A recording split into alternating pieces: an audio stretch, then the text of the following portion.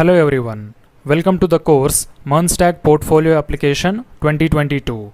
My name is Satya and I will be the instructor of this course. So before getting started with the actual demo of our portfolio application, first of all, let's discuss about the tech stack. So here I am going to divide our MERN Stack portfolio tech stack into two parts, part 1 and part 2. So in the first part, we are going to build a static portfolio with the help of React and Tailwind CSS. And coming to the second part, we are going to convert that static portfolio into the dynamic portfolio using NodeJs, ExpressJS and MongoDB.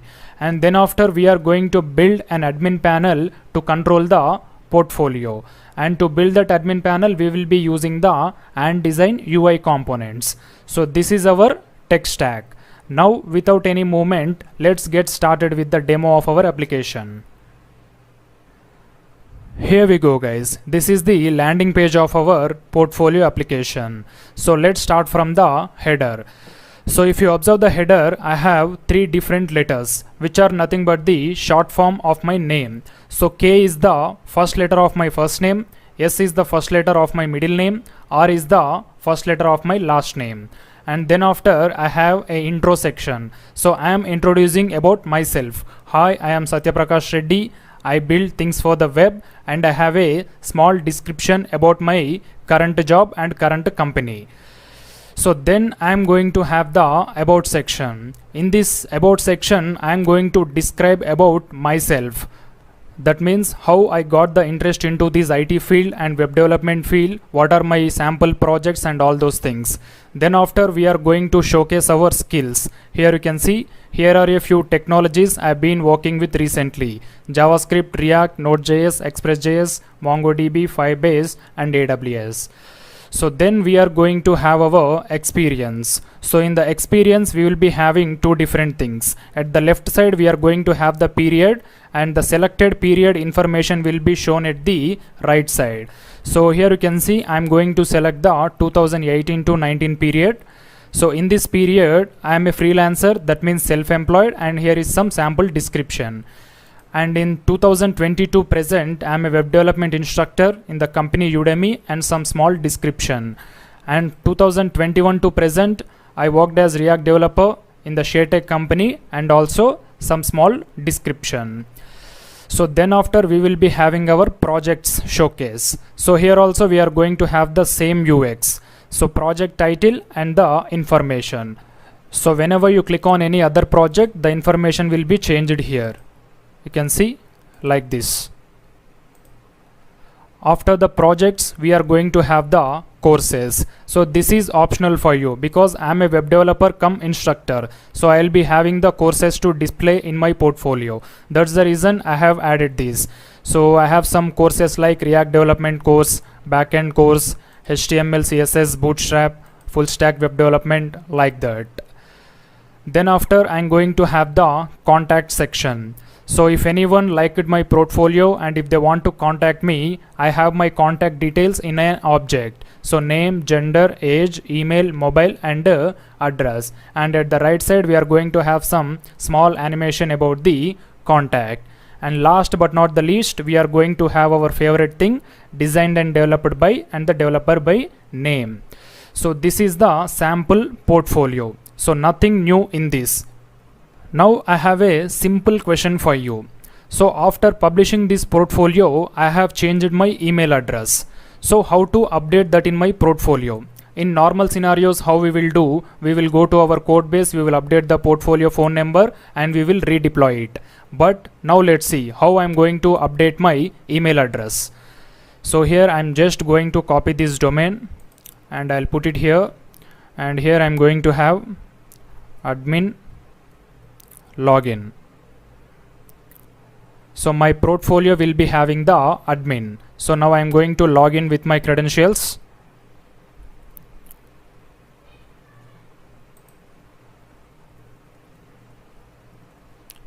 Login successfully. So this is the portfolio admin panel. So here we can control the entire portfolio. So our task is to update the email address. Now let's go and update that. So I'll go to the contact section So here I have the email address. So instead of satyaprakash195, I am going to make it satyaprakash123@gmail.com. I am going to save it. Contact updated successfully. Now if I refresh here, you can see my email address got updated successfully.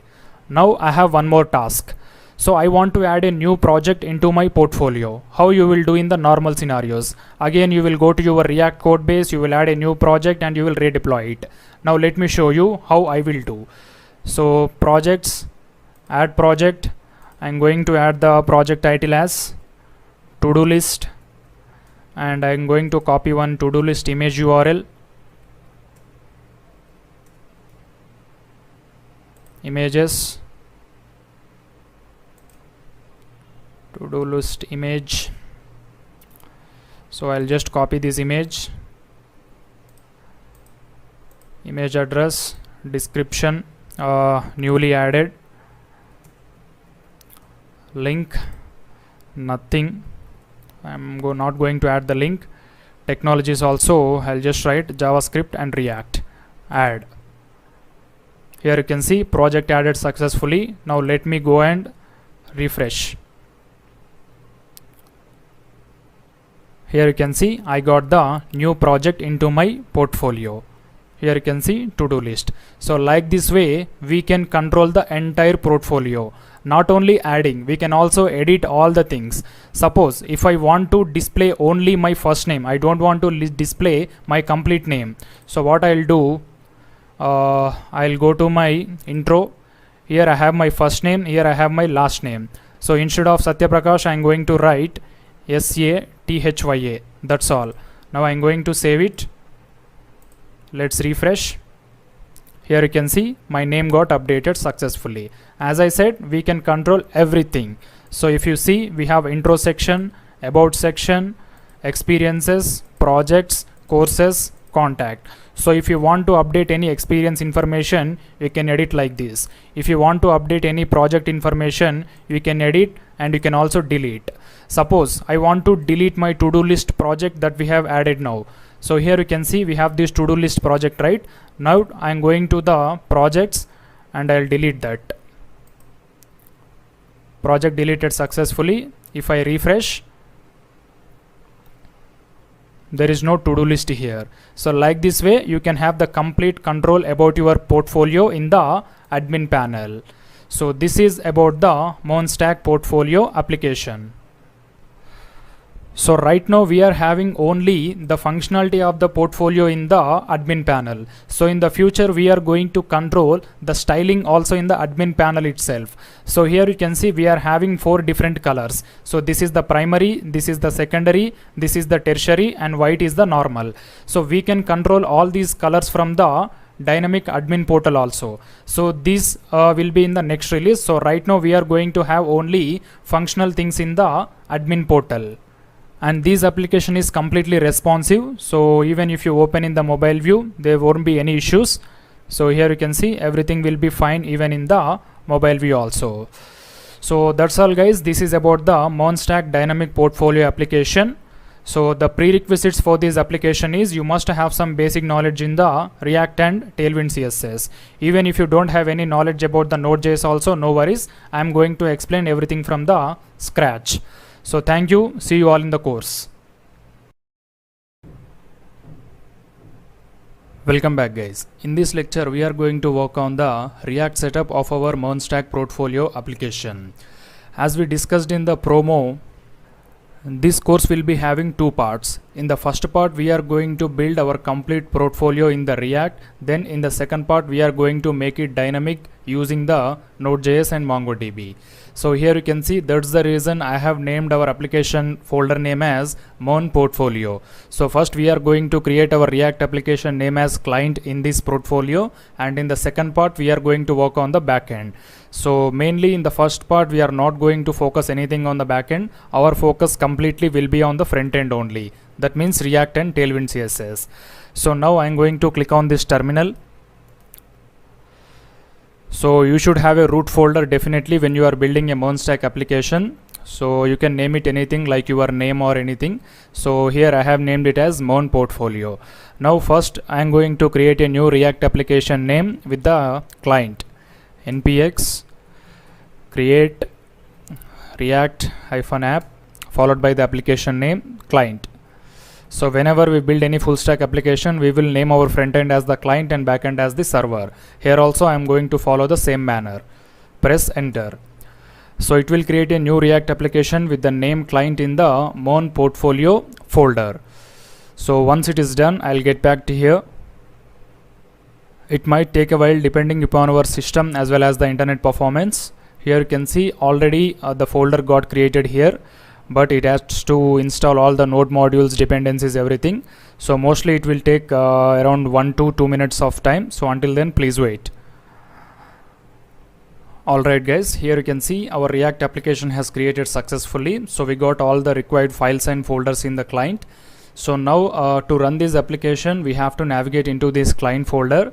So to navigate, you just have to type the command cd followed by the folder. So here our folder name is client. CLIENT client. Now we are in the client folder. So to run the React application, we just have to use the command npm start. So by default, it will start our application in the localhost 3000 port. So if there was any application already running in that port, so obviously it will ask for the another port. So that means 3001 or 2 like that. So I don't have any applications running on the 3000 port. So I got my application ready in localhost 3000. Here you can see. So now the first and foremost thing we have to do whenever a new React application is created is, so we just have to remove all the default stuff that we will get whenever you create a new React application. So we'll start with app.js. So let me go and clean up the app.js. So basically I don't want to use comments in my applications. So let me get rid of all the comments also. So first of all, in the app.js, I'm going to put one h1 text, MERN Portfolio, and you can get rid of these two import statements. Let's make it everything simple. You can remove all the styling which is already there in the index.css as well as the app.css, because anyhow we are using the Tailwind CSS for our styling purpose. Now let's go to the main file index.js. So get rid of all the comments and go to the public index.html. Here also remove all the comments. This is not mandatory, but let's try to clean up everything. That's the intention.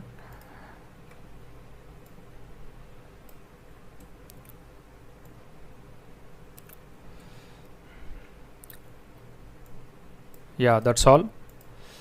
I think everything is clean. Now let's see the output to check whether anything is broken. Yeah, nothing has broken. So we have the h1 text with our project title MERN Portfolio.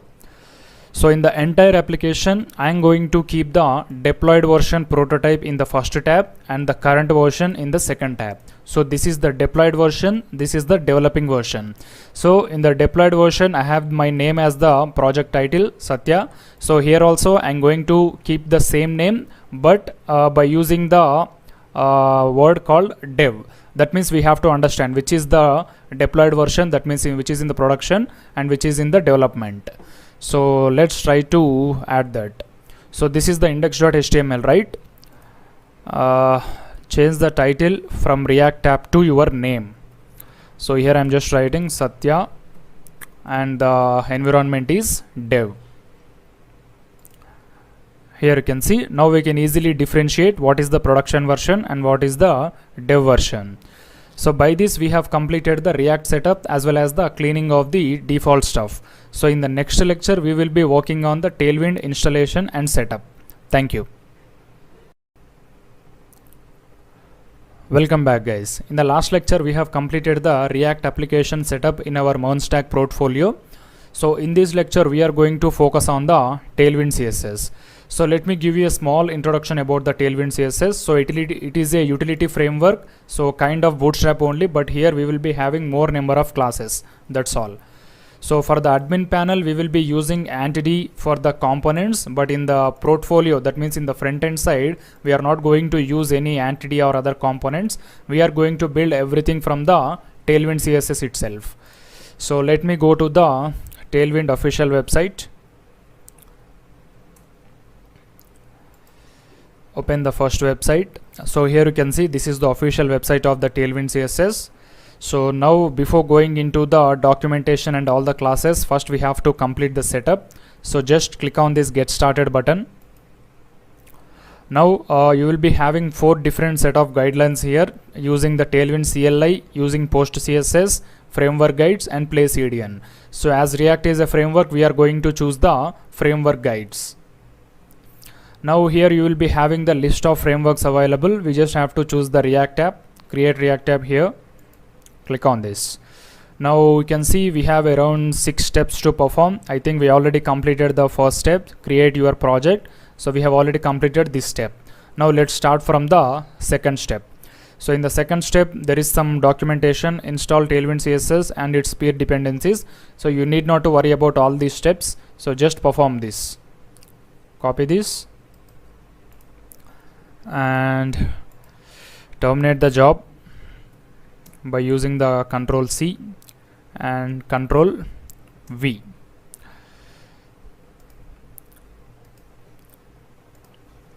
So it will install Tailwind CSS as well as its peer dependencies, Post CSS and auto prefixer. I think we have one more installation in this step only. Just copy this.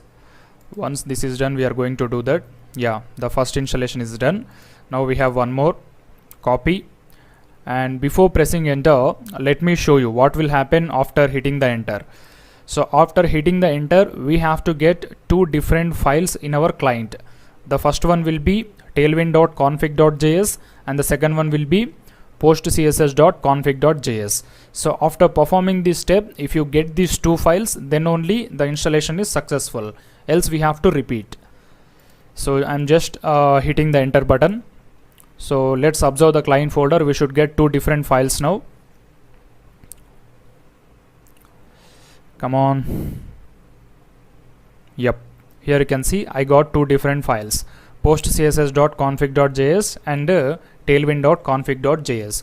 So don't touch these files. So we just have to follow the documentation. Now, so in the tailwind.config.js, by default, you just have to copy and paste this. Copy and paste it. Remove the existing code and paste it. Control S. Now add the Tailwind directives to your CSS. So our main index.css file, we just have to use these 3 lines. Copy these 3 statements or 3 lines and paste it in the index.css. So if you miss even one step in these 6 steps also, the application will break. That means you cannot use the Tailwind CSS. That's all. So now we just have to restart the server. I think we have performed everything. Let's try to restart the server and test whether we got the Tailwind CSS into our application or not. So let me restart the application. npm start.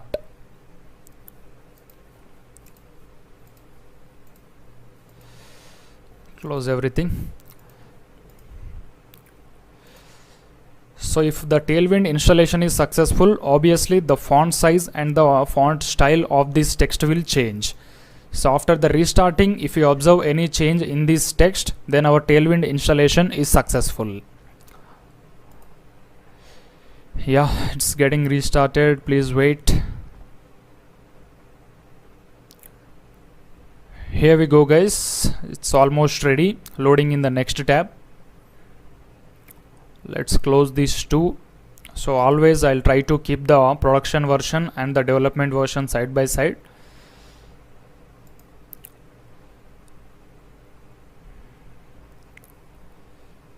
Almost ready. Not sure why it is taking long. Yeah. Here you can see we can observe the change now. MERN portfolio. So previously it was something like sans serif font and all those things. So now it got completely different. Now let's try to play with some of the Tailwind classes to make sure all the Tailwind properties and classes are working fine or not. src, go to the app.js. So this is our h1 text. Now so let me do one simple thing. So I just want to put this h1 text in the center of the page using the Tailwind CSS and also some bigger font size. First of all, for this app we just have to use the class flex and also hscreen and item center and justify center. So let me explain what all these classes will do. First we are going to make this app as flex, display flex. Then we will be making height 100%. Obviously width will also be 100% by default. And here we have given item center and justify center. That means horizontally centered, vertically centered. Now for this h1 text I am going to increase the font size. So to increase the font size you just have to use the text followed by the size. So size will vary from SM to 9XL in the Tailwind CSS. So for the time being and for the example purpose I will be using 5XL. So 5XL is nothing but 48 pixels. So even if you want to get this type of helper messages or tooltips, you just have to use the Tailwind IntelliSense extension. So you will get all the properties which are related in the CSS. So here you can see I have written Tailwind class as flex. So what these actually do in the CSS means it will create a property display flex. hscreen, it will create a property height is equal to 100 VH. So let me show you the extension also. So it's just like Tailwind IntelliSense. Yeah, here you can see this is. So if you install this you will get all the CSS properties when you hover on the Tailwind class name. Now Control S. So the output should be, we should get the MERN portfolio at the center of the page with some bigger font size. Here you can see we got the expected output. So by this we have completed the React setup as well as the Tailwind installation, and we also tested the Tailwind installation. It is working fine. So in the next section we will start creating the actual front end of our portfolio. Thank you. Welcome back guys. In this lecture we are going to work on the header of our portfolio application. So before getting started, let me explain you what we are building in the header part. So as you can see over here in the production version, we are having 3 letters in the header part, K, S, R. So mostly we will have project titles and project logos in the header. So this is the portfolio application. So I just want to keep short form as my name as the header. So here K is nothing but first letter of my first name. S is nothing but first letter of my middle name. R is nothing but first letter of my last name. So like this way I have designed my header. So you can choose your own format, like you can have your logo, you can have your name here, anything. So just to make the unique I have designed like this. So now the first and foremost thing we have to do before writing the code, so we have to install the React Router DOM library. Then only we could make the routes in the application. So let's go to the VS Code, terminate the job here and install npm I react-router-dom.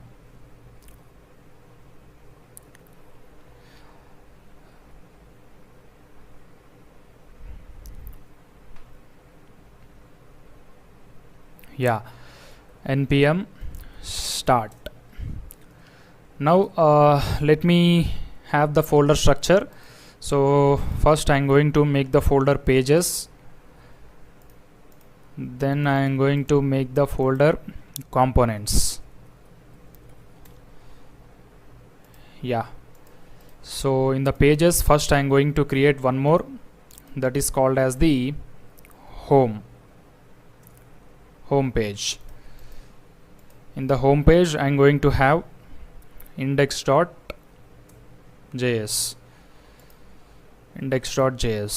So let me create RFCE home. That's all. Now in the components, first I am going to create header.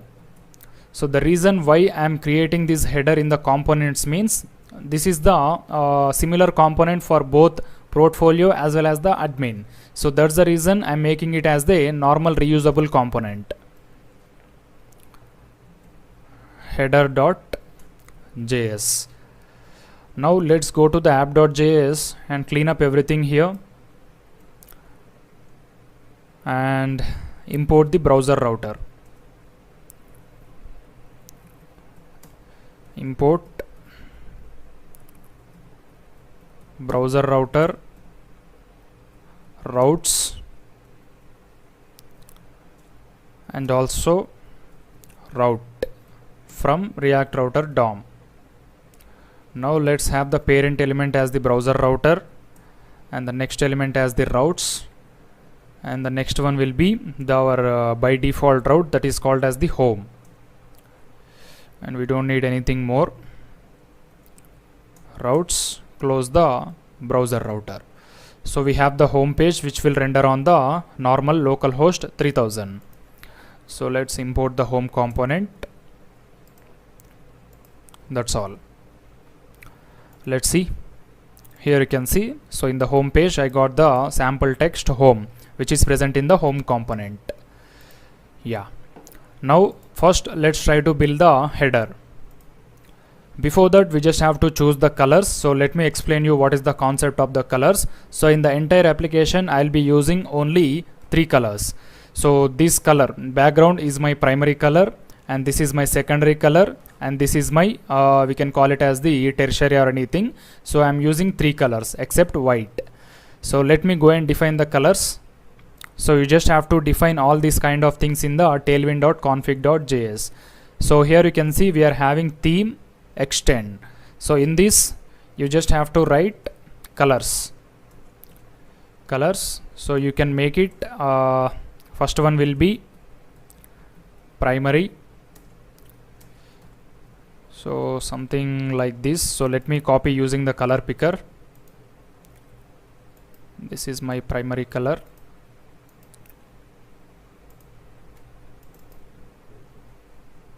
Now then we write secondary will be my orange.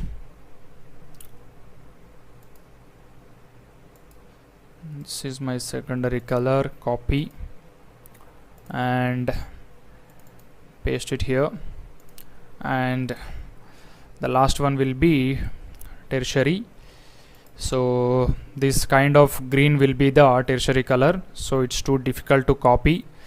Let me see where we can copy this. Okay, let's inspect and copy the color.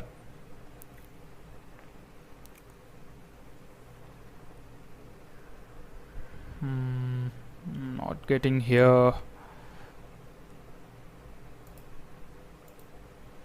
Okay, let's try using the color picker only.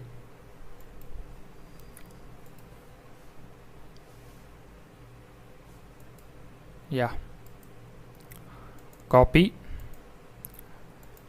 and paste it here. So anytime you can change these colors. So I got the primary color again, so let me copy the tertiary clearly. Oh, here we are having these R. Yeah, now I got this. Copy. It's kind of green actually. Yeah, so now I got my all 3 colors: primary, secondary, tertiary. So for the paragraphs and the normal things we will be using the white color only, so we need not to put there. So directly we can have it in the pages. Now let's go to the header. Keep only header as well as the home in the tabs. This is the header, this is the home. Now first let's create the component RFCE header, and then if you observe we are having the padding from the borders, that means edges, and everything is the justify between. So it will be flex class with justify between property. So let me do that. First thing is we just have to use some padding. Class name is equal to, I'll just apply p5. p5 is padding 20 from all the sides, and also bg primary. Now we will be having the property flex and also justify between. Now let's try to have h1 with the class name. So the first text will be orange, right? Orange is nothing but text secondary, and the letter will be K. Let's see the output once, how it is looking. So get rid of the home text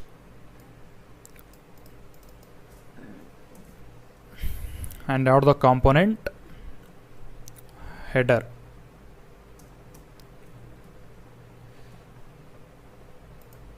Here you can see I got the home text. Now the color is looking different or same. Okay, nothing will happen, we will change it. So first letter will be K, second letter will be S, last letter will be R. Before that, let me adjust the font size also. So I'll use text 4XL. Yeah, 4XL, and also font semi bold, like this, font semi bold. Now let's copy this and paste it 3 times. Paste it 3 times. Second letter will be R. Oh, not R, S. Third letter will be R. And let me change the colors. So second letter will be white color, last letter will be tertiary color. That's all.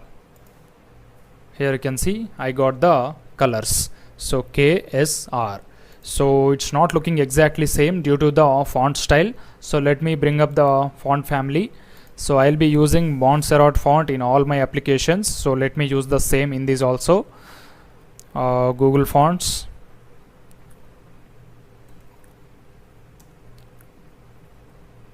Google Fonts. Open this, and I think it's already got selected. So let me show you for you also. Montserrat. So this is the font I'll use in my projects. So after selecting, you just have to import it. This is the import statement. Copy and paste it in the index.css.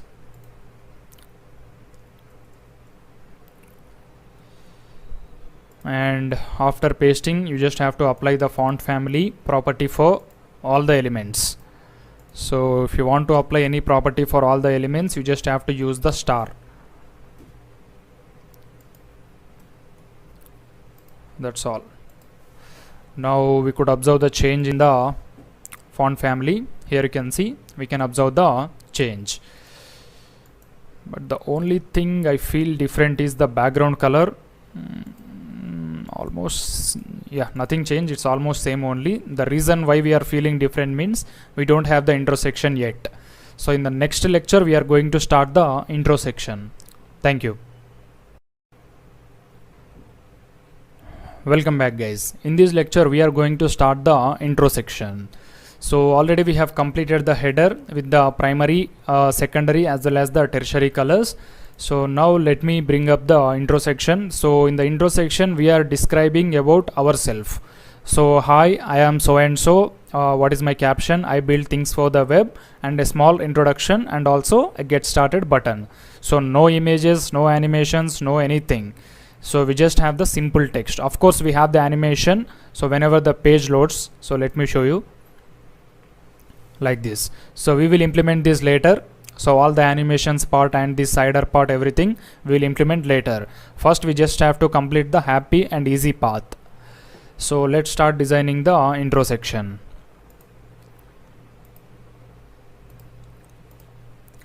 So in the home I'm going to keep a separate component called as the intro.js.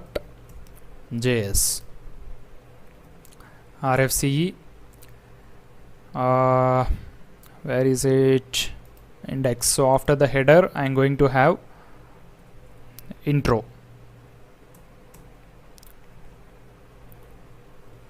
Let's see. Here you can see I got the intro. Now go to the intro section. First and foremost thing we have to do means, for every section you have to give the minimum height as 80 VH, because already the header might take 20 VH or 15 VH, so you just have to give the 80 VH as the minimum height for every section. So I'll use h hyphen in the brackets 80 VH, 80 VH, so we can keep the content things at the center. 80 VH, yeah, it got applied. Now let me apply BG primary.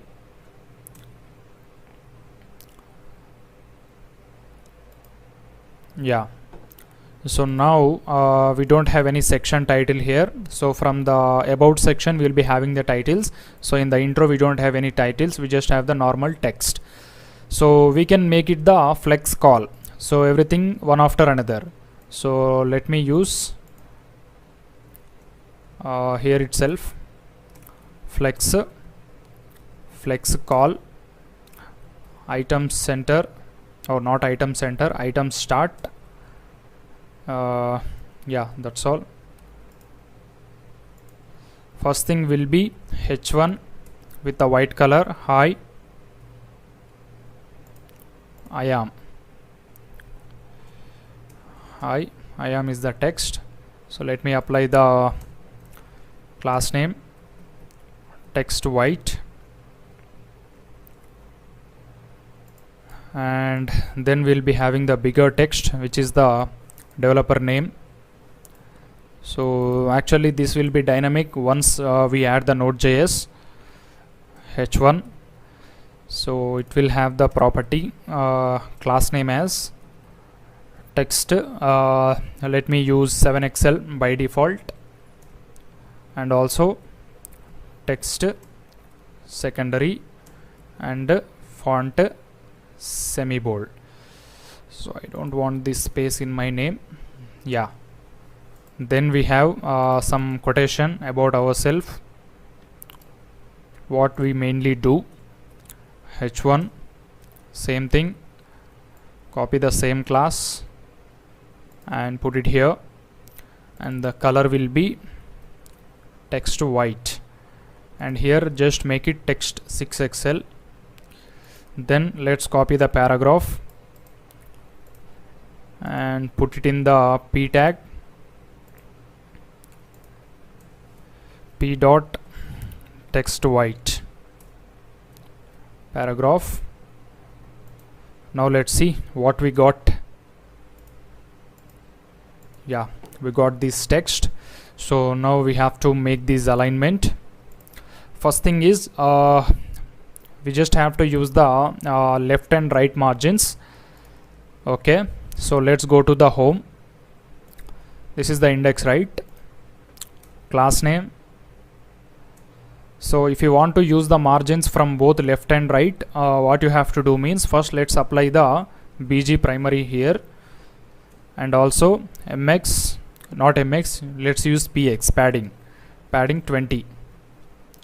20 is not enough, but let's see how it is looking.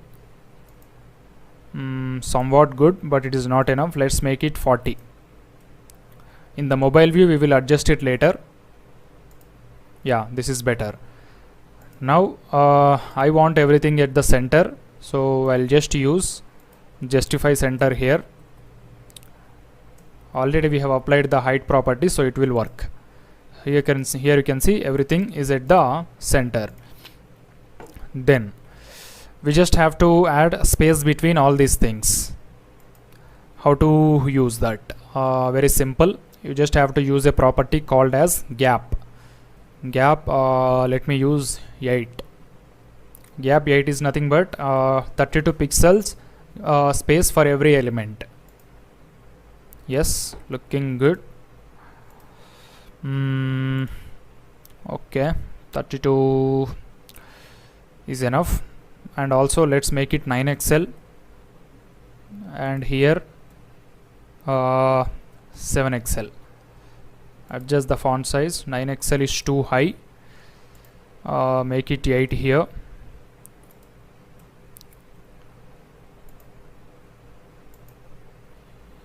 Yeah, 8 is also too high. Keep it 7 only. Yeah, cool. So we got the text, we got the paragraph and everything. Now the thing is, we have to add one button here. So let me add the button. Button name will be get started, obviously. Get started. We can also put the anchor tag if you want. Class name. So first thing will be border 2 and also border tertiary. Border tertiary, and then we'll be having text white, and let me apply px 10 and py 5.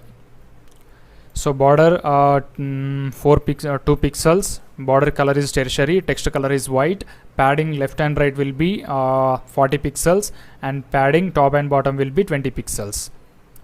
Yeah, we got the button. Now let's make this py3 only, py3, and also make it rounded.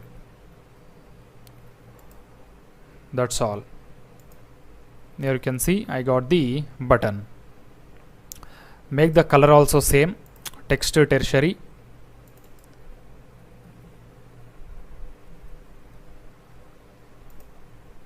Yeah, so this looks very clean, as like the deployed version itself. The only changes in the deployed version, we have used the 1/3 width, but here we are using the full width.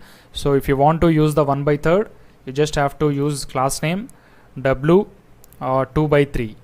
So w 2/3 is nothing but it will take only 66%. So 66% is not enough. So let's use w 3/4.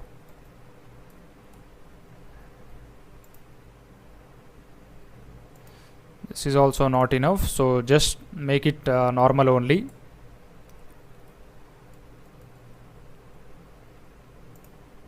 Yeah, only for the paragraph you can change it if you want. So let's use that property for the paragraph, w 2/3. Yeah, this looks clean. And also, even if you want to make the paragraph color green, you can make it. So actually this is the color of my country flag, so that's the reason I'm keeping it here. So here KSR, so we don't want these KSR to be at this area, so I want these things to be at the normal positions only. So to do that, you just have to keep the header outside of the content. So what we can do means, in the home we can have the div, we can have a div which we can call it as the content, and we can have class name this for the div. So header will not be disturbed now, it will be in the actual position. Yeah, like this. So we have completed the intro part now. You can see almost same except some margins and paddings. We'll adjust this later.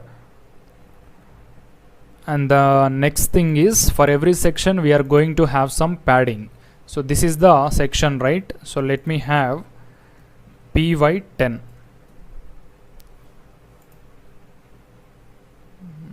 Is it applied or not? Okay, let's have my10. Oh, my will not look good, so just keep it py only. Yeah. So this is about the intro section, guys. So in the next lecture we are going to work on the about me section. Thank you.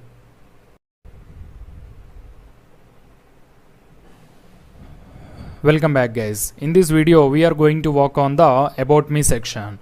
Already we have completed the intro. Now we will be working on the about me. So from here every section is having the title with followed by one kind of divider. Here you can see about me and this line. Here experiences and line, projects and line, courses and line. So we can make this section title as the reusable component. So let's create the section first, about.js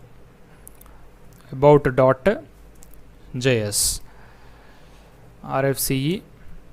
So let's make this about only. Go to the index and keep the about.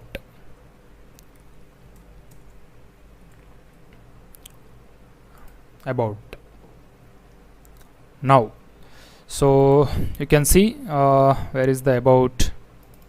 Yeah, here we got the about. We can change the colors. So let's go to the components and create a component. Section title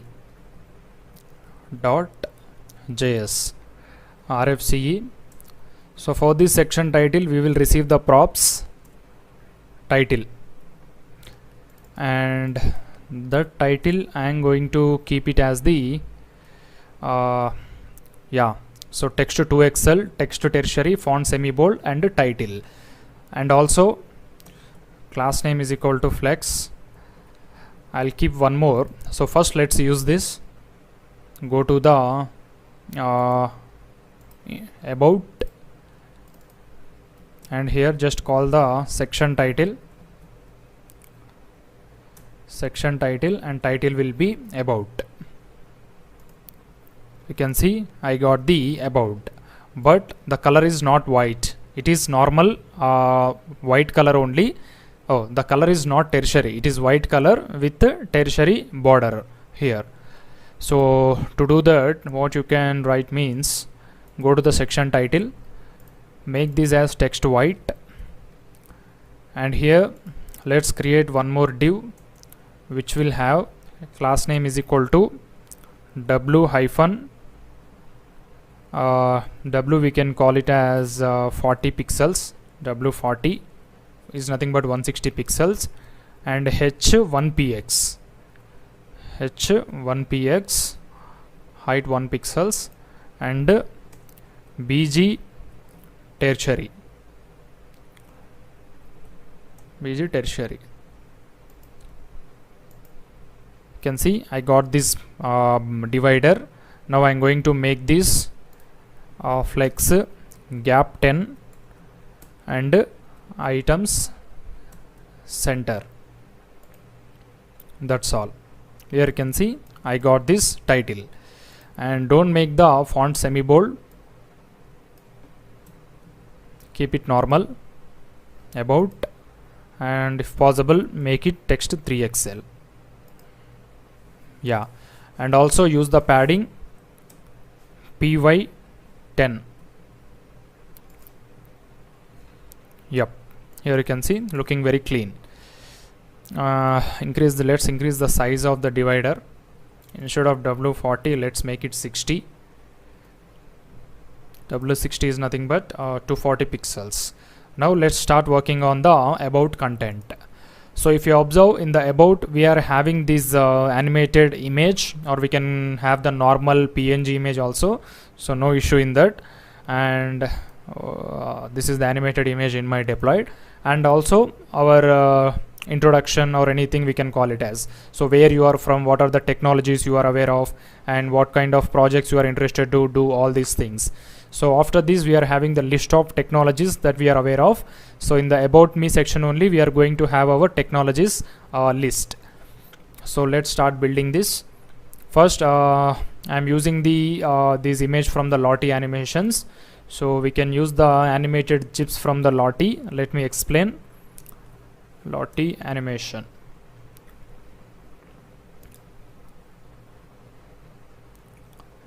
So I already logged in with my account. So here we can search the animations. I'll just search developer. So you will be having lot of animations. I think we are using this in the deployed. Yeah. So to use that, you just need to click on it. So there are a lot of animations, you can choose it anything. So I'm choosing this one. So first you just have to click on this, use animation in HTML. Then to use any lottie animation, not only this, first you just have to use this script tag and paste it in the index.html.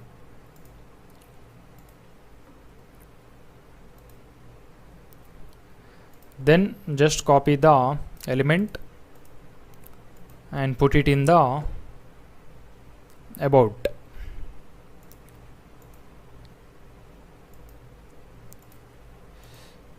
So here I'm going to make it dot flex.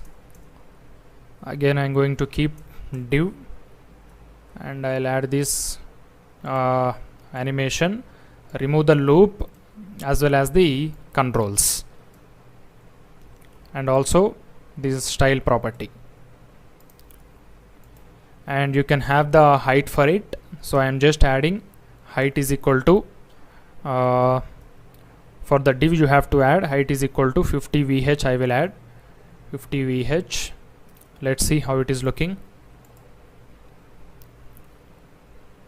50 VH, something is wrong here. Let me see what got. Oh, it's 50 VH, not 5 VH. Yeah, here you can see it got applied. So let's increase the height. Instead of 50, make it 70. Yeah, this is fine. Now right to this we are going to have some paragraph. So I have two paragraphs, description 1 and description 2. So about, so already we are having this flex. I'm going to make it one more div. This will be class flex call, flex call gap 5, and the first one will be description 1 p dot text white description 1, and then this is the description 2.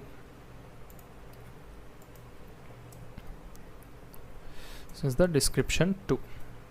Copy. That's all. Okay, so it's looking very awkward. Let's try to do the magic. So for this div we just have given the height property. Now let's give the width property also, width 1/2 of the parent. Still it is not working. So for this flex I am going to make it W full. And W full is nothing but 100%. Make it item center. This is fine, but why the animation image is small? Let me check. So here also I will make it W 1/2 for the paragraph div also. Yeah, now this is perfect. So let's go to the text here also for paragraph also. Let's make text white. Yep. So looking good. Now by this we have completed the first part of the about section, the animation as well as the descriptions about ourselves. So we can decrease the paragraph size globally because we are going to use lot of paragraphs, and then we will be having the skills list. So in the next lecture we will be having the skills list and we'll be working on that. Thank you. Welcome back guys. In this lecture we are going to work on the skills part of the intro section. So let's go to the intro and also copy this text. After this flex I am going to have one more div which will have h1 dot text tertiary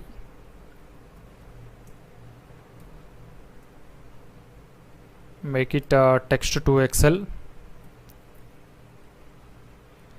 text to Excel.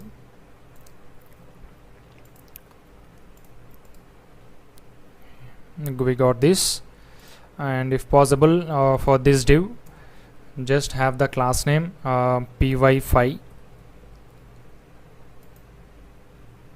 Yeah, so I think text to Excel is not good, make it text Excel only.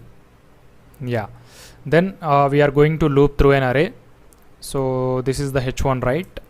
So here I'll just write the list of skills: JavaScript, React, Node, Express, MongoDB. I'm not good in Python, so I'll just make it Firebase. Yeah, now we can also use this array at the top. Anyhow, in the second part we will make everything dynamic, so I'll just write const skills is equal to this. Now skills.map for every iteration we are going to return a div. Here let me close this. Perfect. Yeah, so in this div I am going to put h1 the skill name, and to make everything side by side we just have to use this in the flex dot flex, and if the width is not enough we are going to make it flex wrap. Yeah, so we got this list, you can see. Now let's have the gap 10, and also for this h1 make it class name text tertiary,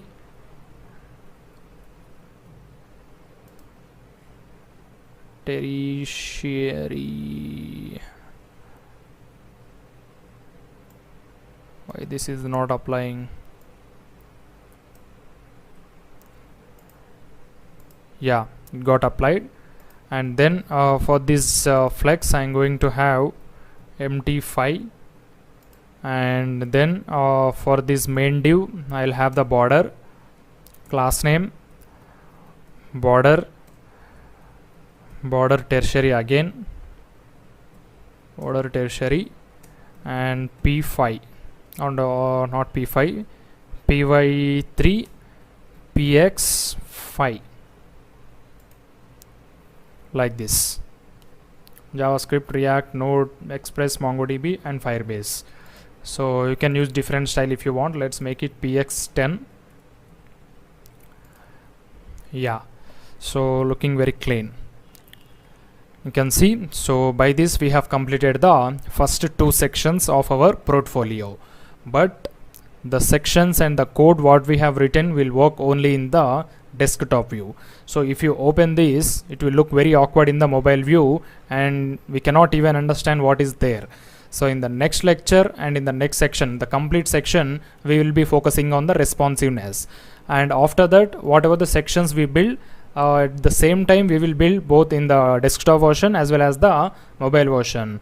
Now we have two sections to play with the responsive classes. That's the reason I have designed the first two sections without any responsive. So in the next section we will make these two sections responsive, and whatever the sections that we will build after that we are going to make it responsive on the fly itself. Thank you. Welcome back, guys. In this section we are going to work on the responsiveness of the first two sections. So already we have completed two sections. The first one will be the intro section and the second one is about section. So if you open these two sections in the mobile view, it will look very odd because the classes and the styling that we have already written is considered and based on the web view, not for the mobile view. So now we are going to write some media queries using the Tailwind CSS and we will be making it responsive. First of all, let me show you how these two sections look in the deployed version. Here you can see how clean it is looking in the deployed version. So we are going to make like this. So first of all, to work on the responsiveness in the Tailwind CSS, we have to use the Tailwind breakpoints. So let me show you what are the Tailwind breakpoints. Tailwind breakpoints. Customizing screens. Here you can see, if you type tailwind breakpoints in the Google, you will get this website. So customizing screens. So based on the screen width, we are going to have some variable, or we can have some flag for that screen size, and based on that screen size we can write different styling. So let me go to the maximum range. So if you scroll down here, you will be having the max width breakpoints. So if you see here, up to 639 they called it as SM, up to 767 they called it as MD, up to 1023 they called it as LG, and like this we can have different breakpoints based on our screen resolution and sizes. So what you have to do means, first you just have to copy this screens object, not the theme, you just have to copy the screens object, copy and paste it in the tailwind.config.js after the colors, not colors, after the extend. Yeah, screens. So now we are not going to have these many screens, so let's have only two, web view and mobile view. So based on that coding, you can write your own tablet view media queries. So I am going to explain you only web view and mobile view. Yeah, so here what I am going to make it, I'll remove this Excel, and I'll also remove this MD. MD is nothing but the tablet devices. Mostly we will use the MD tag for the tab views. So just get rid of these comments.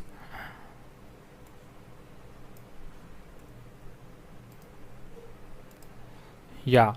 So now let me explain what these are going to perform. So here we have SM, that means small devices, max width is equal to 639. So up to 639 pixel resolution devices, we are going to write styling using this SM word, or else we are going to write it normally, that means large devices. So here you can make it 2000. So from 639 to 2000 and whatever it may be, you can make it 3000 or anything. So if the device width is less than 639, we are going to consider it as the mobile devices. So now let me go and write the media query for that. Yeah, so we are having this text, right?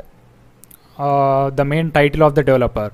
Now I am going to make it somewhat smaller in the mobile view. How to do that? It's very simple. Go to the intro.js. Yeah, so by default we are applying text 7XL. That means it will be for the LG. If you are not applying any breakpoint, it will be applied for the web view. Now here I am going to write for SM. That means for smaller devices I am going to write text hyphen 3XL. That's all. For normal devices it will be text 7XL. For smaller devices it will be text 3XL. Here you can see max width 639. So in the devices the font size will be 30 pixels. Now let's see the output once. I'll open in the mobile view. Okay, we need to decrease everything, then only we could able to see that. So even for the bottom one also I will do the same thing. SM text 3XL.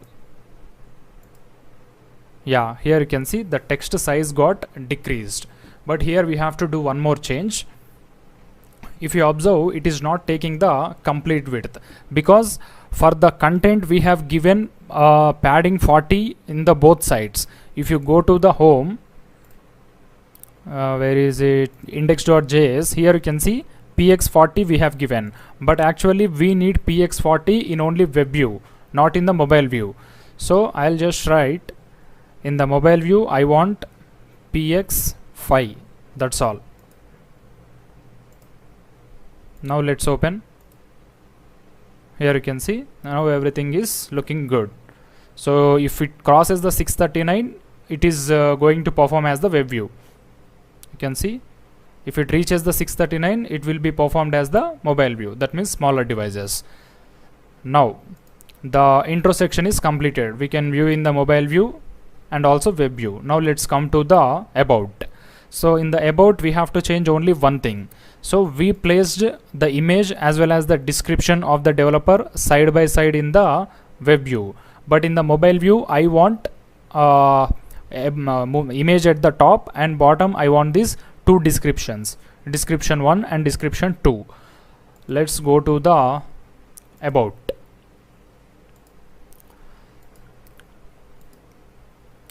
Yeah, so this is the flex. In the normal devices it will be flex, and in the SM devices it will be flex call.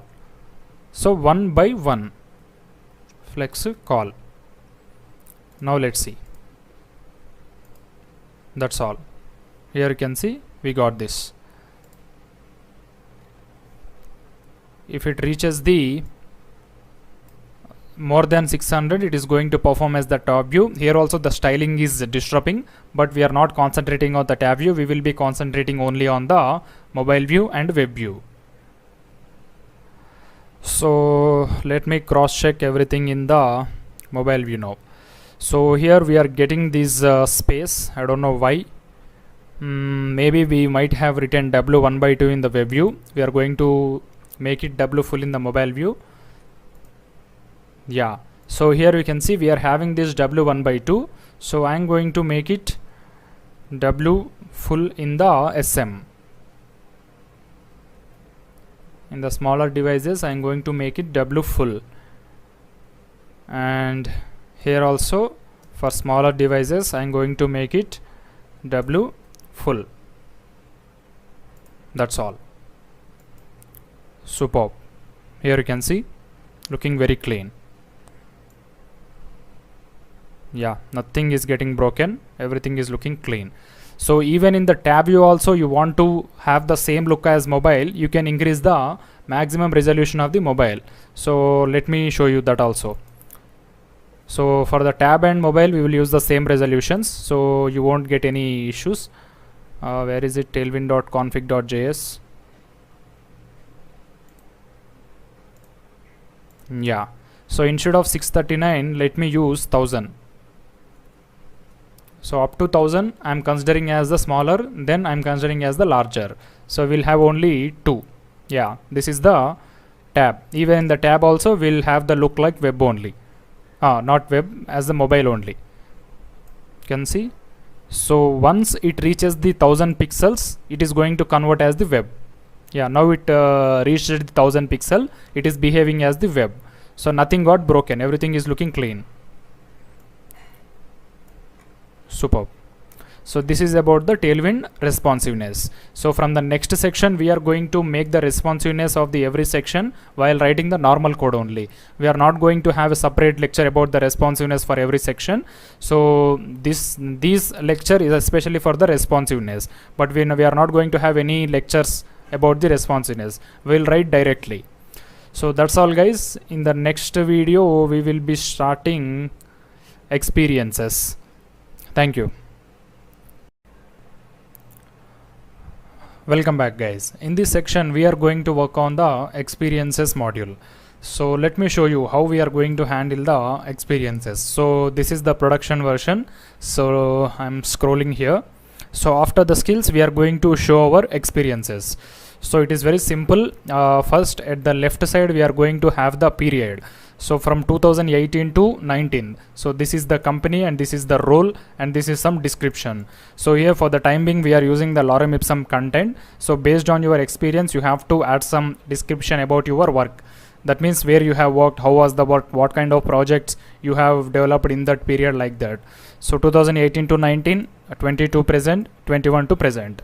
So at the left side we are going to have the main things about the experiences. So we can have this as the titles also, but the better UX will be having the periods, so it is very easy to understand. So from 2018 to 19 I have done these things, from 2020 to present I have done this, 21 to present I am doing this, like that. So we are going to build everything from scratch. So let's start working on this. So first of all, right now we don't have any backend for this. So after making this portfolio dynamic, we are going to get everything from the backend only. That means these experiences data, projects data, and also courses data. So these three modules are identical. So we are going to build the experiences module very slowly. I'm going to explain each and everything, and then we will replicate these experiences with the projects. So let's start building. So first of all, I will give some sample data to work with. So here you can see I have three experiences. This is my data only. So this is an array. So based on this data only, we are going to design this screen. So I've just copied that. In the client, let me have a folder resources. So after making this dynamic, we are going to delete it. For the time being, just have resources. Let's keep this inside the src. So resources, first I am going to create experiences .js. Now I'll just write export const experiences is equal to this array. That's all. So this is the structure. So this is the ID. We don't bother about this ID. Then we'll be having the company, role. Role is nothing but the title, period, and also description. As I said, right now I don't have any description, so I will use the lorem ipsum content. So here in the description, you have to specify what you did in this company in this period from 2021 to present, like that. So here company name is the ShareTech, and I did as the React developer role. So in the description, you have to add some content like what kind of projects you have worked and what kind of tools we have used in that period, like that. So let's start building this. Go to the pages, home, experiences,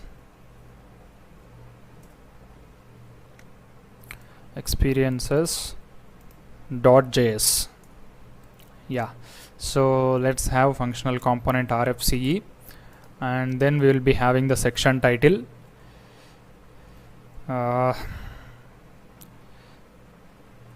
Section title, what is the component name? Yeah, section title only.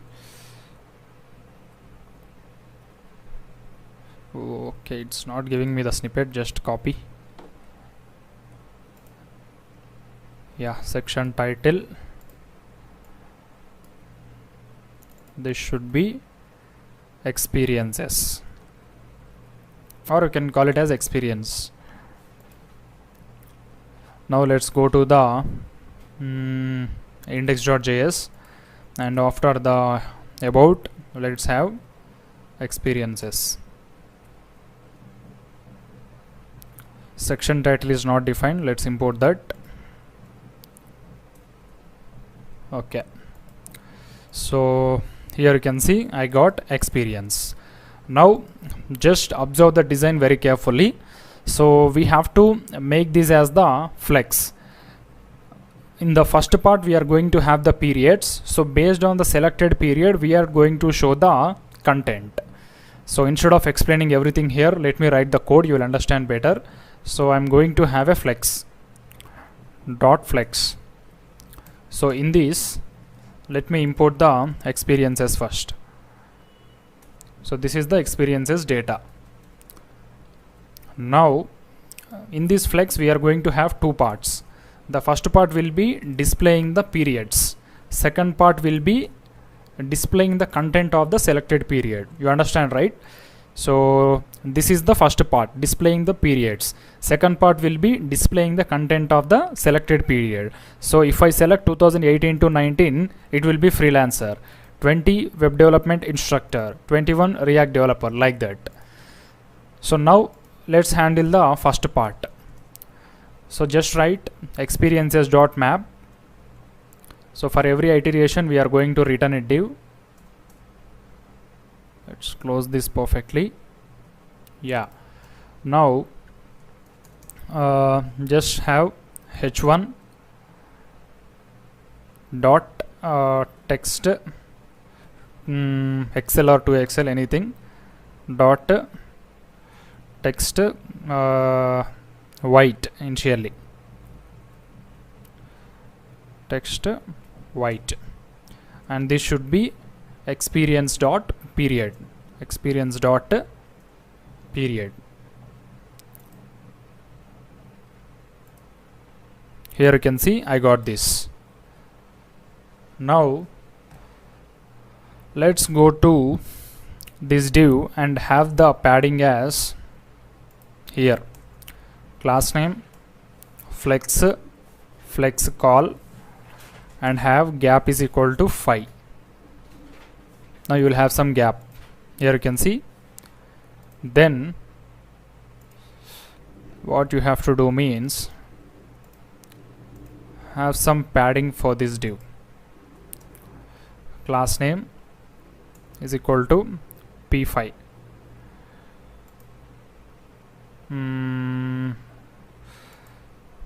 Okay, p5, good.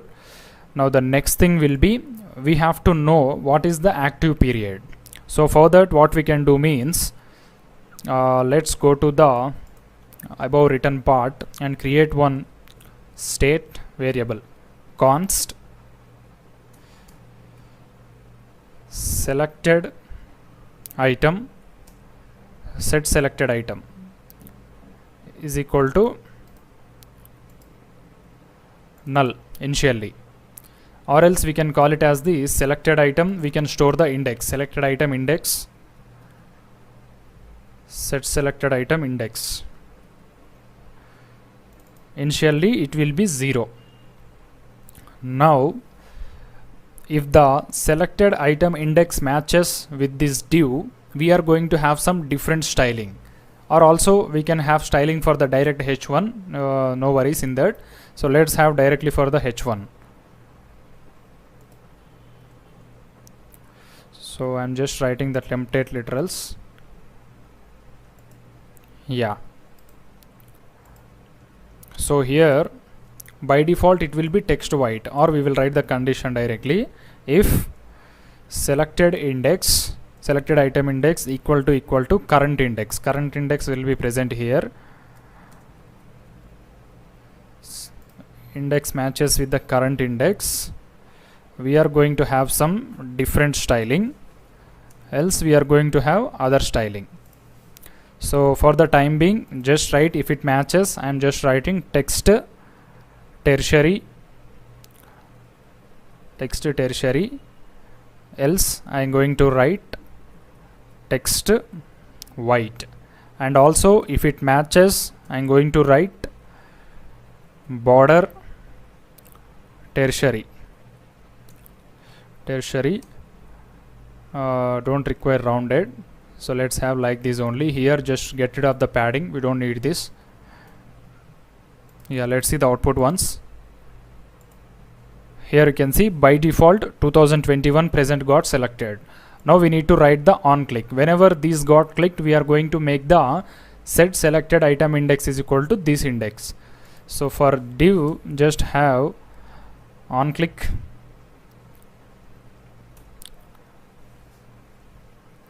You can write the on click for the div as well as the h1, you can do anything, and also make this cursor pointer for the div, class name cursor pointer. Yeah, now I'm going to click on this 2020 present, so color got shifted like this. So first let me apply some padding to the main div, py10.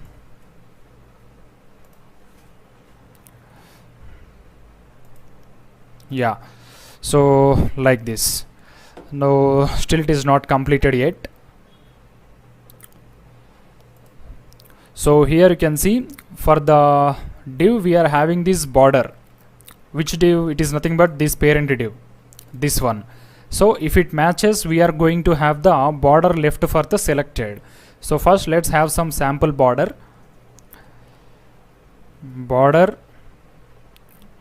L 2 border left. So let's have 2 pixel. Later we are going to change it, and we need to give the color. So we will give the sample color as border. Let me write some color code. So I'll use the green kind of thing only with some decreased opacity. Yeah, let's see the output once.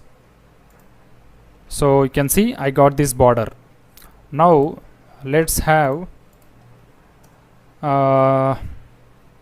what we can do here for the h1, whether it is selected or not, it doesn't matter. We will give normal padding. So already we have this, right?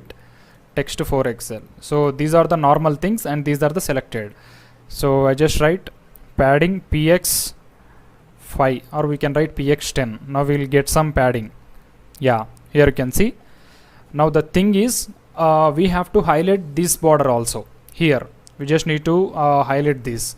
So for that, what you can do means border tertiary you have, right?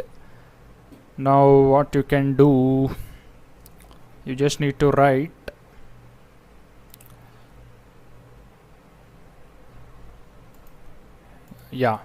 so border tertiary and also border L4. That's all. So we got this. Now we just need to apply some negative margin to make it center. So minus ML2. ML2 is too high. Let's apply ML1. That's enough. You can see. You can also adjust the normal margin also. Let's have 2 pixel or else 3.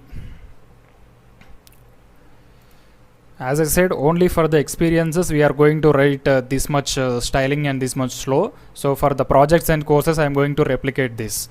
That's the reason I am taking some time. Yeah, now this is perfect as like the deployed. Yeah, now let's have some more gap between 1 and 1. So here instead of gap 5, let's have gap 10. So it will look good like this. Superb. Now we are almost close. The next thing is we need to have the background color for the selected. It is also similar to the tertiary color only, but some decreased opacity. So here only for the h1 I am going to write bg. I am writing the color code.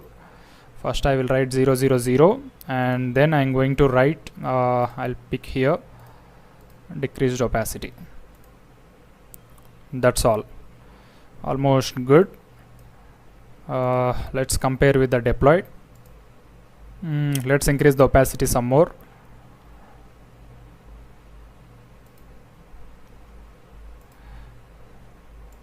Yeah, this is better.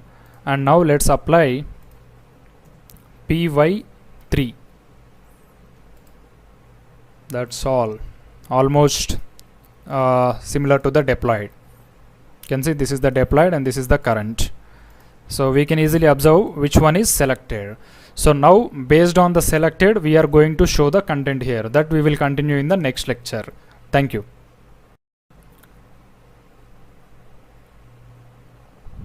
Welcome back guys. In this lecture we are going to work on the content of the selected item in the experience. So we already know the index and we already have the experiences data. So based on that we are going to show the content here. So first of all we are going to show the title of the role in the orange color. That means our text secondary.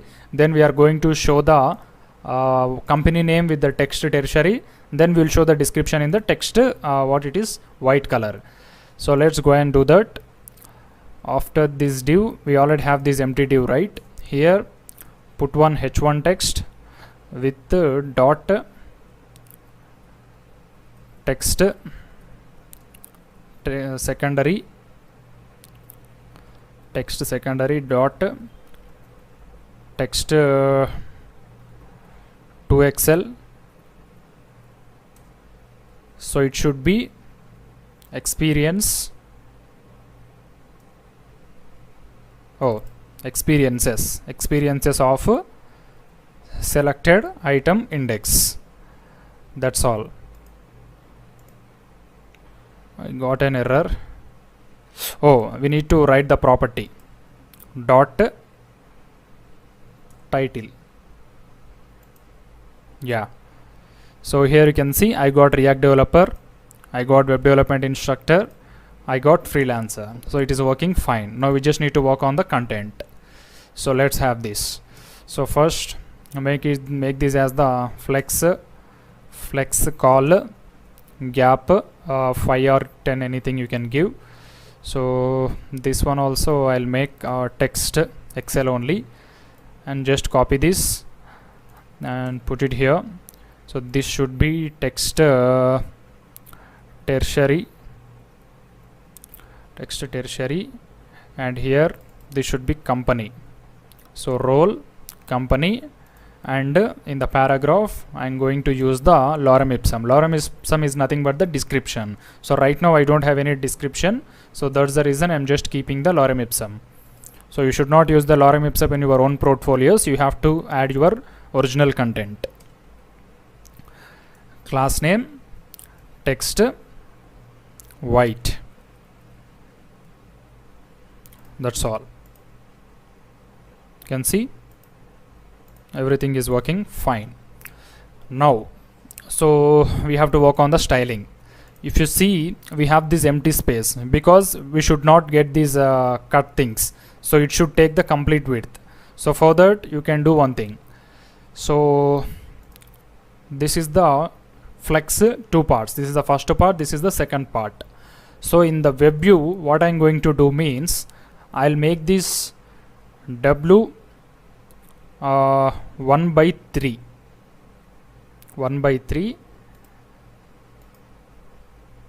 Yeah, and here for this flex I am going to have gap 10, like this. You can see, looking very clean and neat. So we don't need this gap also here. So this is perfect actually. Yeah, and you can also increase the gap if you want. So let's make it 20, so you will get some more gap.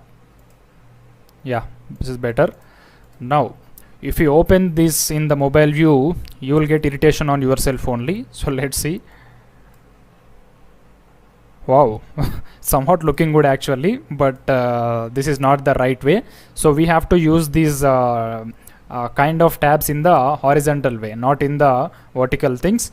So let's do that. So in the mobile view I want this at the top, 2021, 2020, 2018, like that. For that you just have to do one thing. Already we have this W1 by 3, right? So just here make this SM flex row and also SM overflow X scroll. If we have more number of experiences, we have to scroll it in the mobile view, and also we want W full in the mobile view. SM W full. That's all. Now let's open in the mobile view. Something got broken. Let's see what got broken. SM flex row. Oh, not here actually. So this should be at the top. Yeah.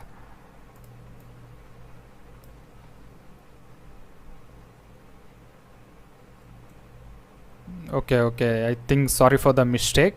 So this should be flex row only. Here we have to make the flex call. Yeah, sorry guys, flex call, because in the mobile view we want the periods and the content one by one. First we should have the tabs, then we should have the content, as like VS Code. But in the web view we will have tabs here, content here, like that. Now let's see, it should work good. Superb. You can see, like this. Of course we will change these scrollers, don't worry about this. Okay, why don't worry. So let's work on now itself. So let's what we have to do first we have to get rid of this scroll color and all those things. It looks very odd. And also in the web view we should have the width should be bigger, not like this. So let's have If I scroll this, we have this content. This is the h1, so I'll just write sm w full.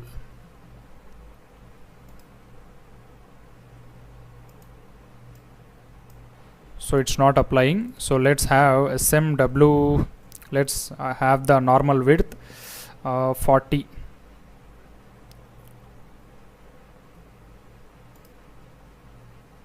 It's not working. Let me cross check why.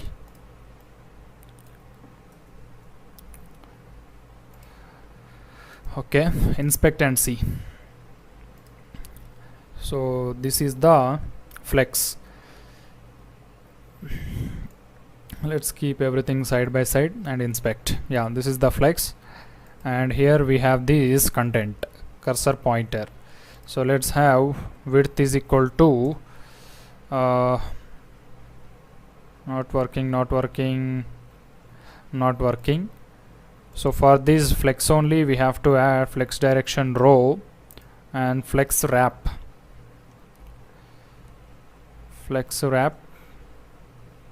Nothing is working. Wrap reverse. No. Let's try another property. Oh, I think in the deployed version also we have the same thing, so we are confusing just. So we just need to adjust the scroller, that's all. The color and look and feel is same. Yeah, sorry for the confusion again. So let's work on the scroller first.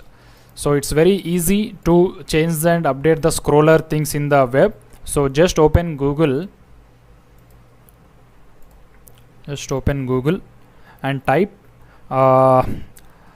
scroll bar color change CSS. So custom scroll bar. So just click on this, try yourself, and copy everything from here.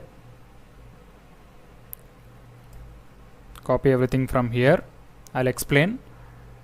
And go to the index.css, paste it here. So I'll explain each and every line. First let's see the output, what changes we got. We can see we got very odd look. First thing is we need to change this red color, then we need to change this white color. So wherever there is red, we are going to make the similar color of this our primary with some decreased opacity. So let's do that first. So this is red color. So let's go to our color scenes. With some decreased opacity. Yeah, I just clicked on this. So copy, and here also paste the same thing. Now let's see. It's somewhat looking good, and we need to decrease this width. We don't need this much, we need somewhat smaller. So here you have to change it. Web scroll bar width, make it 8 pixels. That's all, looking very clean. Now we need to change this white color also. This should be normal our theme color. So this is the color box shadow. We can remove this actually.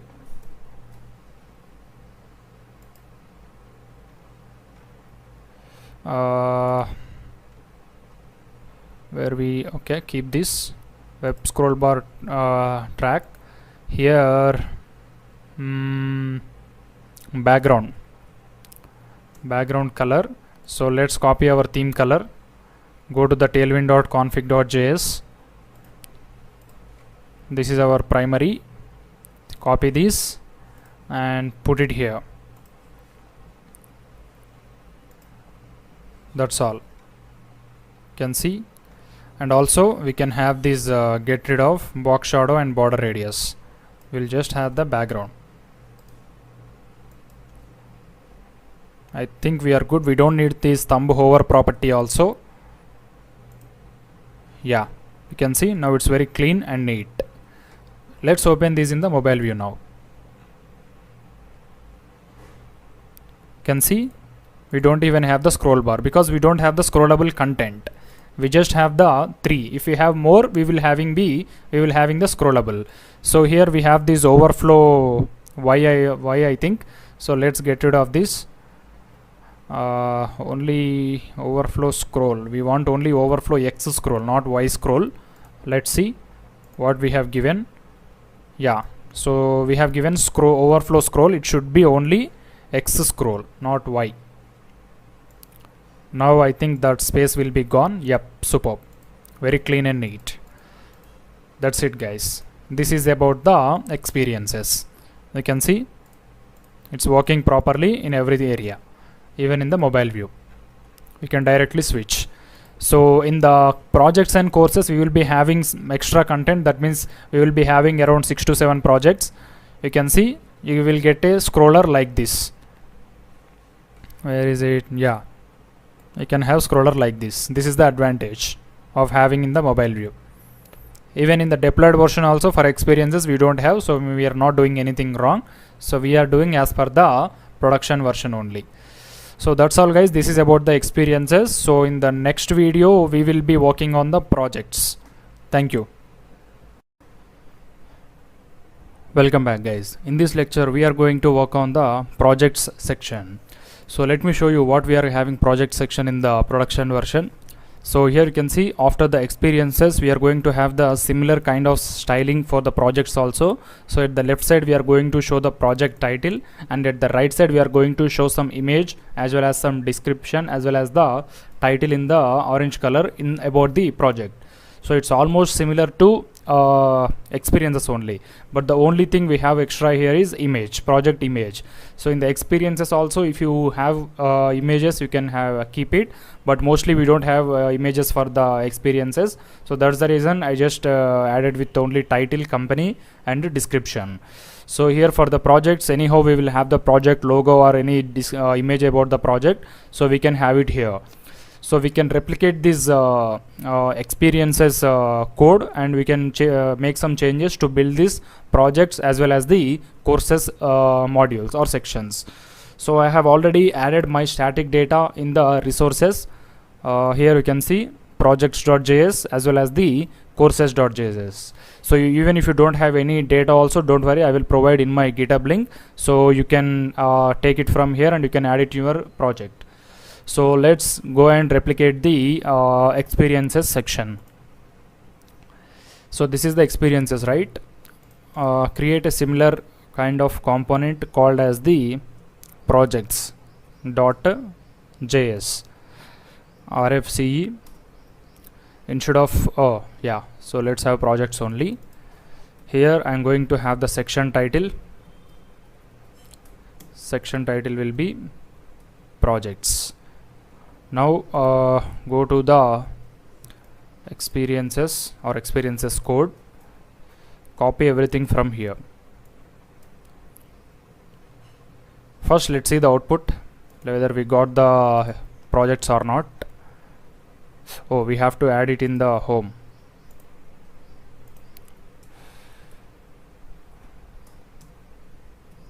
Oh, not this. Projects. Now we should get it. Yeah, here you can see we got the projects. Now let's copy the experiences code. Copy this, paste it in the projects. So first we will get some errors, so you have to remove that. You need to copy this, paste it here for the selected item, and also the experiences data. Yeah, now let's see. Okay, so even though it is projects, we have replicated the code. That's the reason we got the projects data. Now we need to modify and change it to projects data like this. So if you observe the project data, we will be having some different kind of properties. First one will be project title. We are going to show the project title for the clickable purpose. That means if you click on the project title, at the right side we are going to show some details about that project. So as like the experience, we are going to have some description and also an image, and then if you want to show the technologies used in that project, you can also show the technologies. So here I have used an array where you can put the technologies, And also if you want to have a demo link for the user to navigate to your project, you can have the link.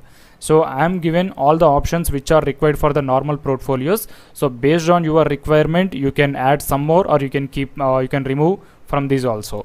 So that's up to you, but these are the normal things. So we got the properties right. Now let's try to change them. Go to the projects. Here first and foremost thing we have to change here is, instead of experiences, make it projects.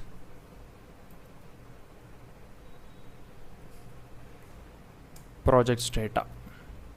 Yeah, so here also projects while looping.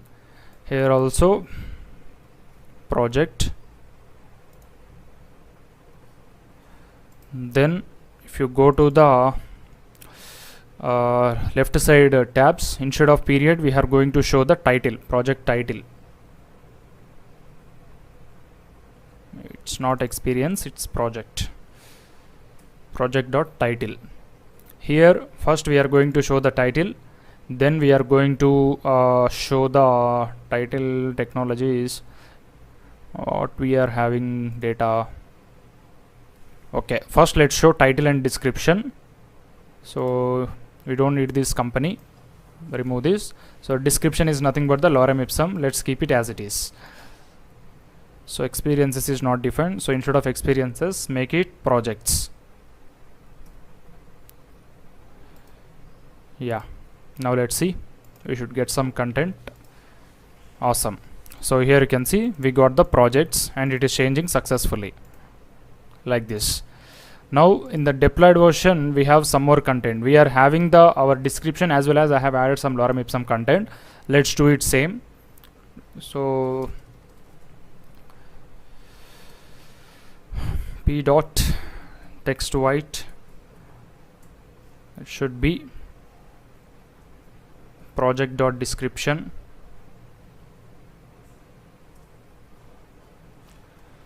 Project dot description. Oh, it's projects of selected item dot description. Yeah, so now you can see here also we are having the actual paragraph, actual description about our project, as well as some lorem ipsum content. So once again I'm telling, you should not use the lorem ipsum content in your projects, so you have to use your own content, then only the recruiters or the clients will notice. Okay, now we need to add one image also. If you see, we are having this image, then we are having the title and description.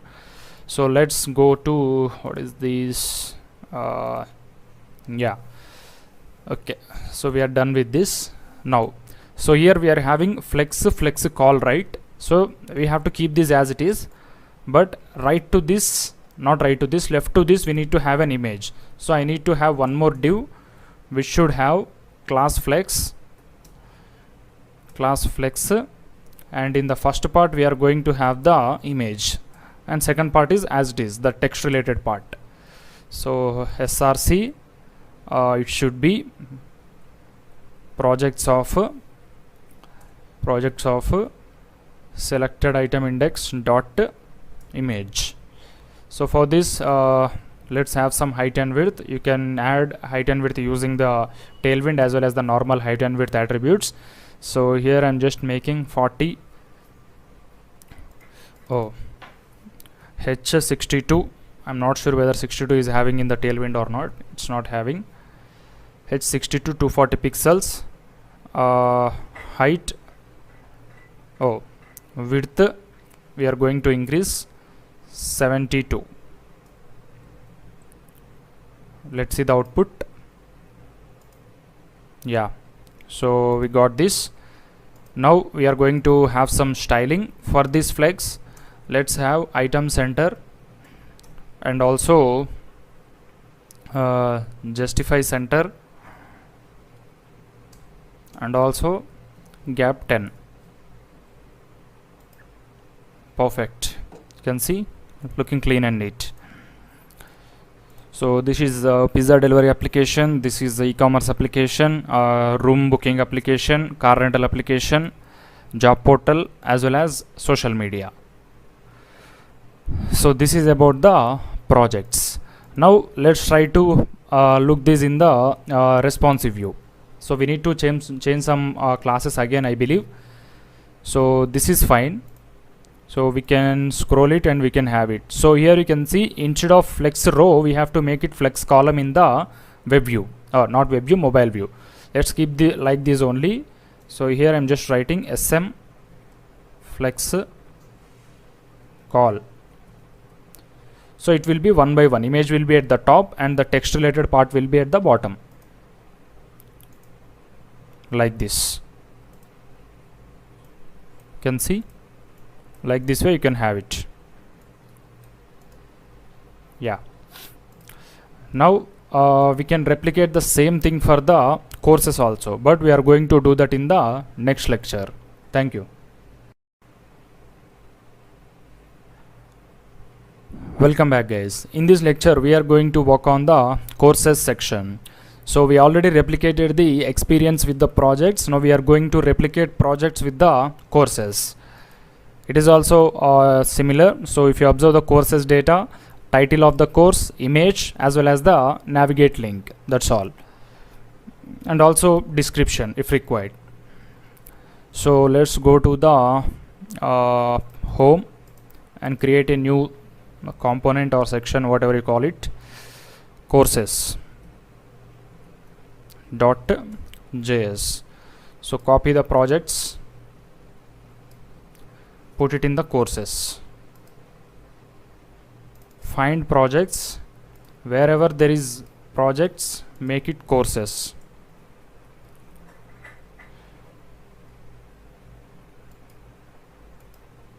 And here also instead of projects, make it courses. Replicate. Good. Here also instead of projects, make it courses. I'm going to make project as course. Awesome.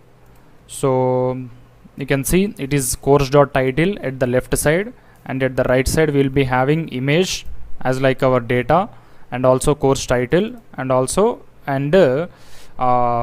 paragraph. So here the text I'm going to change is this description. I think we don't have the description in the courses static data, so let's remove this, only have the lorem ipsum content. So while working on the dynamic part we are going to have it. So let's see.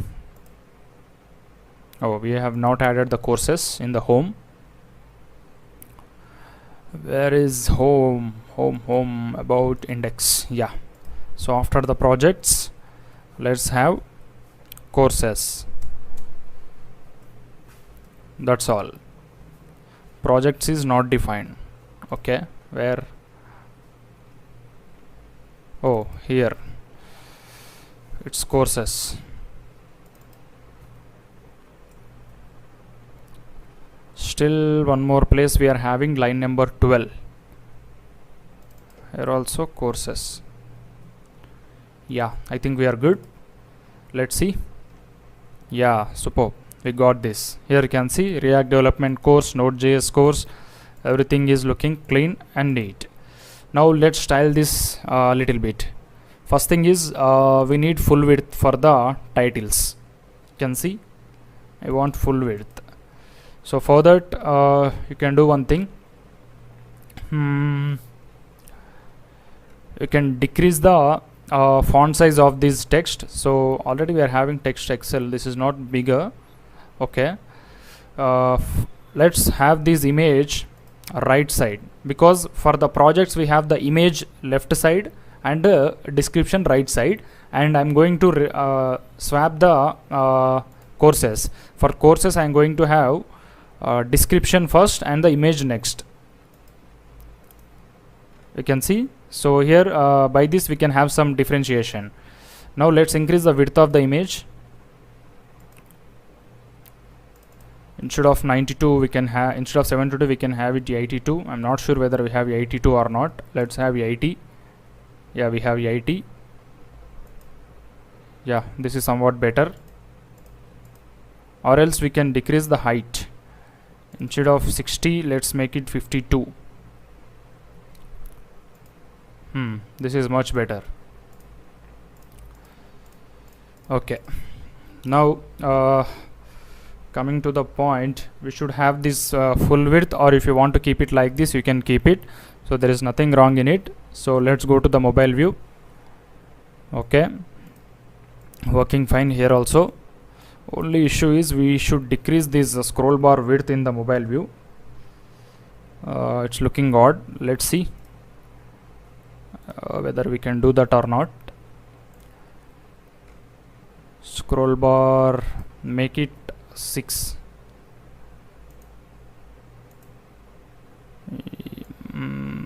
Somewhat better. So let's keep like this only. Let's expand. Okay, and one more thing is we have to change this about that means section title color.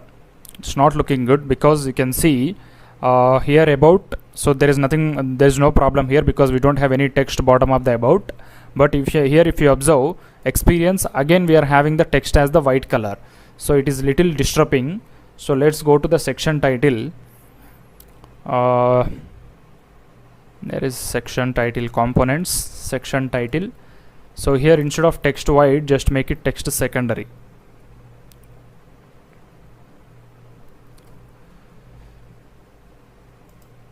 Yeah, now looking clean. So we can have some highlight about the section. Yeah, cool. So I think we are good. That's all guys, this is about the courses. So in the next video we will be working on say hello, that means contact section. Thank you. Welcome back guys. In this lecture we are going to work on the say hello section.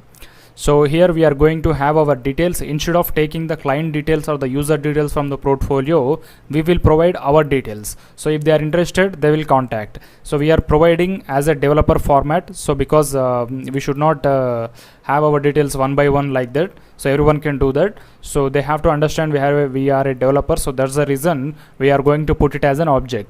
So name, age, gender, email, mobile, country. So these are the details I am giving in my portfolio. So based on your requirement, based on your profession, you have to give.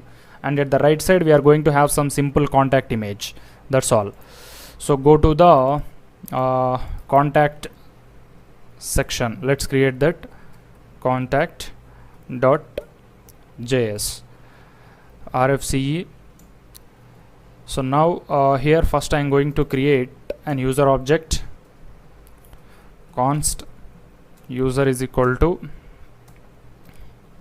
so name, I'll just write my name,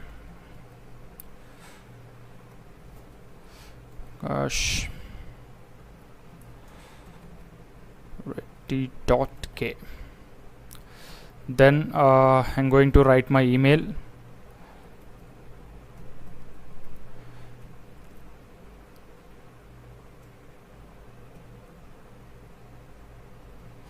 gmail.com. Why I'm writing all these things? I can copyright. Sorry. Yeah, just copy these things. Yeah. So now again we are going to have the section title. So the section title will be say hello. Section title will be title say hello.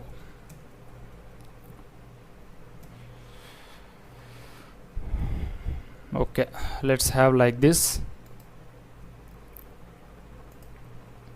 and add it in the home.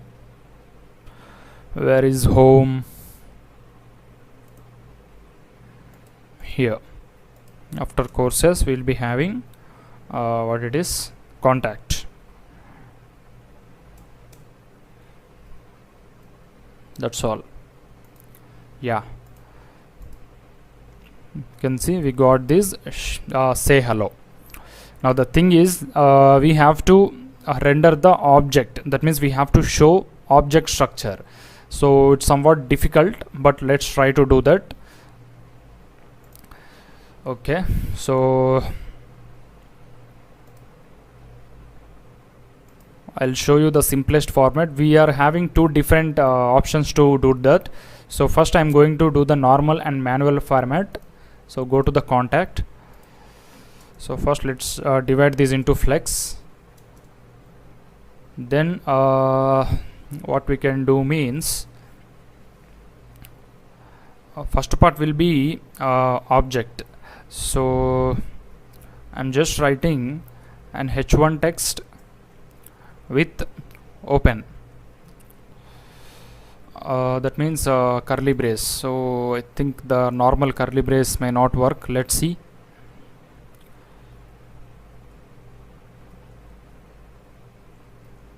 Yeah, like this you can render, I believe. Okay, let's have class name text white. So we have some pre-called method in the HTML, but before that let's try to do this, or else we can go with that. Yeah, we got the object. And then we are going to have object.key.user.map. For every iteration we are going to render an h1 text, not like this.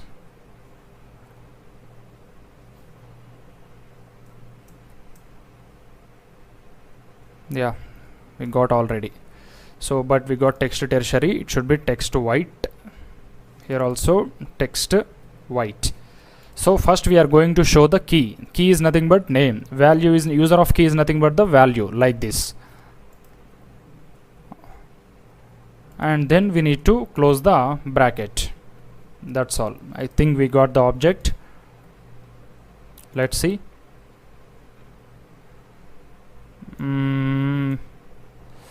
Something is missing here. Let's see. Okay, got it. So just copy all this, put it inside the .flex call, like this. Now let's see. Awesome, right? So here we should have colon. So I'm not sure why we are not getting this single colon. Only for name we are not getting. Instead of here, just have it here itself. Yeah, now it is fine. Now we can have the styling or alignment or anything you can use. So just use this is the text white, right? Or else here we can have class name text nothing required, just have gap 1. Yeah, looking good. But if you want to move these properties to the right side, for this h1 just have class name ml5, like this. You can see you got the beautiful object as like the deployed version. But the color and the text sizes are small. We are going to change it. So let's have text white and text md. md is already we have sm. Yeah, sm is fine. So just have text sm everywhere. Here also text sm, and here also. That's all. Or else if you want to maintain the same structure everywhere, just have it md only. Let's have md only. We can have the consistency, because anyhow this is the normal h1 text. Or let's have the paragraph. Just have these like the paragraph. It would be better.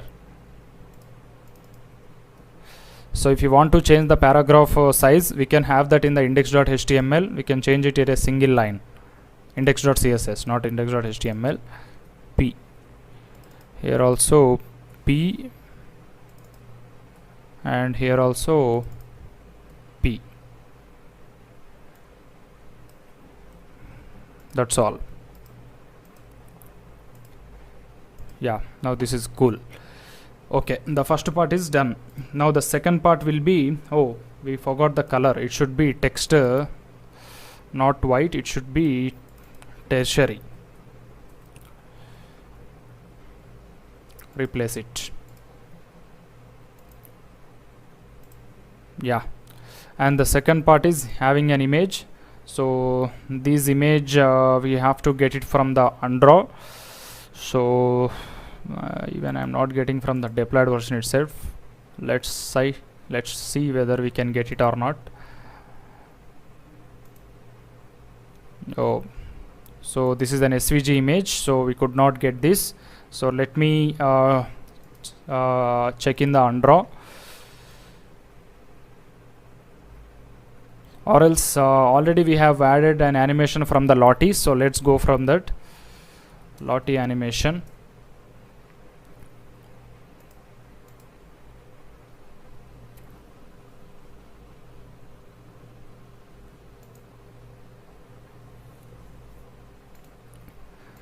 So oh, I need to log in again.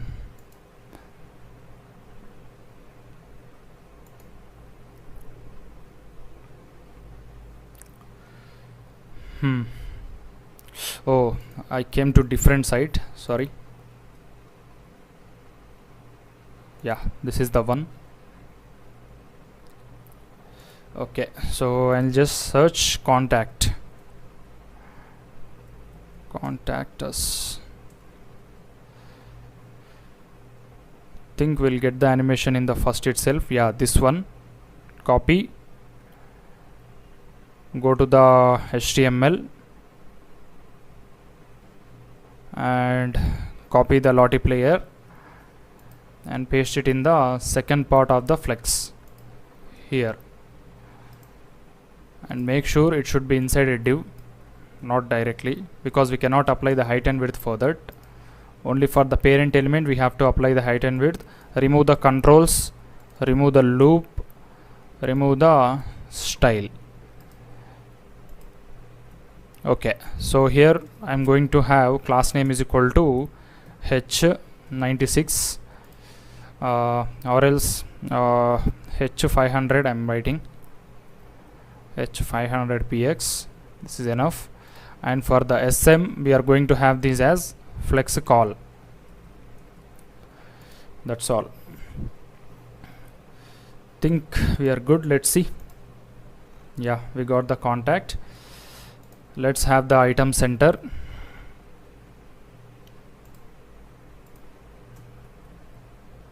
Items center. We can decrease this height, make it 400. Yeah, okay, and also justify between.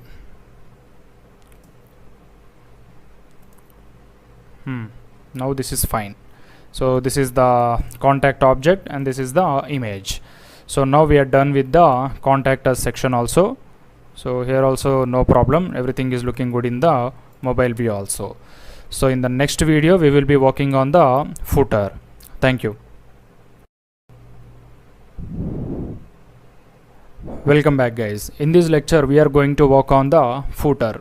So this is very simple component. We are not going to make it complex. So we'll just have two parts, not two parts, two titles, designed and developed by and developer name. Footer.js RFCE. So go to the home, add the footer.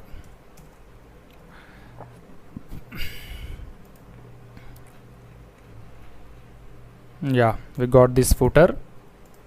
You can see first we are having this underline. Okay, so go to the footer, So just create an empty div. For this. Class name will be h1 w full and bg gray 300. Let's see. Okay, first I'm going to have this class name py10. Yeah, so we got this divider, but we don't need h1. We need h1px, not h1 class. 1px. Okay, even h1px also looking odd. Here it is looking good. What is the issue? I think maybe the color. Make it bg gray 700. Yeah, this is better now. Okay, now we are going to have the designed and developed by and developer name. So just have div class name flex item center justify center, and we need to have an h1 text with the dot text white. So I already got my name, but before these we should have one more h1 dot text white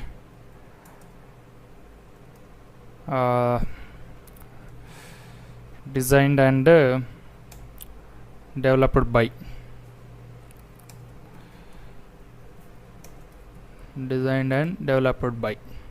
Let's see. I got like this, so it should be flex call.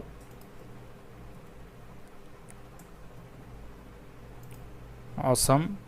So we need to have some MT10. Cool. So I want these also in the white color only. I don't want text tertiary. Yeah, that's all. So let's decrease the opacity of this section. Opacity 70. Yep, cool. So this is about the normal portfolio. So still we are not yet done with the front end. So we have two different and complex things. The first one will be the cider, where we have the contact social media links as well as the loader. So here you can see this is also the complex thing. So whenever the API request is in the processing state, we should show the loader with blinking text of your name, or you can also show the logo. So that's the secondary. First we should build this cider.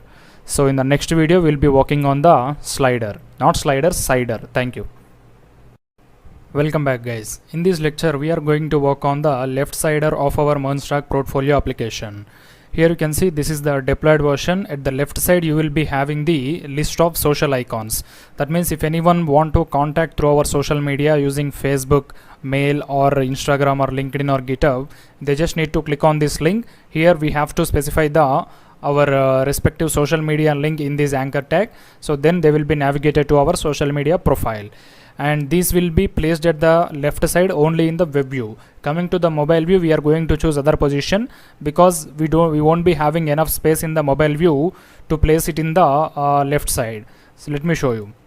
Here you can see in the left side we won't be having in the mobile view, so it will be only for the web view.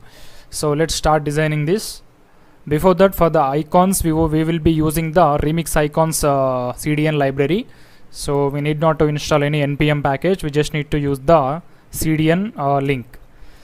So the library name will be remix icons. We can choose anything, but here we can add the icons using just the I tag. That is the advantage.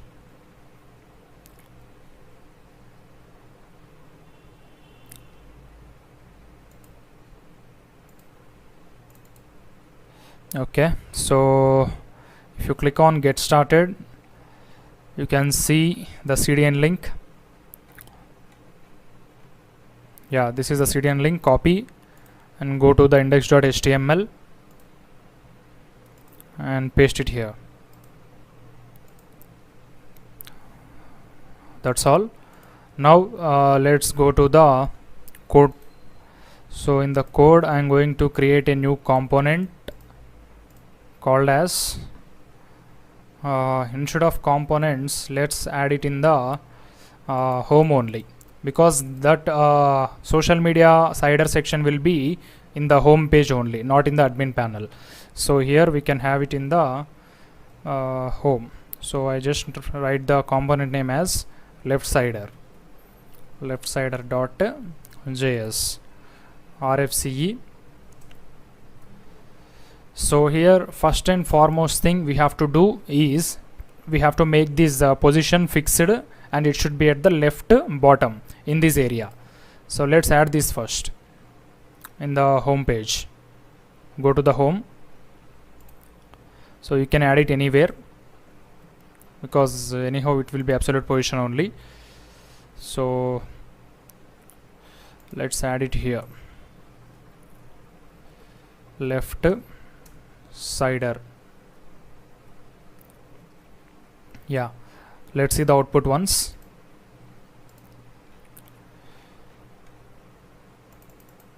Where is it? I didn't got any output. Let me refresh. Yeah, now I can able to see the left cider. So first let's design the component, then we will change the position to here.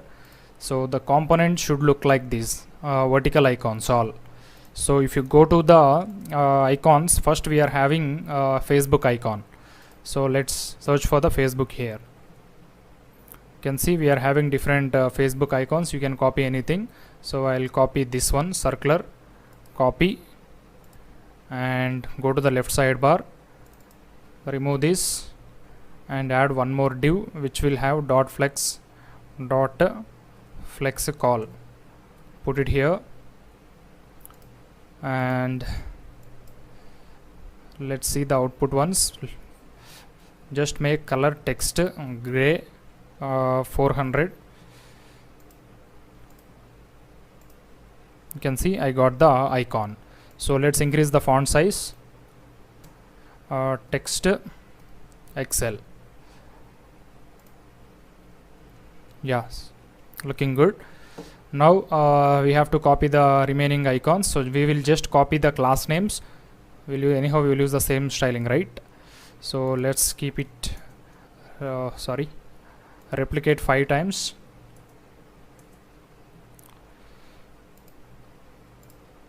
Yeah, we got 5 icons. Now let's search for the mail icon. So copy this class name and put it here. Then you will be having Instagram,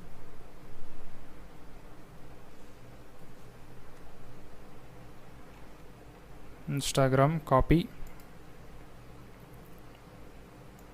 RI Instagram line, and put it here. Okay, the next one will be LinkedIn. Same, this one, LinkedIn box line,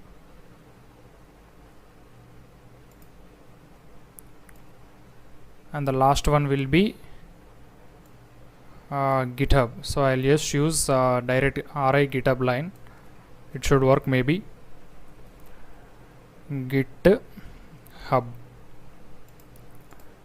Yeah. So we got all the icons: Facebook, mail, Instagram, LinkedIn, and GitHub.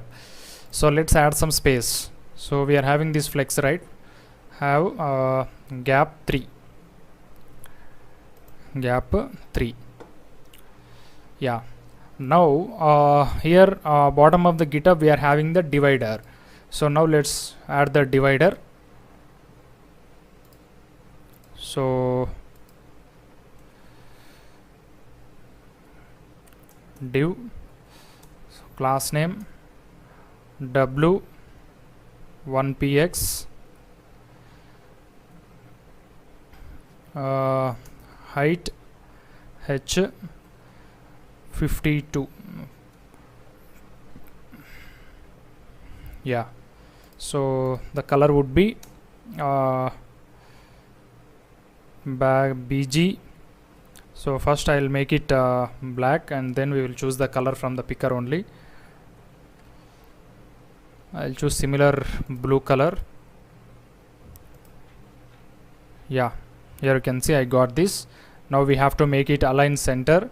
So to do that, you need to have one more flex, dot flex, and it should be flex call and items center.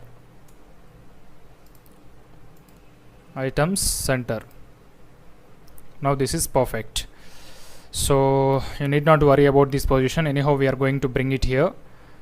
So now for this main div, just have class name, position, fixed, left 0,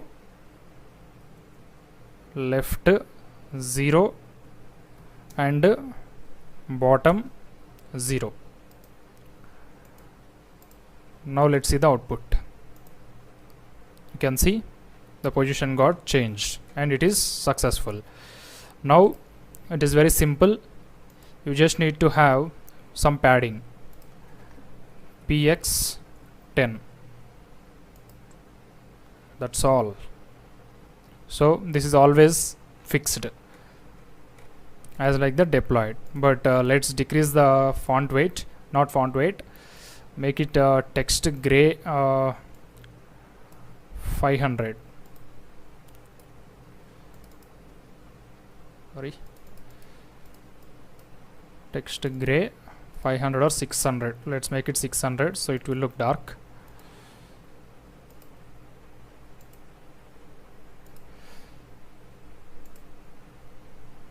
Something is went wrong.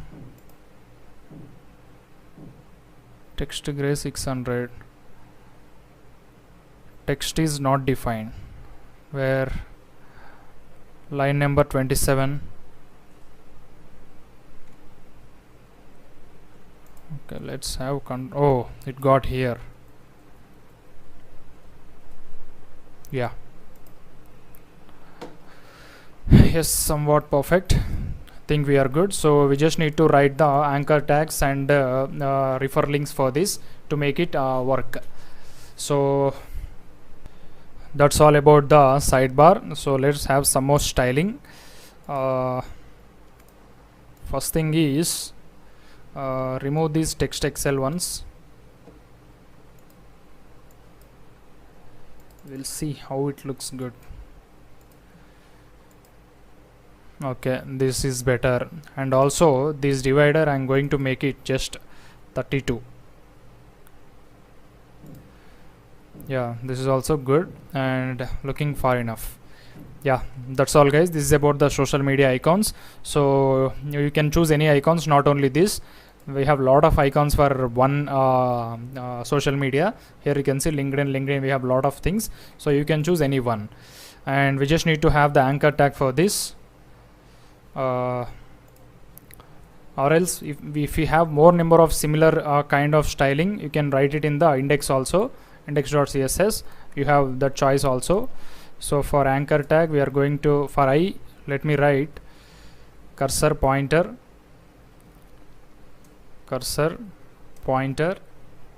and on high hover. So high hover, make it text white. You can see it is working. Also you can increase the size. On high hover, font size, make it 20 pixels like this. Okay, it is disturbing. Remove this. Yeah, this is enough. So if you want to add the anchor tag, that will also I will show, so you can add it in your portfolios. So this is the anchor tag, right? I tag, right? So here you just need to have an anchor tag, so it should navigate to some I'll copy a Google website. I'll put it here. That's all. Let's see. It's not navigating. Let me refresh. Okay, got it. So you have to paste these I in the anchor tag. So not anchor tag in the I. So first let's have A, then let's have I. Yeah, now it should work. You can see it is navigating perfectly. So that's all guys, this is about the cider. So we have to make one more change. So here you can see in the mobile view we have to hide it. So you just need to write sm hidden.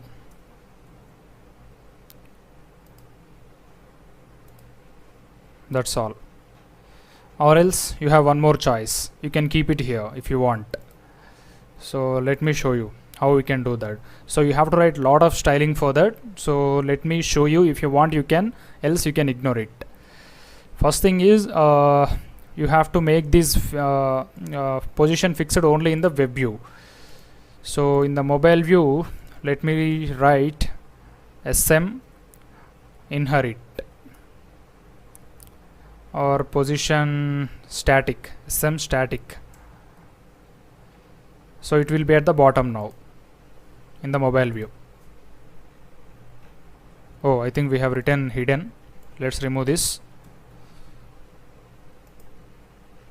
Yeah, now it is at the bottom, right? Then you have to change this flex. So in the web view we need flex call, but in the mobile view we need flex row. Sm flex row. Flex row. So let's see. That's all, and we need to hide this anchor tag, not anchor tag, divider. Sm hidden. Perfect.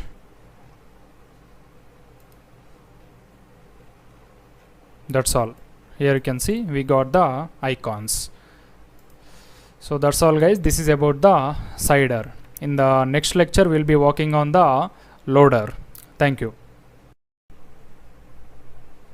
Welcome back guys. In this lecture we are going to work on the loader component in our MERN Stack portfolio application. So let me explain you what is the purpose of the loader component. So as we are building a full stack and dynamic portfolio application, we may have the API calls. Even for this page also we are going to have the API call, because after making it dynamic we are going to get the data from the NodeJs and MongoDB.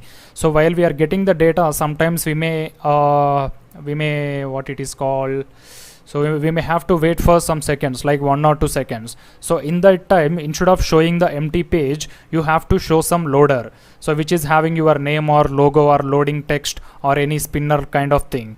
So here let me show you what I have done in the production version. So my short form is KSR. So I have used this text with the animation for my loader component. You can see like this, KSR. So whenever K is highlighted, SR will be low opacity. Whenever S is highlighted, KR will be low opacity, like that. So after writing the code you will understand better. So not only this, you can choose something like a spinner kind of thing or any circular thing or normal loading text, anything. So to make it look beautiful, I have used my name only in the loader component, that's all. So now let's go and build the loader component. So in the components I am going to have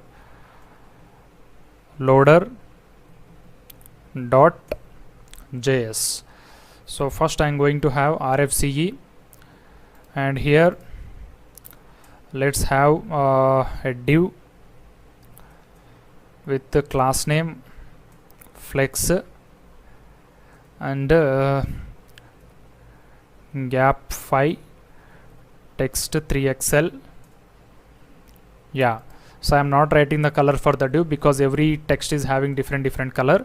So h1.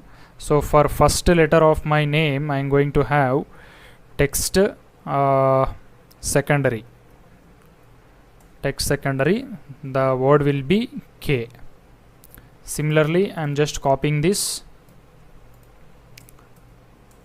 Oh, sorry. This will be white and the letter will be S, the first letter of my middle name, and the last one will be first letter of my last name R, and the color would be text, it should be tertiary. That's all. Now these complete KSR text should be horizontally centered as well as the vertically centered in the page. So first I am going to write class name H screen, height should be screen, flex, item center, and also justify center. And these loader components should be on top of all the elements. So we are going to have fixed position, and it should be inside 0. That means top 0, bottom 0, left 0, right 0. It has to take the complete width and height. Inside 0. You can see if I hover on this, everything will be 0 pixels. Now let's go and add it in the app.js. Before that, we have to know when we should show the loader component. So after making this application dynamic, we can use the reducer and all these things. So right now I'm just creating the normal useState hook, const show loading, hide loading, or set show loading. So in the browser writer, I'm going to write the condition. So if show loading is equal to true, I'm going to show the loader, else I'm going to show null. So here we have to import useState hook and also this loader component. That's all. Let's see now. Refresh. Okay, here you can see we got the text. We need to add the background color. For this loader, just add bg primary. Awesome. So now we got the text. So let's make the text size 4XL and also font semi bold. Yeah, this is looking good. Now we need to apply the animation. So let me explain how the animation should work. So first I am going to highlight the K. So S and R should be some decreased opacity. Then after few seconds, not few seconds, few milliseconds, I am going to decrease the opacity of the K and R. I am going to highlight S. Then after I am going to decrease the opacity of K and S. Then I am going to highlight the R. So like this way it is going to work. So let me write the code, then you will understand better. So for this you just need to apply the class names. So for K I am going to apply the class name as K. For S it will be S. Obviously for R it will be R. So we cannot write all these complex animation in the Tailwind CSS. So let me use the index.css. So here I'll write the comment loader animation. Loader animation. So first I'm going to write .k. So .k animation K. So the animation name will be K and it will run 1 second and it should be loop infinite. Now let's define animation. Okay, I already got the snippet. So keyframes K. So that means I am writing animation code for K. So I want to divide the animation into three parts: 0%, 50%, and 100%. Because we have 3 letters. Yeah. So here just remove all these properties. So in 0% I am going to make opacity 100, not 100, opacity 1. It will be from 0 to 1. In 50% I am going to make it 0.5, and even in 100% also I am going to make it 0.5. Now let's see how it should work. So once it will highlight, then it will take some time, then again it will highlight.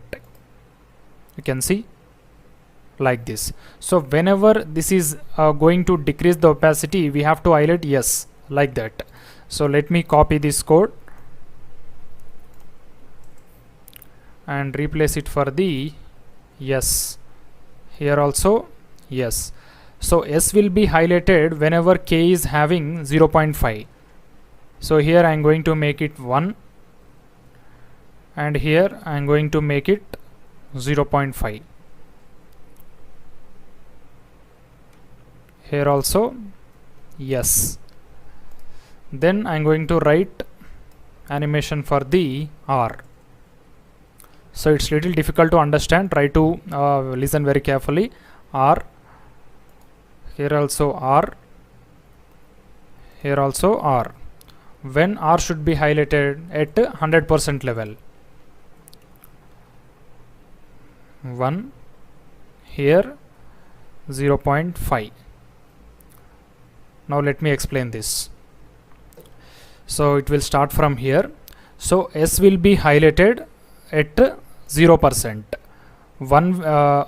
K will be highlighted at 0%, opacity 1, and remaining at 50% and at 100% it will be 0.5. And coming to the S, it will be highlighted at 50%. Coming to the R, it will be highlighted at 100%. So for one moment only one letter should be highlighted, remaining two letters should be having the decreased opacity. Let's see the output. We can see like this. So this is the animation. So if I increase the font weight or font size, you will understand better. You can see like this. So in mobile view I am going to decrease it, and web view I am going to keep it as it is, text 6XL, and in the SM I am going to make it text 3XL.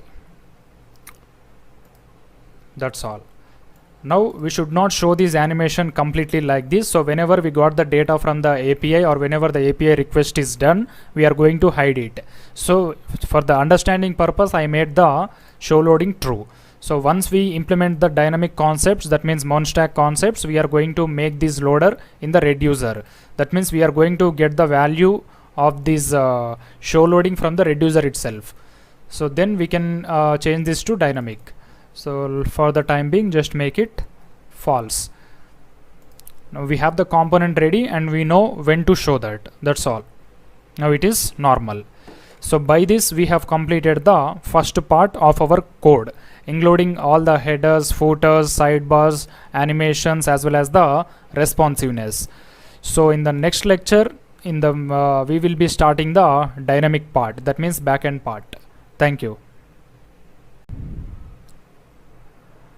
Welcome back, guys. In this lecture we are going to start the second part of our course, which is nothing but the making the first part dynamic.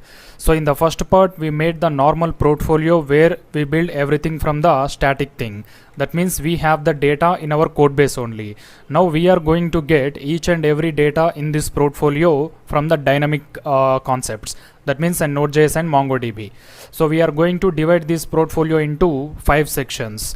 That means 5 different modules. The first one will be intro, the second one will be about, third one will be experience, fourth one will be projects, and the fifth one will be courses. Even if you want to pull this contact info from the dynamic thing also, no worries, you can bring it from the NodeJs itself. So before getting started with all these things, first of all we have to set up our NodeJs server. So let me go to our code base once. Yeah, so this is our root level folder, MERN portfolio. Now in this root level folder only I am going to set up our backend. So first we have to initialize the npm in this root level folder. So I'm going to split this terminal into 2 parts. The first part will be for the front end and the second part will be for the Node.js, that means backend. Now I'm going to initialize the npm using the command npm init. So it will ask some basic questions. For all the questions you just have to press the enter. Here you can see we got the package.json file. Now first and foremost we have to install the express.js as well as the modules which we are using in the backend. So mostly we'll be using the normal npm dependencies like mongoose, nodemon, as well as these what we can call .env, all these things. So first let me start with the npm install Express.js for the routing purpose in the backend, Mongoose for the database operations, and .env for having the secured credentials. .env, I think these are more than enough, I believe. So if you need any other modules, we are going to install on the fly when we got the requirement. So let me install all these things. So here you will get the node modules folder, you can see. So in this node modules folder, all the dependencies will be added. Now we need an entry point for the backend to start the server. So now I am going to create a new file in the backend, which is called as the server.js. So here we need to install one more module that is called as the NodeMon. So NodeMon is used to restart the server whenever you hit the Ctrl S button. That means whenever it observes any changes in the file, so automatically this backend server will be restarted. So npm I NodeMon. So please install. Yep, so it got installed. So if you go to the package.json, here you can see we have the list of dependencies that we have already installed: .env, Express, Mongoose, and NodeMon. So in this lecture we will just set up the node server. So first we have to get the Express object. So const Express is equal to require Express, require Express. Now we have to get the app variable. Const app is equal to express dot app. Oh, sorry, it's not express dot app, it's just express. Yeah, now we have to write the default route. If you want to keep this route, you can keep it, or else you can ignore it. We can just start the server. So directly I'm going to start the server. App.listen. So the first parameter will be the port number and the second parameter will be the callback function. So right now it got the port number 3000, but I'm going to change it because in the localhost 3000 already we are running the React server. So you cannot run the same two applications in the same port. That's the reason we have to use the different port. So now I'm going to take the port from, so const port is equal to, so I'm going to take it from the process env itself, process dot env dot port, or else 5000. So if there is no port available in the process dot env, we are going to take it 5000, else it will be port, port. That's all. So this is enough to start the server. Now you just need to write NodeMon server. Here you can see I got the message server running at port number 3000, but this should not be 3000. This should be the actual port what it got taken. So I'm going to write dynamically. Here you can see server listening on port number 5000 because we have given 5000. So this is about the starting of node server. So in the next lecture we are going to see how to connect the NodeJs and MongoDB. Thank you. Welcome back, guys. In this lecture we are going to see how to connect the NodeJs and the MongoDB database. So if you are already aware of this, you can skip this lecture because I am going to show it from the Mongoose Atlas website, not Mongoose, MongoDB Atlas website. So let me open the MongoDB Atlas. So if you don't have the account, please create a new one, sign in. So I'm going to log in with my existing credentials.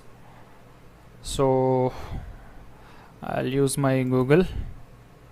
So only for the first time you have to go to the MongoDB Atlas. So if you are already aware of the MongoDB Compass, from there itself you can create the database. So for the beginners this would be helpful. That's the reason I'm showing. So this will be the dashboard for the logged in user, the MongoDB Atlas dashboard for the logged in user. So now to check the list of databases that you are already using or that you want to use now, you just need to click on this browse collections. So here you can see these are the list of databases I am using. Now I'm going to create a new database here. So MERN Portfolio Udemy, this is my database name, and here I'm going to write the default collection name as users. So retrieving list of databases, so it doesn't matter what it will retrieve, we just need to get the database connection URL. So now let's go to the overview. Here you can see we have this connect button, right? Click on this connect button, and then you just need to click on this connect using MongoDB Compass. Yeah, this is the connection URL. So here you have this password. So you have to create a user account in this database access, and that password you have to use it here, not your MongoDB login password. There will be other user account access in this database access. So here you have to create, and that password you have to paste it instead of this less than password greater than. So just copy this and go to our code. So in the root level I'm going to create .env file, and here I'm going to create an variable called as the Mongo URL. So I'm going to paste it here. That's all. So this is the MongoDB URL. So at the last, instead of test, you have to write your database name. So our database name will be MERN Portfolio Udemy. MERN Portfolio Udemy. So that's all, guys. Now we have to create a folder called as config, and here in this config I'm going to create dbconfig.js. So in this file I'm going to write the code for connecting our database to the NodeJs, that means our backend server. And one more thing, before writing the code, you have to open this database in the MongoDB Compass, because every time we cannot go and see the changes in this web application, so it will be very lengthy process. So that's the reason they have provided a desktop software called as the Atlas. Oh, not Atlas, Compass. MongoDB Compass. This one. So just click on this, and here also you have to paste the same URL which you have copied from the MongoDB Atlas. So here you have to paste it. So I'm changing the password to my original thing. Connect. So it will point to our database. Now let's go to the database that we have created, MERN database Udemy. Yeah, MERN Portfolio Udemy. This is our database. So this is the deployed version, that means production. This is the new one. So refresh, there is nothing here. Now let's go to the connection code. Yeah. So here, as I said, we are going to use the Mongoose dependency or module, whatever you call it. So to perform the queries using the MongoDB Compass or MongoDB Atlas. Const Mongoose is equal to require Mongoose. Then I'm going to write mongoose.connect. So I already got the snippet. So let me use this first. Close this. Yeah. So the mongoose.connect will accepts one mandatory parameter, one optional parameter. So these optional parameter is having different set of properties. So these are for the just security purpose. If you want, you can keep it, or else you can ignore it. Use new URL parser, use unified topology, use create index. These are normal optional things. If you want to keep this object, you can keep it, else you can ignore. And we don't need this or thing, because already we have our connection URL in the process.env.mongo_URL. So if you open this .env, you can see mongo_URL. You have to paste it in the mongoose.connect. Now I'm going to create the connection object. Const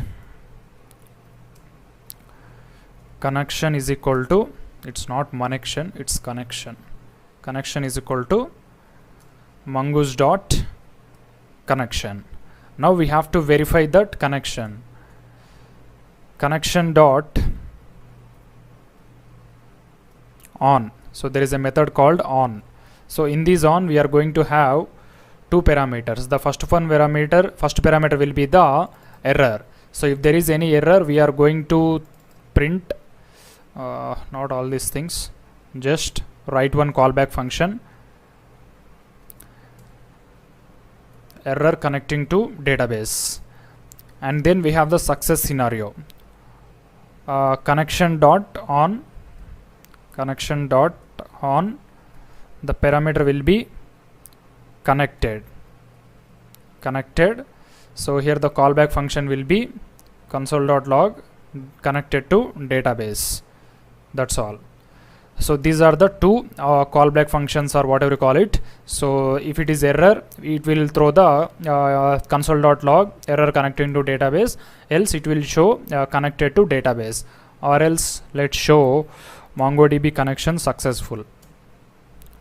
MongoDB connection successful. Now here you just have to write module.exports is equal to mongoose. Module.exports is equal to mongoose.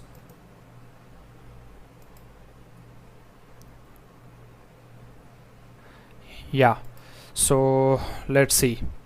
So after adding or any changing any things in the .env file, you have to restart the server, NodeMon server. That's all. Now let's go to the server.js and import the file. Const dbconfig is equal to require ./config/dbconfig. So it will show whether it is successful or not. So it got an error. So throw mongoose error, URI parameter open URI must be okay. Let's go to config dbconfig connection. So let's restart the server, NodeMon server. Still it is throwing the error. Oh, here it is the invalid password. Let me change it. I just copy and pasted the exact thing. I have not changed it. Now let me restart.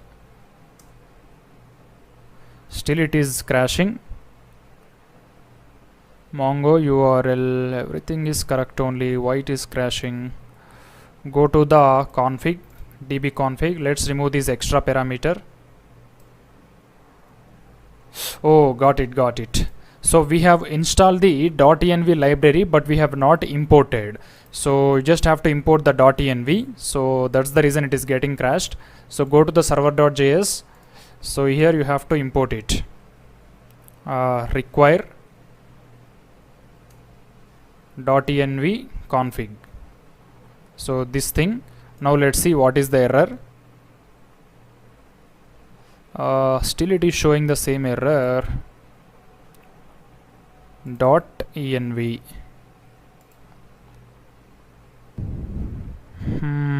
Let me delete this terminal and restart it.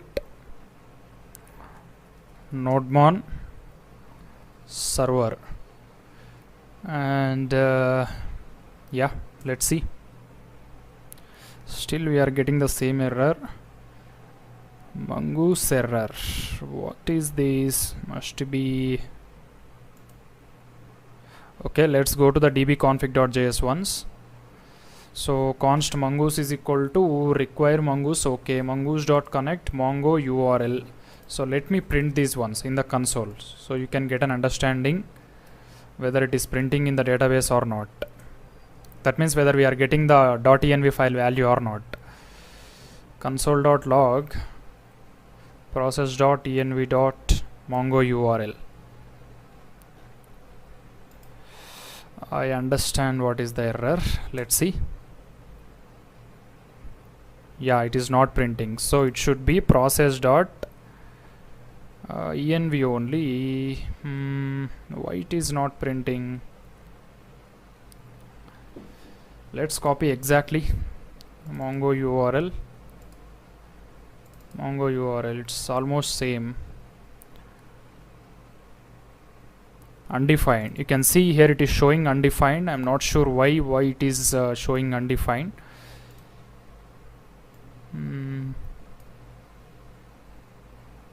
Server.js require.env config. Here also we have installed .env. Okay, I'll check the error and I'll come back to you. Give me 2 minutes.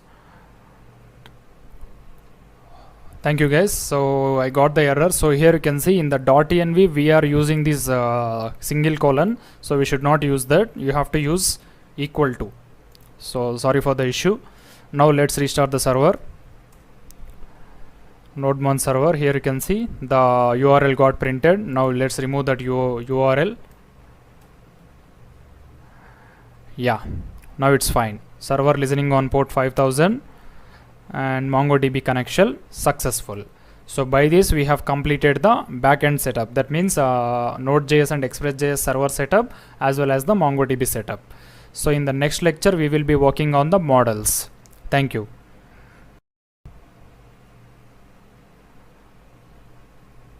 Welcome back guys. In this lecture we are going to work on the models in our backend. The models are nothing but MongoDB schemas or models, anything. So let's close everything. I'm going to create a new folder called as models. So if you want to perform any API operation using the Node.js and MongoDB, you should have the table model. That means in SQL we will call it as the table, but in the MongoDB we will call it as the collection. So for every collection you should have one structure, that means document structure, so that we will define in the models. So we are going to have two different models files here. User model, this is optional, user model.js, and the second one will be portfolio model, model.js. So in this we are going to have lot of submodels starting from intro to contact, everything. So let's design this. So user model we will be working at the end of the course. This is not required now. So first we are going to make the portfolio dynamic. That is our task. Now const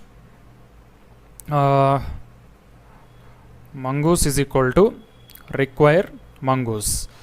So if you open the output, first we have to make the intro section dynamic. So in the intro section, let's see what we are having. So we are having this hi I am, so we need not to make this dynamic because it will be common for everyone. So even if you want to have it as the welcome text property, you can keep it. So else you can ignore it. The second one will be first name and last name. The first name of the developer and last name of the developer. Then caption, this is called as the caption. Then this is called as the description. So if you include these also, you will get 4 different things: welcome text, first name, last name, caption, description, 5 things. So in the intro model we are going to have 5 different variables. Everything is a string and everything is required. Now let's create that. Const intro schema is equal to new mongoose.schema. So let's close this. Yeah, so first one will be welcome text. So it should be type string required true, and the second one will be first name type string required true. Then we are having last name type string required true. Then we'll be having caption type string required true. Let's format. Yeah, so the last one will be description. So we have to show some small description in the intro section. Description type string required true. That's all. So we got the intro schema. Now let's come to the about. So let's close this. Yeah, about is very simple. We have this Lottie image URL or Lottie animation URL. You can call it anything, and the next one will be description 1, and this is description 2. So now I'm going to write const about schema. About schema is equal to, so let's close this first. Now I'm going to have the first one will be Lottie URL. Lottie URL type string require true. Then we will be having description 1 type string require true. And then I'm going to have description 2 type string require true. That's all. Yeah, so we got two section schemas now. Let's go to the third one. Oh, we are having the skills in the about. So skills is an array. Skills is an array, type array, required true. Yeah. Now let's come to experience. Const experience schema is equal to, as like the previous, first one will be title. So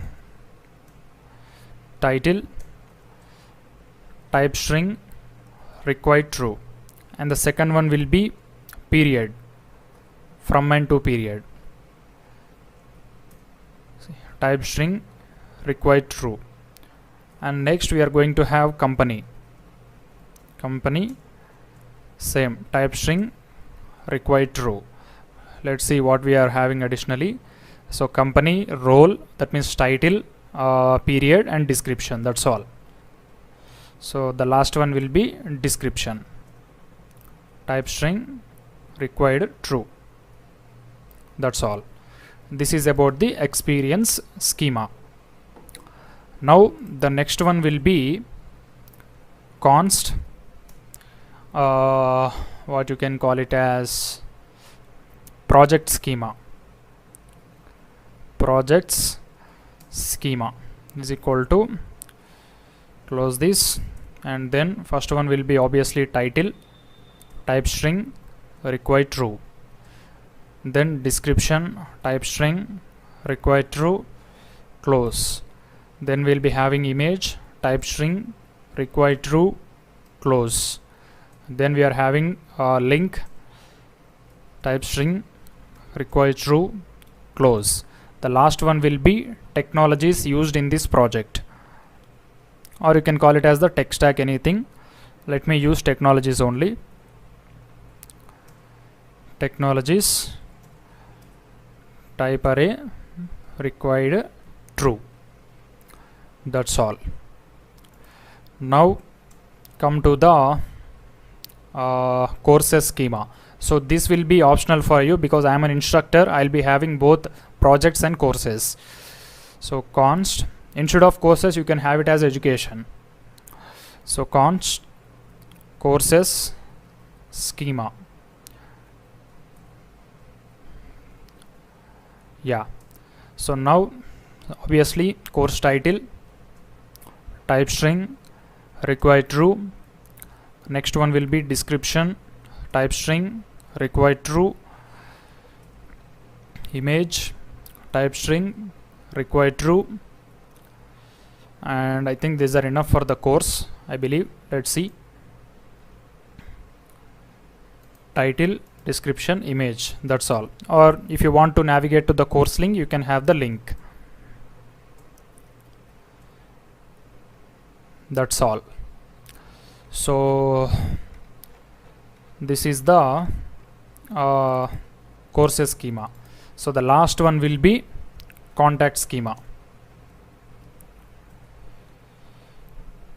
Contact schema is equal to new contact schema. So let's see what are the things that we have. So we have name, age, gender, email, mobile, country. Okay, so first one will be name, type string, type string required true, email type string required true, mobile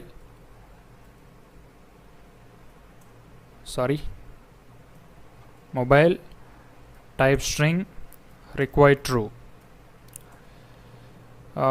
age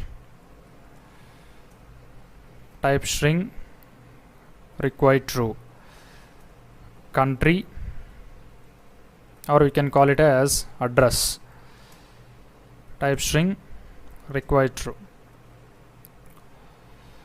Think we are good. Let's see. Email, mobile, age, gender. Yeah, gender I'll keep after the name. Gender type string required true. That's all, guys. Now we have 6 different schemas: intro schema, about schema, experience schema, project schema, courses schema, contact schema. So now if you observe, we have 6 different schemas, right? So in this we will be having multiple documents only for these 3: experience, projects and courses.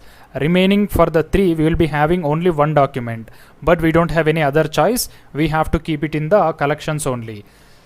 So let's export all these things now.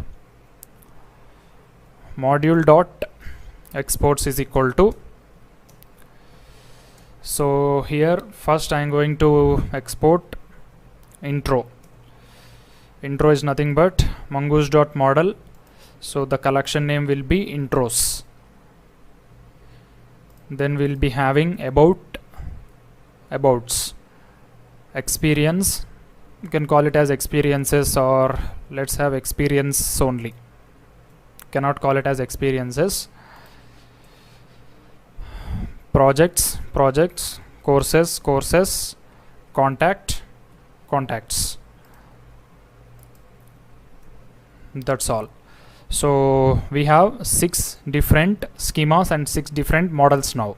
So intro, about, experience, projects and contact. So now let's see. If I refresh the DB, so right now we have only users. So after performing any query, we are going to get all those things in this MERN portfolio Udemy. So this is about the models. So in the next lecture we will be working on the adding all our static data into the collections.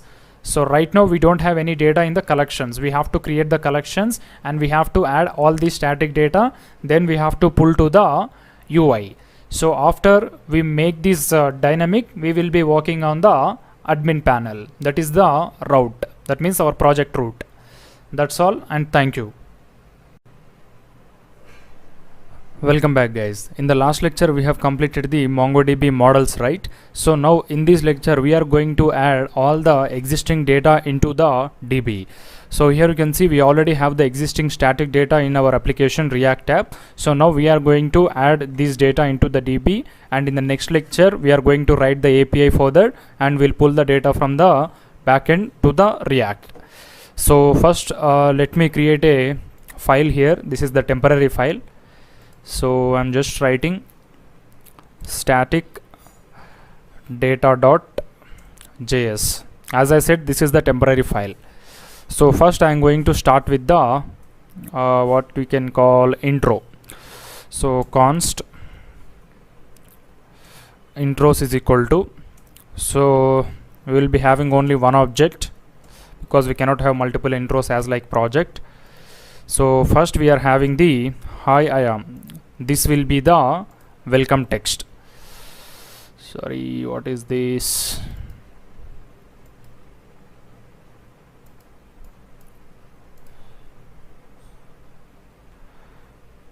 Okay, so as per the model only you have to write. So for your convenience I'm going to keep the model side. Yeah, so we are going to write all these text and the values.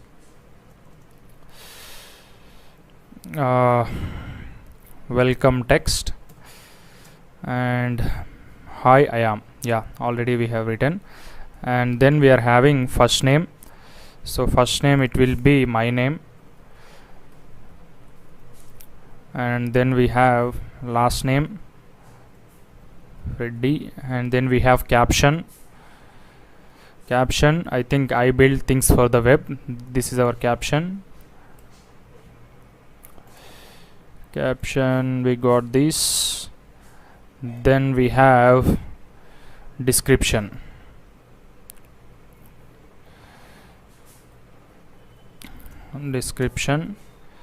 So let me copy our description.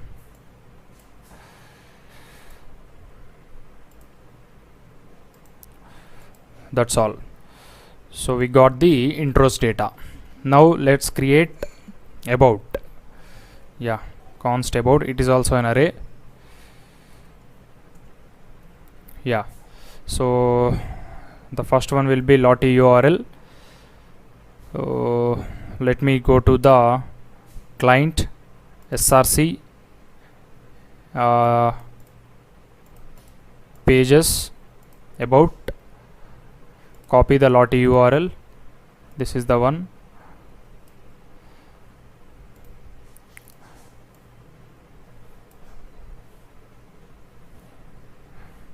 Yeah, then we have description 1 and description 2. Description 1 will be this one.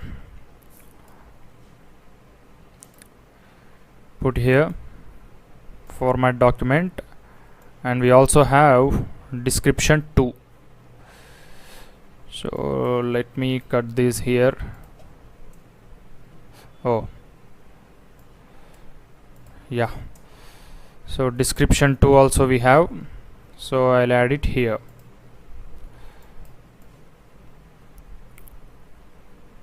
Why this is yeah, so this is description 2. I don't know, somewhere we are getting the errors. Oh, we got 2 colons. That's all. Yeah, so we got 2 sections data now. Now let's create the projects. Oh, in the about we also have the skills. Yeah, skills is an array, so it should have JavaScript, React, Node, Express, MongoDB, Firebase. Yes, so I think we missed the comma here. Still have comma. Why it is throwing the error? Then it should be here. Yes, now it is perfect. Now let's create the projects data. Oh, I think we already have the projects data, so we can get rid of this. You can see if you go to the resources, we have the projects data. So only thing you have to do is you just need to remove the ID property, because MongoDB will give the automatic ID for you. Remove the ID, and here also ID, here also ID, and here also. That's all. And coming to the let's see whether these projects.js is matching our structure or not. If you go to the project model, portfolio model, so it should match, then only we will get the exact data. So title, description, image, link, technologies. So title, description, image, link, technologies. Yes, project structure is matching. Now let's go to the experiences. So in the experiences we have company title, period, description, and in the model also you should have the same thing. Experience, title, period, company, description. Yeah, everything is matching. The last one is courses. Courses is having title, image, link, and what we have in the model, courses, title, description. So we don't have the description in the current courses data, so let's add that. Also we need to remove the ID.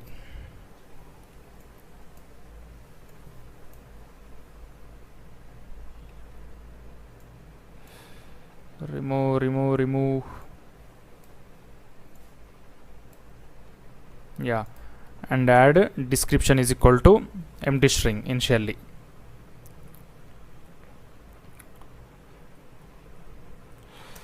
Description is equal to empty string. Copy and paste this in every object.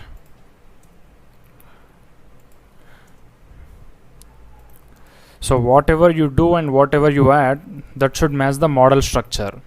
That is the only condition. You can add it anything here, but that should be present in the model also.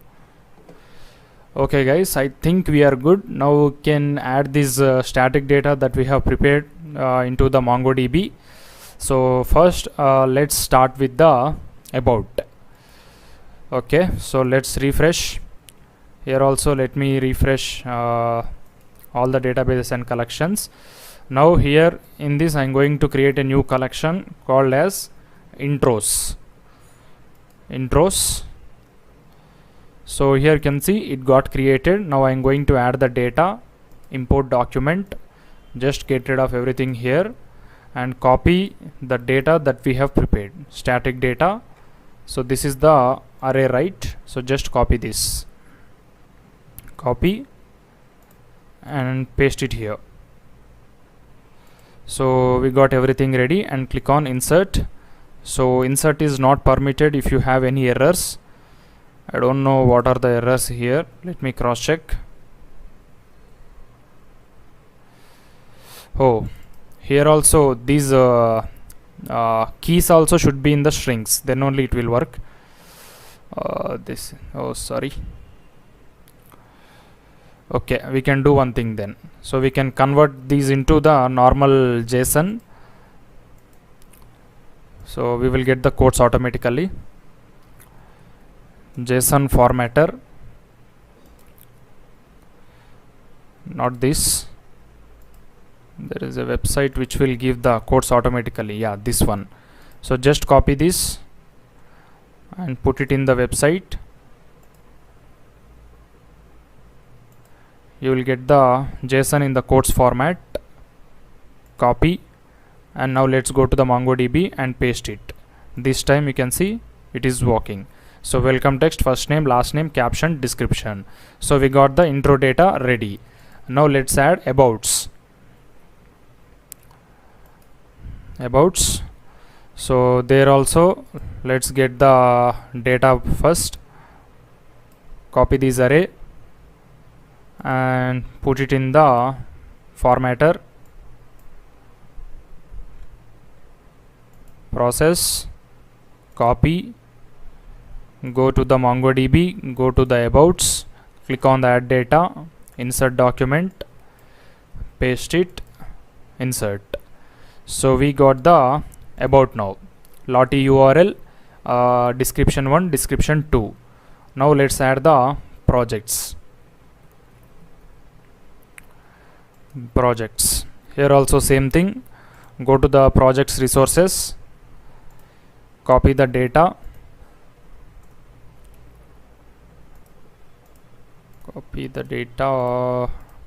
and format it. Copy the array. Don't copy this text, just copy the array.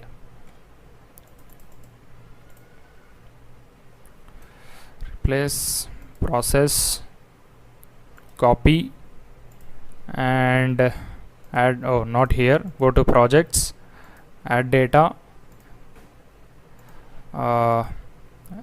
insert document, get rid of everything, insert.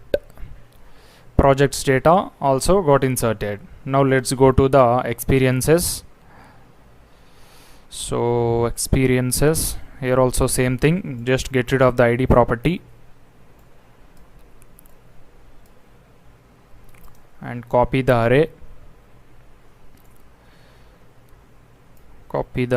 and put it in the formatter. Get the formatted JSON and paste it in the MongoDB. Before that we have to create experiences. I think experience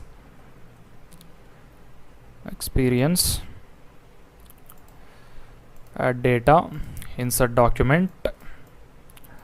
The last one will be courses.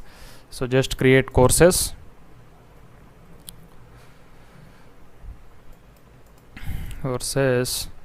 And go to courses and here get the courses data.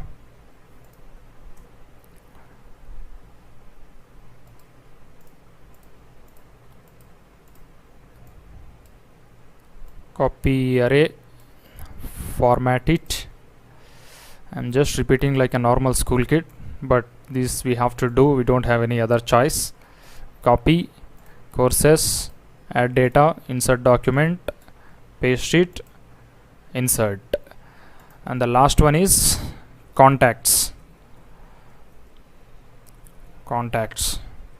Create collection, contacts. So here already we have the document, so we can directly add that. Go to the output. So we have this data. Again, this is also we have to format, then only it will work. Process. Okay, I think we have the errors. Let's create the contact data in the static data file as per the model. Okay, let's see what we have in the model. Portfolio model, contact schema.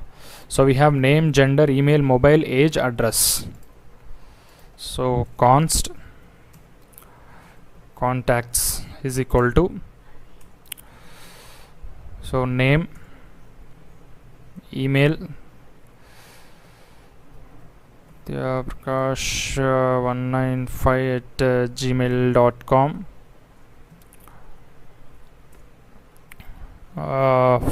mobile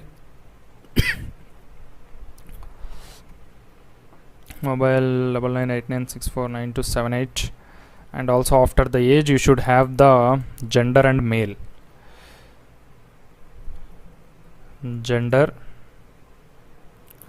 male, and age I will give null. And then we have address. I'll give India.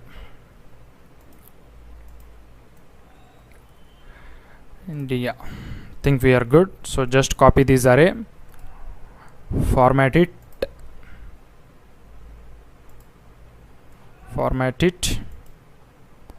and copy and paste it in the contacts.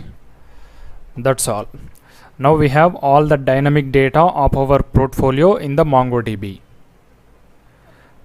So in the next lecture we are going to write the get data API, that means get portfolio data API, to populate the complete dynamic portfolio. Thank you.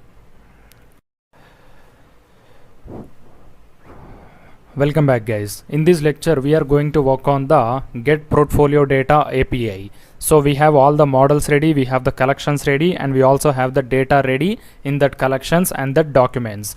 Now we just have to write the API to get the data. So let's go to the code. So we don't need this static data anymore, we have everything in the DB. Okay, so now let's go to the root level and create a file called as the routes. So in this we are going to write the first route, portfolio route.js. Then we will be having const router is equal to require express dot router. Then we have to import all the models, intro, about, project, all the things. So let's import const.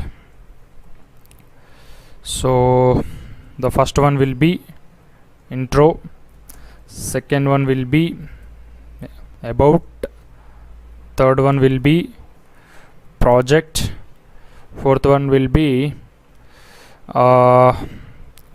contact,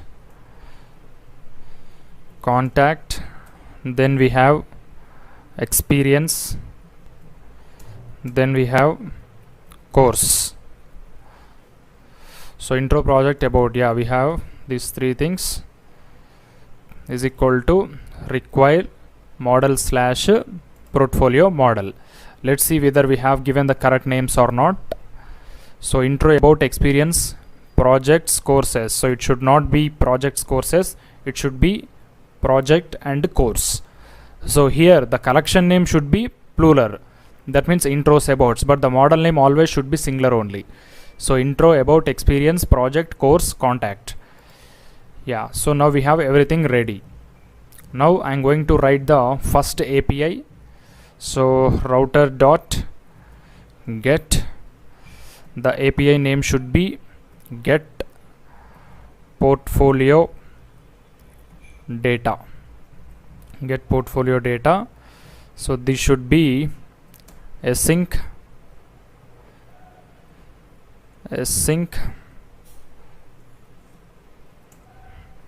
So let me write request and response. This is the endpoint. Now whenever the front end calls this endpoint, we are going to pull the data from the MongoDB. Try catch.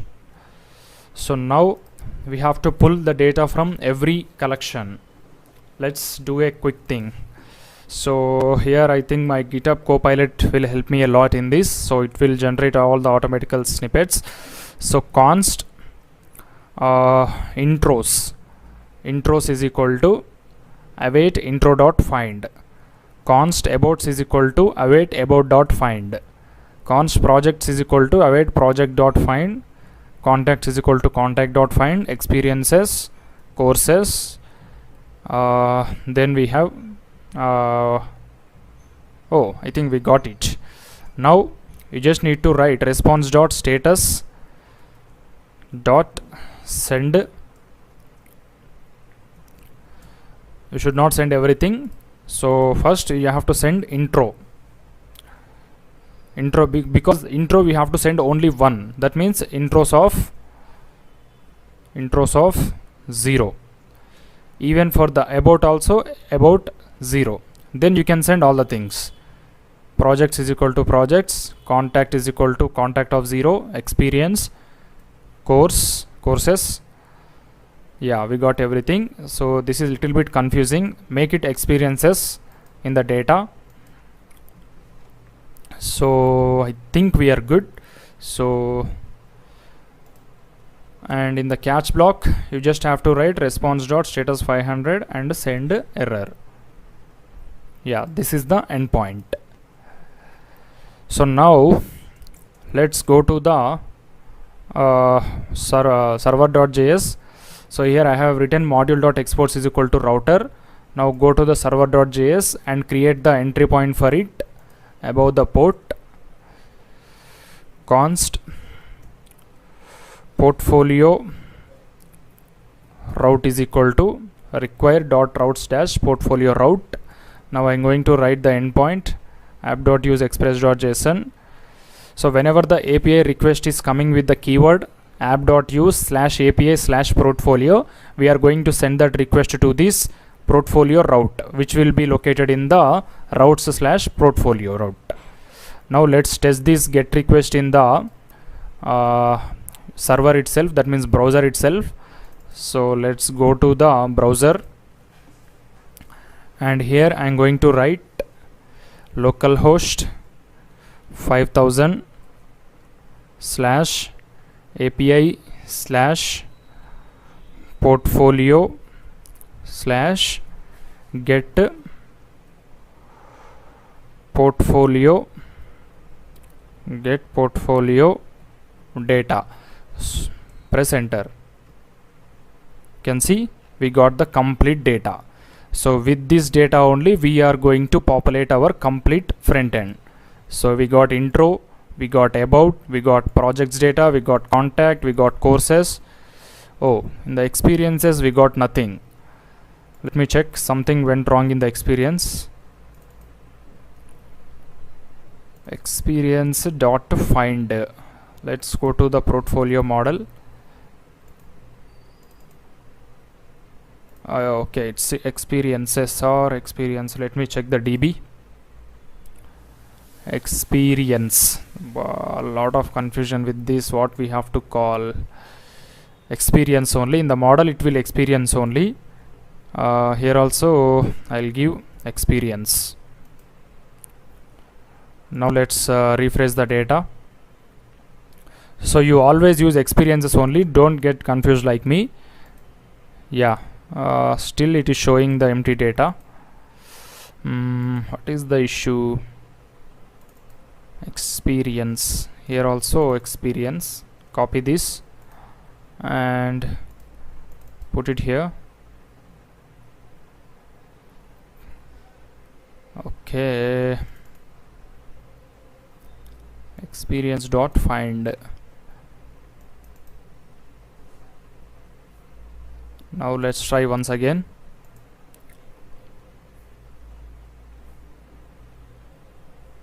Still it is showing empty.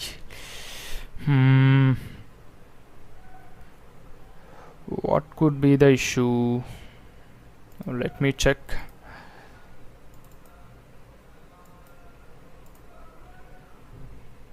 Portfolio model, mongoose.model experience. Okay, so here just have experiences, and even in the DB also we have to change this to experiences. Then it should work maybe. Okay, I'll delete this document and drop collection. Okay, I'll do one thing. First I'll copy the complete data.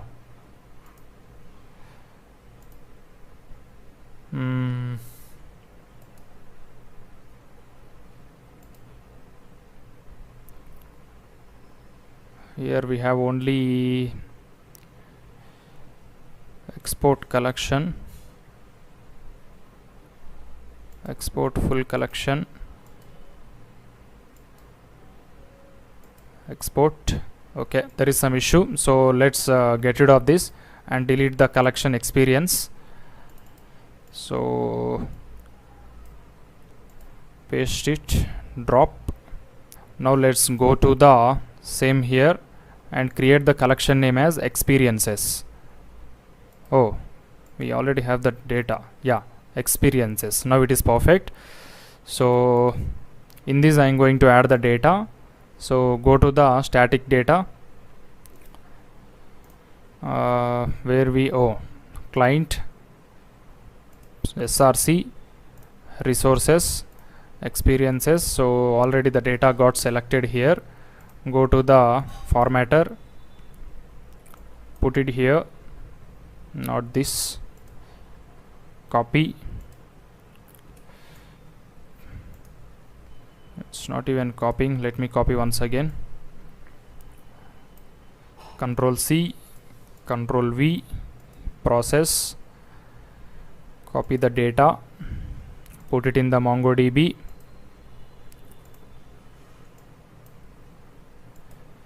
Insert data. Now let's refresh. This time we should get the experiences data.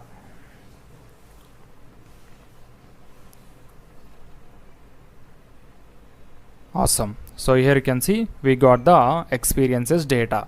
So now we have all the data ready to populate the front end, but here we have to write some more logics in the front end before populating. That means we have to connect the front end and back end. We have to write the reducer and all the things. So in the next section we will be working on making the portfolio dynamic. Because we already have the API ready, we are going to use that API data and we will make this page dynamic. Thank you.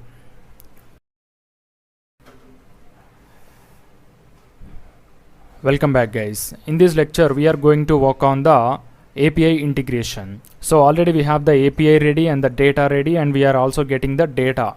So now we have to write an API connection in the front end which will connect to the MongoDB and NodeJs and pull the data. So go to the client and terminate the job once. So first and foremost, go to the client, package.json. You have to add the proxy.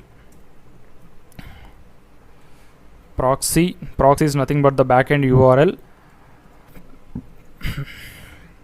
So it is nothing but localhost 5000.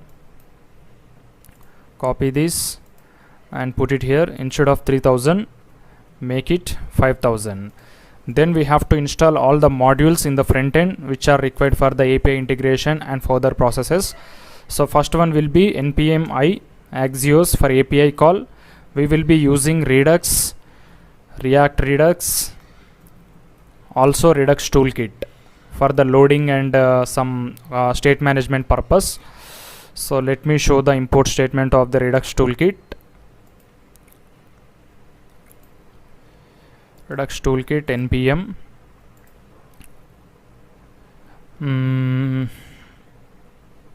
copy this and put it here. Press enter.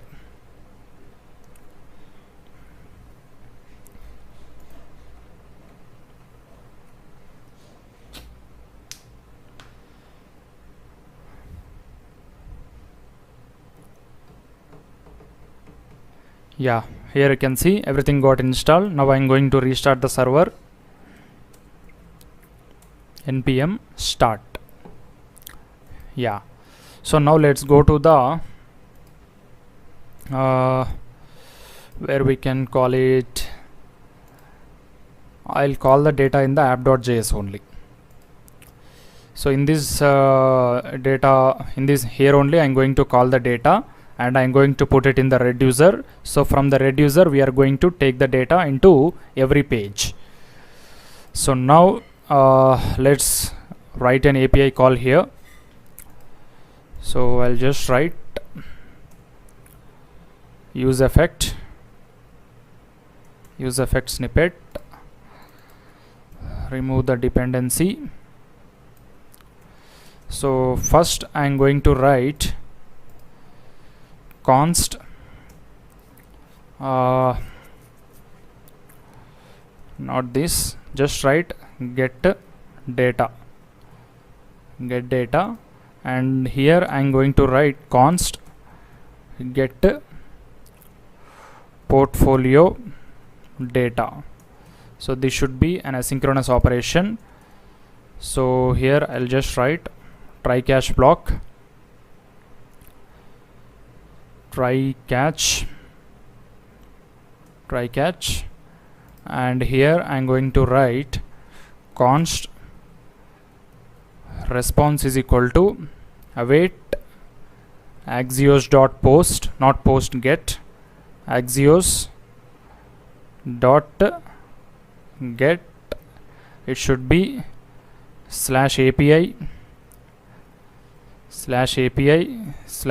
/ portfolio / get portfolio data, and I am going to print the response in the console because we don't have the Redux ready. So right now we have to print the response in the console.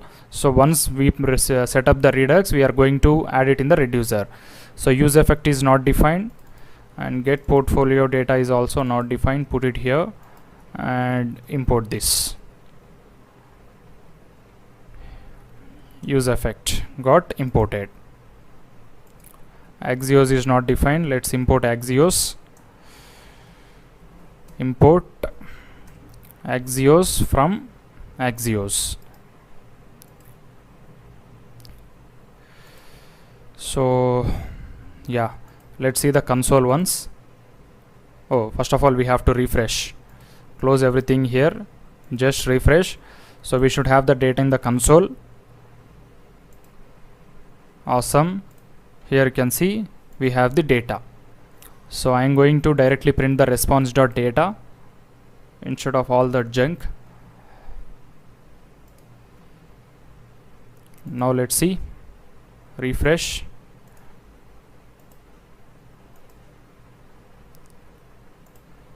So I have only the data that we required: intro, about, projects, courses, experiences, and all the things. So we have these warnings because we have written a lot of loops. So for every time you just have to use the key, unique key. So then we can get rid of the comments. That's a warning, not an error. So you can ignore it for the time being. Yeah. So now we have to put the data in the reducer. So if you want to put the data in the reducer, first you have to set up the Redux. So let's go to the src and create a new folder called as Redux.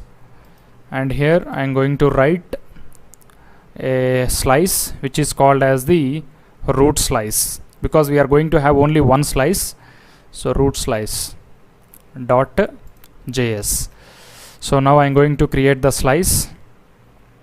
First you have to import create slice from the Redux toolkit.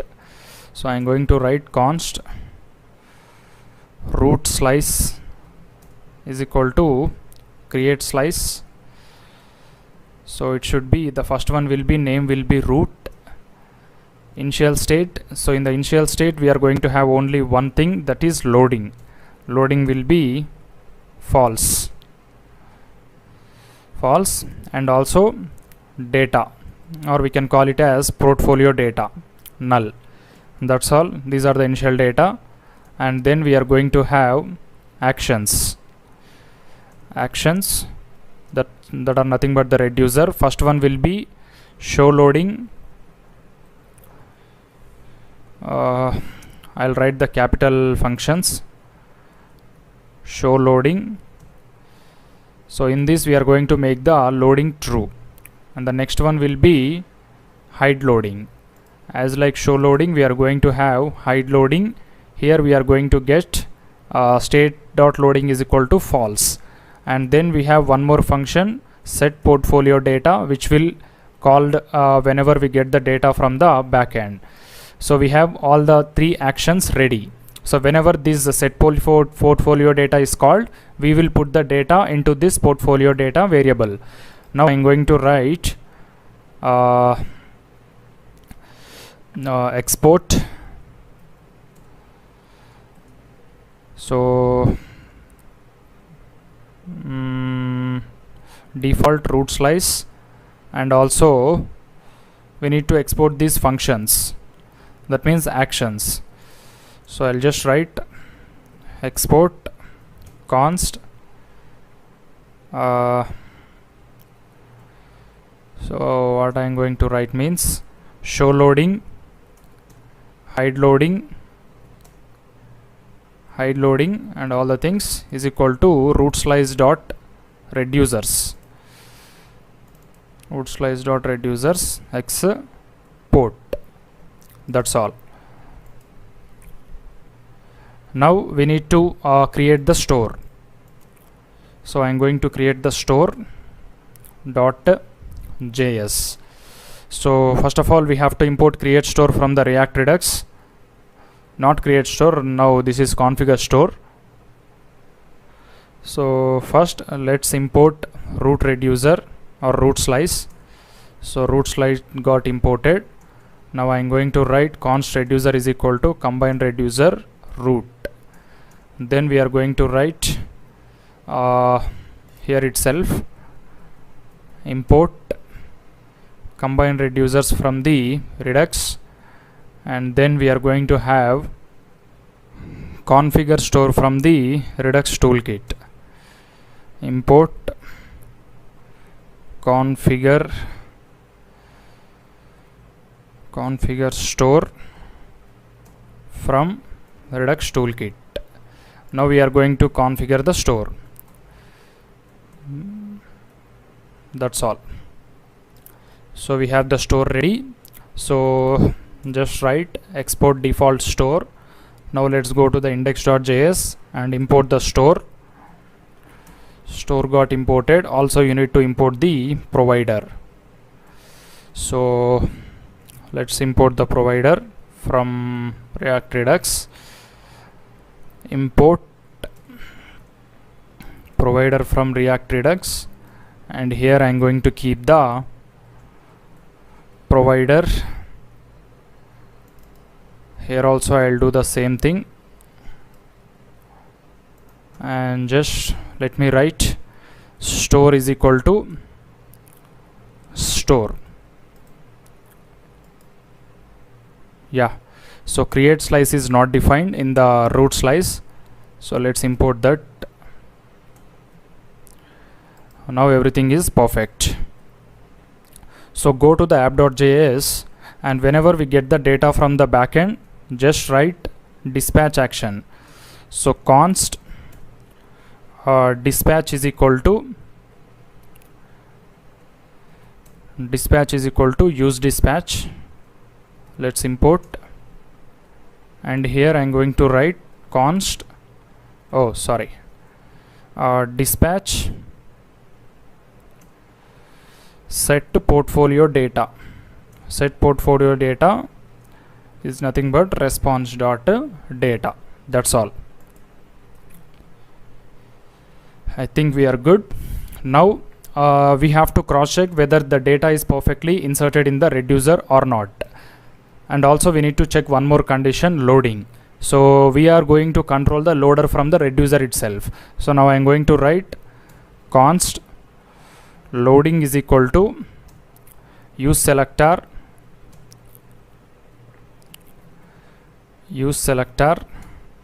state is equal to state dot root, because we have only one root, one reducer. So show loading is not defined in the app.js, where it is line number 26. Yeah, it's not loading, it's not show loading, it's just loading.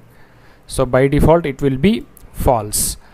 So now here, to cross check the data whether the data is perfectly inserted in the reducer or not, I'm going to write one use effect here, and let me write portfolio data. So here I'm going to destructure portfolio data from the reducer. Portfolio data from the reducer, and whenever this changes I am going to print it in the console.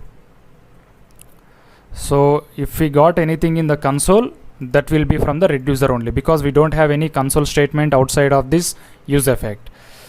So this should be console.log error. Yeah, so let's refresh and test. So refresh, so we are getting an error. Awesome. Let's see what is the error. Cannot destructure property of show loading root slice dot reducers. So I think it would be root slice dot actions, maybe. Yeah, actions only. Refresh, still we are getting the error. Cannot destructure loading of 0 as it is undefined. Why it is showing undefined?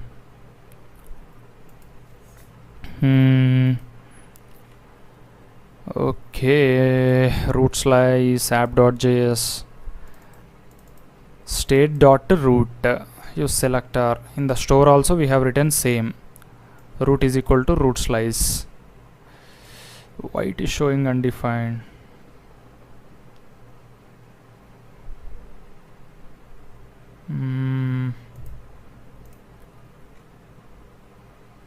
Loading and portfolio data, we have only two.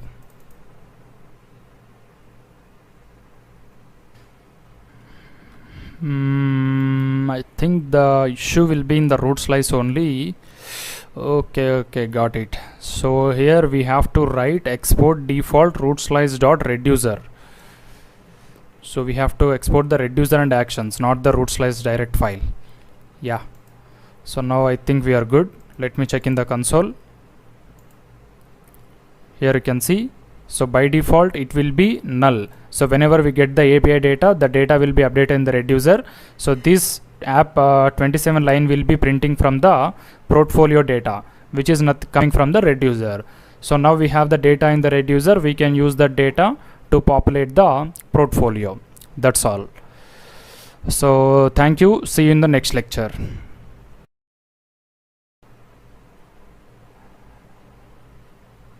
Welcome back, guys. In this lecture we are going to work on the populating the front-end data from the data which we already have in the front end. So we already getting the data, we already putting it in the reducer. Now we just need to use the data and change these values. First we will start with the intro section.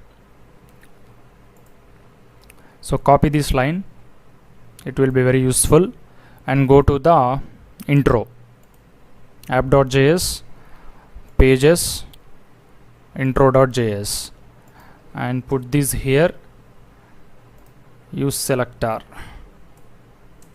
Yeah, that's all. So the thing is, go to the content area in the layout or home page, index. So we have this header and we have this div, right? All these are dynamic, only header is static. So what you can do means just put the same thing here. So initially portfolio data will be null, right? So when portfolio data is null, you should not show this div. So when portfolio data is present, then only you have to show that div.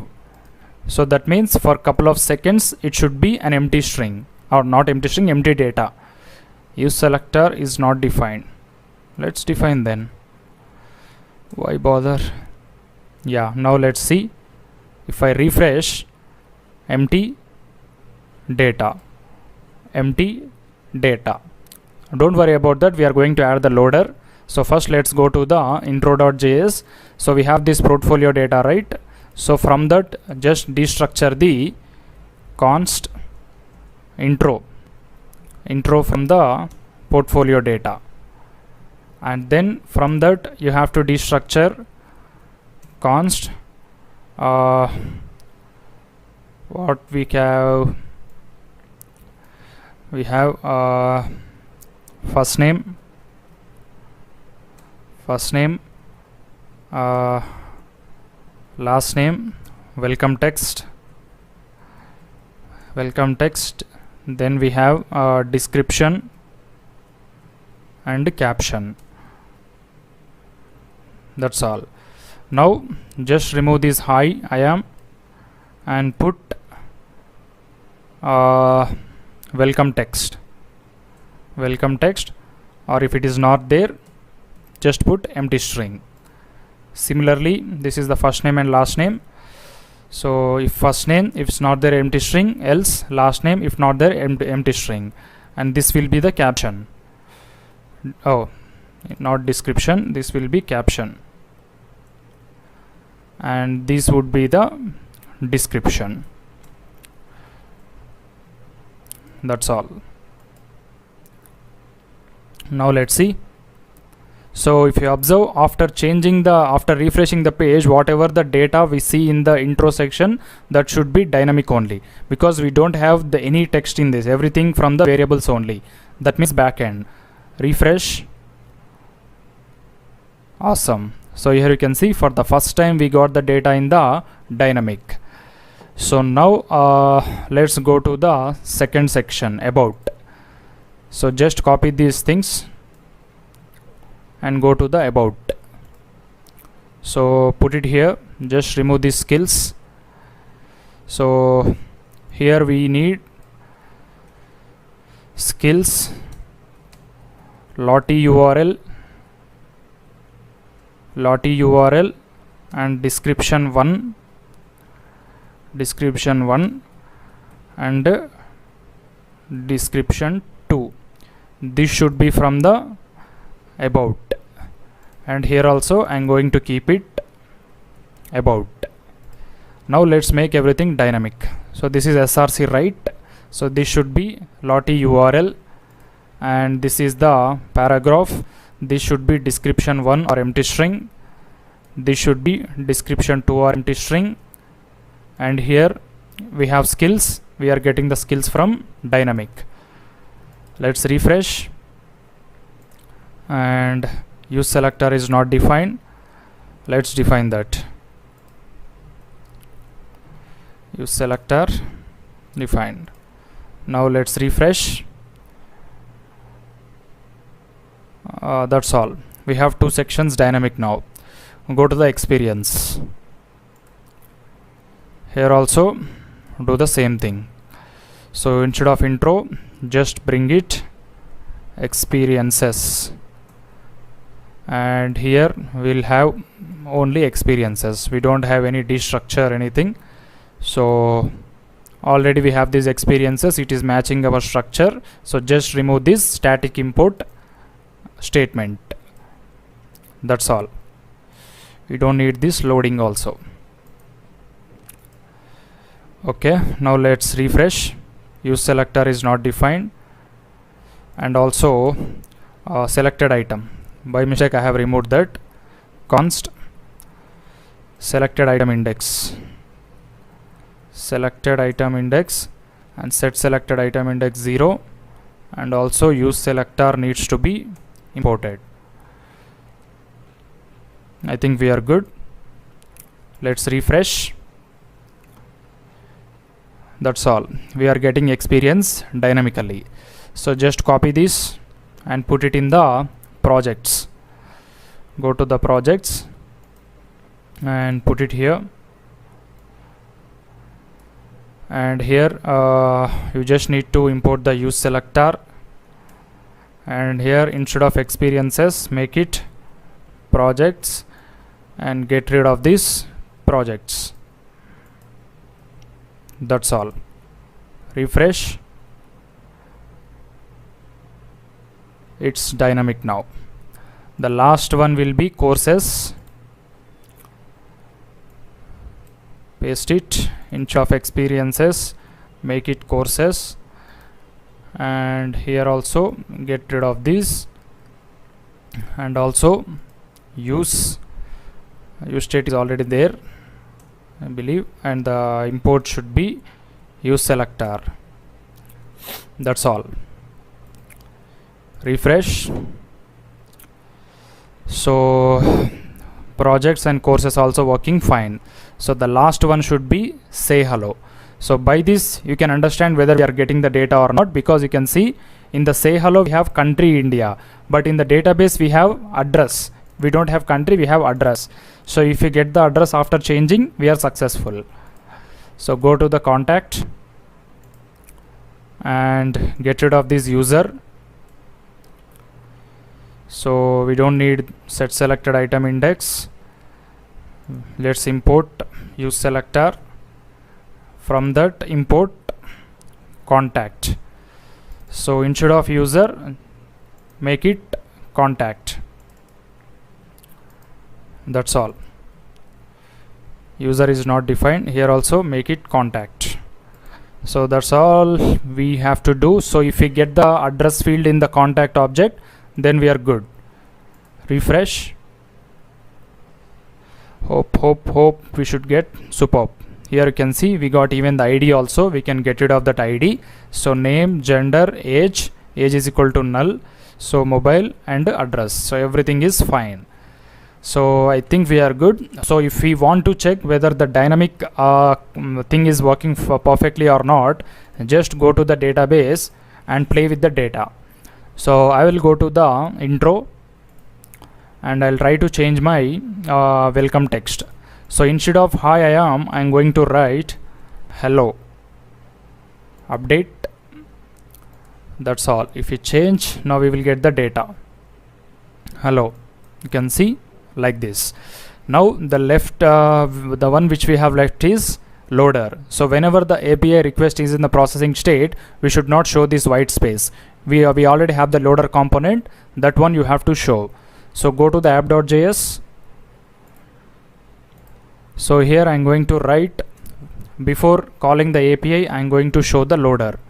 Dispatch show loading. True. We need not to send the data. Anyhow, it will be show loading true. and here it should be hide loading, dispatch hide loading. In the catch block also I am going to write dispatch hide loading. And one more thing is, we have this API call, right? So it should be called whenever the data is null. It should not call every time. So just get rid of this use effect, put portfolio data. So whenever the portfolio data is null, then only it has to call. If not portfolio, then get the portfolio data. Now let's refresh. Loading data. Awesome. Almost ready we are. Can see, perfect. Go to the mobile view, refresh. Super cool. So everything is working fine with the dynamic content. So that's all, guys. So now we are done with the dynamic portfolio, but still we are left with one module, that is admin, because every time we cannot go and change our requirements in the MongoDB. We may not have the access in some particular points of time. So that's the reason we should have the admin panel in this web application only, with some authentication like that. So that we will be building in the next part. Thank you. Welcome back, guys. In this section we are going to start the admin panel of our MERN Stack portfolio application. So first of all, I will show you how the admin panel should work and how the admin panel is working in the production app. So then you can get a basic understanding about that, so you will easily understand when I write the code also. So here you can see this is the deployed version portfolio, not admin. So this is the admin. You can see this is the deployed version, not our portfolio, not our current version. So here I have the prototype of the admin module. So here we are going to have different tabs based on the sections. So in the deployed version, just for the time being, I made 3 sections dynamic. So intro section, here you can see this is the first name, last name, caption, description. This is the about section, lottie URL, description 1, description 2, experiences. So here we have the edit button and delete button like this. So you can edit a particular experience data description like that, and you can also edit any project course, any like that. So right now let me show you a simple example. So here I have this I build things for the web. So now I am going to edit this in the deployed version dynamically. So this is the caption. So instead of web, I am going to write websites, and I'll click on the save button. Intro updated successfully. Now if I refresh this, I have to get here websites. You can see. So this is very simple. Like this way you have to update all the sections. So now let's start building this. So for the admin panel, we will be using the entity component library for all the components and everything. So even for the toast messages also we are going to do the same. So let's work on the entity now. Close everything, all the tabs.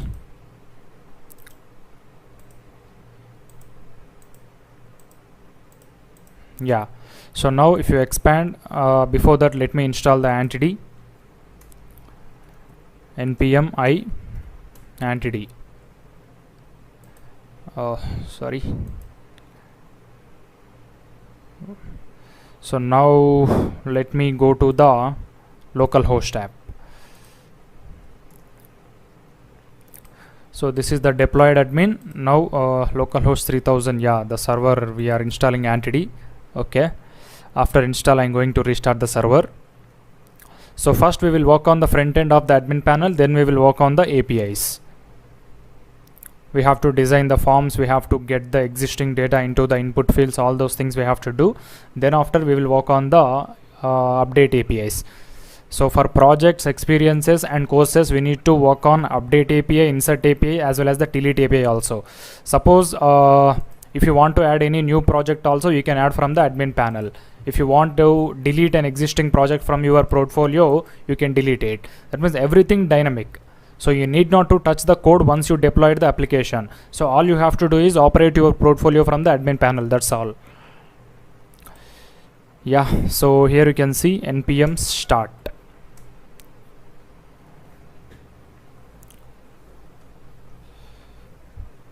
Okay, now I'm going to create a new folder in the pages. Instead of home, I'm going to create, close this, new folder, admin.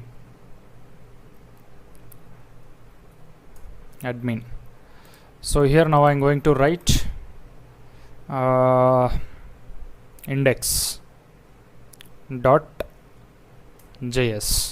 As like home, we are going to have the admin. So now I'm going to write rfce, instead just write admin. Now let's go to the app.js and create a route for it. So this is the home route and this is admin route.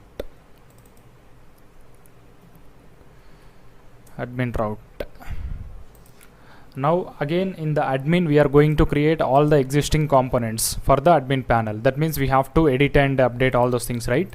So now I'm going to write the naming convention as admin intro dot js admin about dot js, because we should not confuse. That's the reason I'm adding this admin keyword for everything. So right now let's work on this too. Later we are going to design declare the admin projects, admin experience and all those things. So first let's complete this two. So let me write the components here, rfce admin intro, and here rfce admin about. So till it gets started, let me open the entity official website and let's talk about some of the components. Mostly we'll be using only two components, entity tabs as well as the input fields, that means forms. So first click on the get started button. So to get all the entity styling, you just need to import one statement. So this one, copy this entity slash dist slash entity.css, copy and paste it in the index.js. And instead of entity.css, use entity.min.css. So you won't get any console errors or warnings. Entity.min.css. So that's all. Now let's go to the admin route slash, oh not a, it's admin. Yeah, so here you can see we got the admin now. Now let's have the same header in the admin.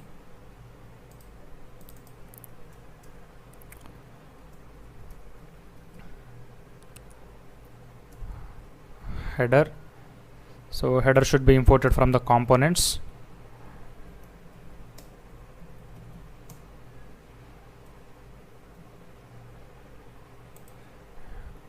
We got the header, but why this extra padding?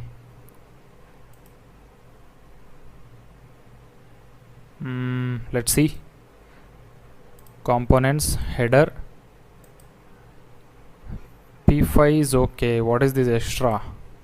Let's see.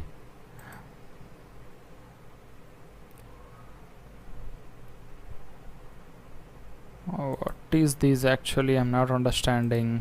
This is admin. What is this div piece? Let's see from where it is coming.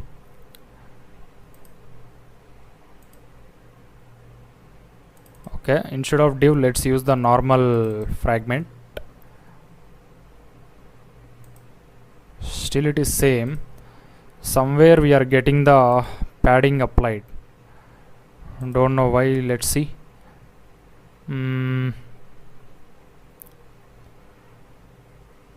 App.js. This is just the normal route and we are rendering directly the admin part. From where the padding file is coming?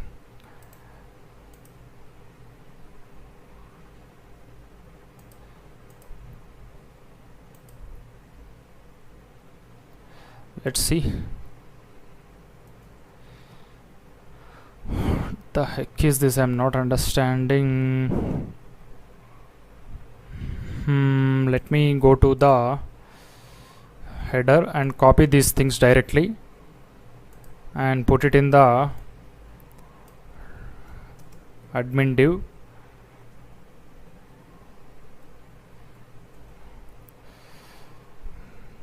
Now let's see. Still it is same.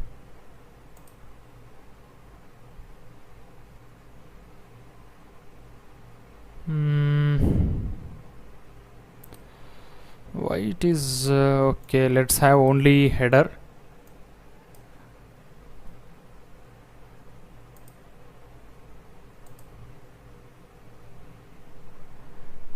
Okay, give me 2 minutes guys, I'll check the error and I'll come back to you. Okay, thank you guys. So I understand the issue. This extra margin is coming from the h1 text, so that is the reason. So let me remove the margin and padding for the h1. Go to the index.css. So here for h1 I'll just write m0 p0. So basically it will have margin bottom, so let's make it important. Yeah, now it should work.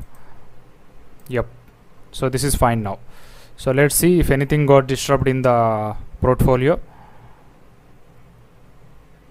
So here you can see it got disturbed. So in that scenario what we can do means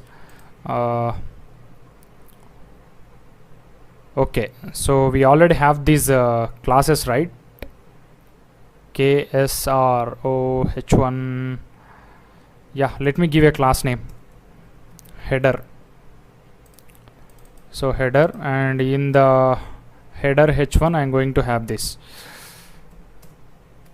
Yeah, now nothing will disrupt. Yeah, this is fine. Even if I go to the admin also, it would be fine, I believe. No, this is not fine. Dot header. Yeah, it's dot header.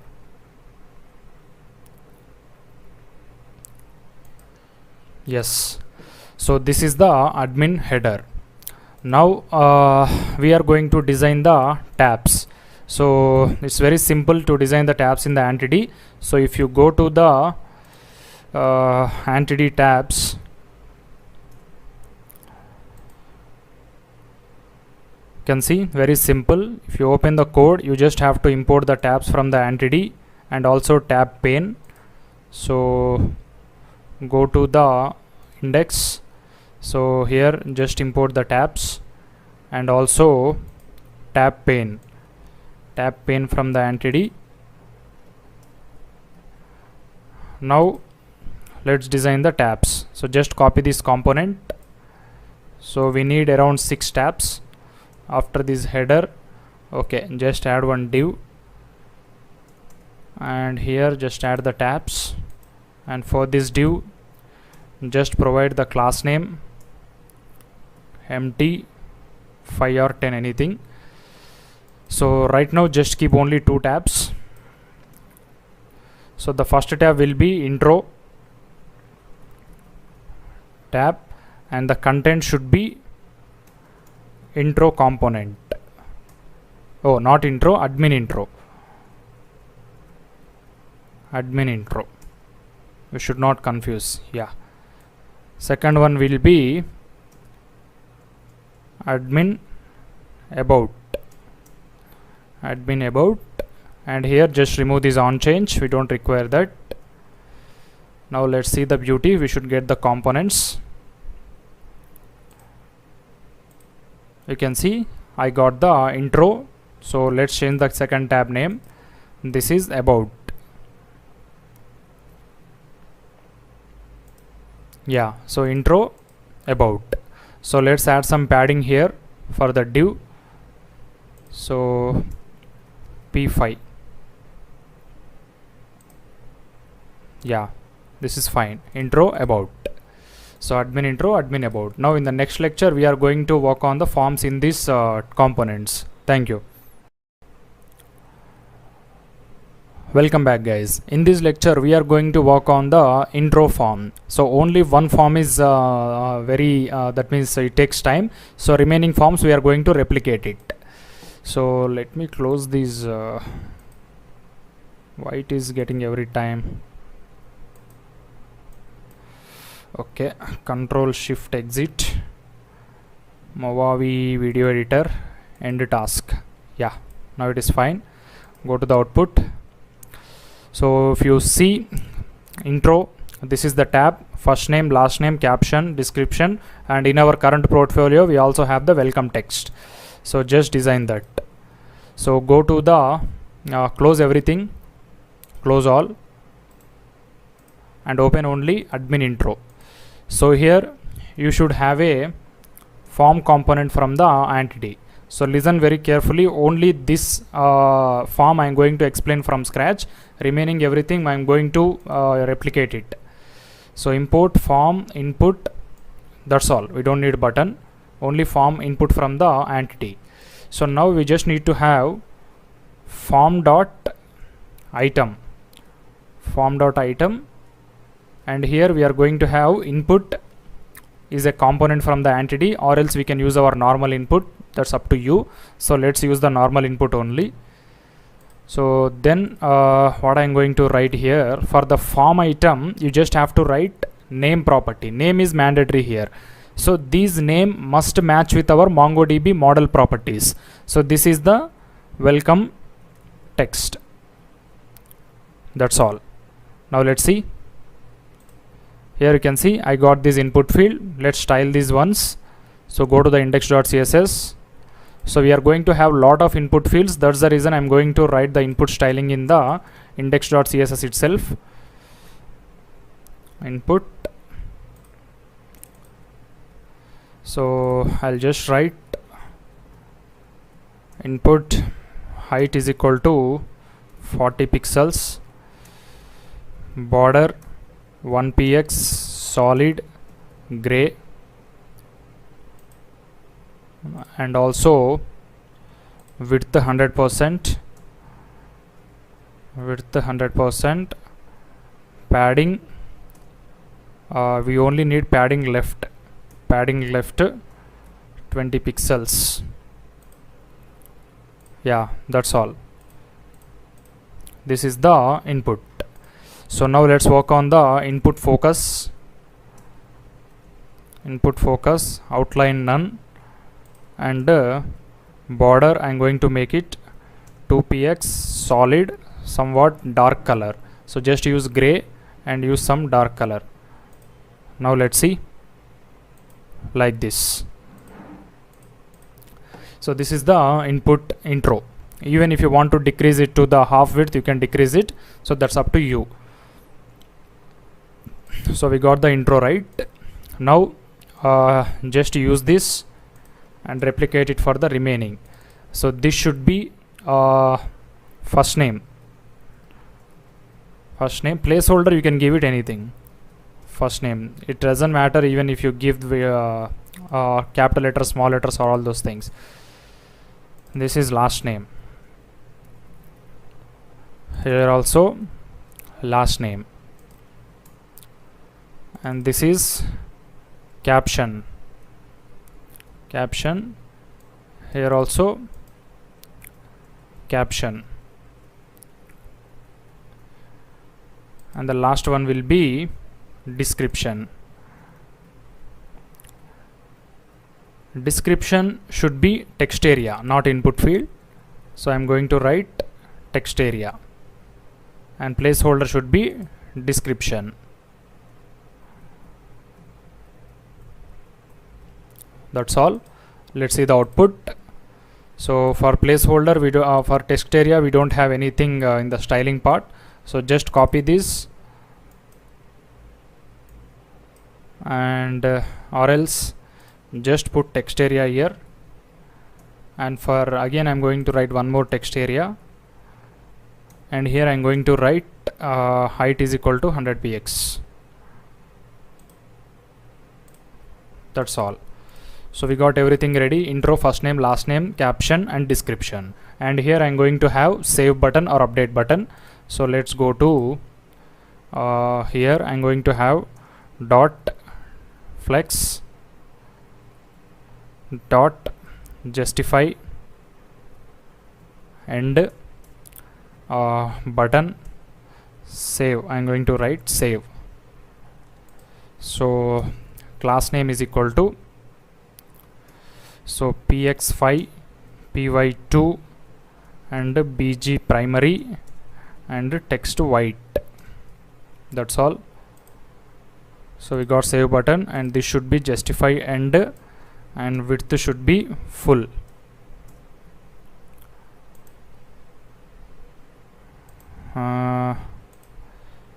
W full, white is not taking. Oh, spelling is wrong. Yeah, you can see I have the save button. So just make it px10.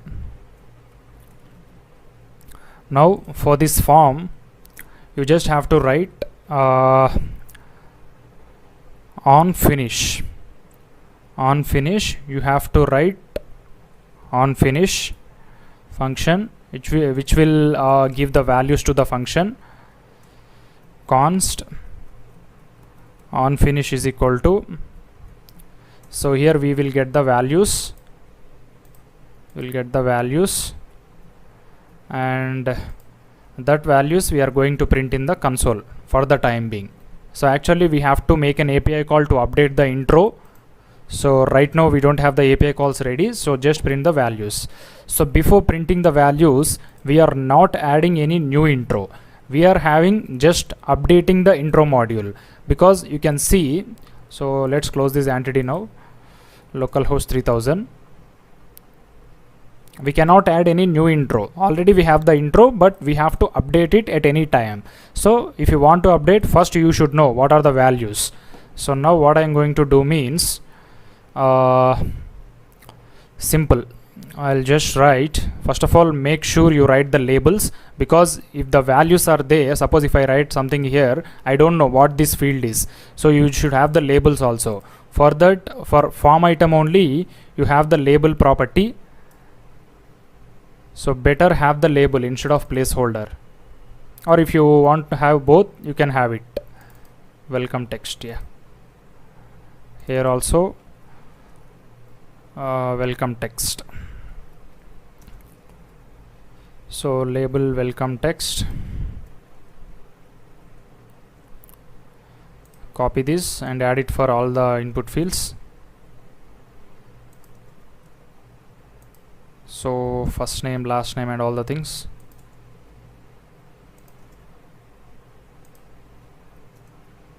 Yeah, so this should be first name.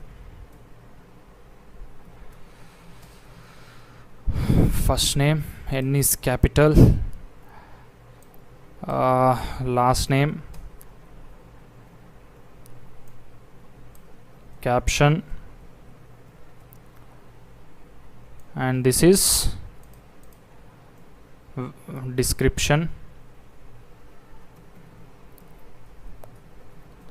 Yeah, now let's see. You have this welcome text at the left side, that means labels at the left side. So if you want to get it at the top, you have to write a property called as layout for the form. Layout is equal to, you just need to make it vertical. Now this is perfect, you can see. So now you have to get the original values by default populated into this form. So for that, you just have to write, that means first you have to get the values. Const portfolio data is equal to state.root, because we are only having one reducer. So portfolio spelling is wrong. Yeah, now it is correct. So use selector is not defined. Why it is not showing the snippets? Import use selector and use dispatch from React Redux. Okay, so now for this form, you just have to pass the initial values, which should have the properties like the name, first name, last name, caption, like that. So we already have the portfolio.intro, so that you have to pass to the what we call initial values for the form. So now I am going to pass it portfolio data dot intro. That's all. Now the value should be populated. You can see all the values got populated. Let's try to refresh the page. So we got an error because without getting the data only, this got loaded. So you just have to write portfolio underscore intro.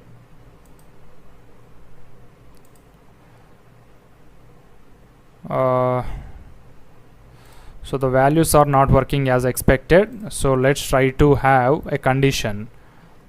So you can remove this dot intro, but go to the index.css, and here I'm going to write const same thing, portfolio data is equal to use selector state.root. Now whenever the portfolio is not equal to null, then only we are going to show these tabs. Portfolio data, then only I'm going to show the tabs.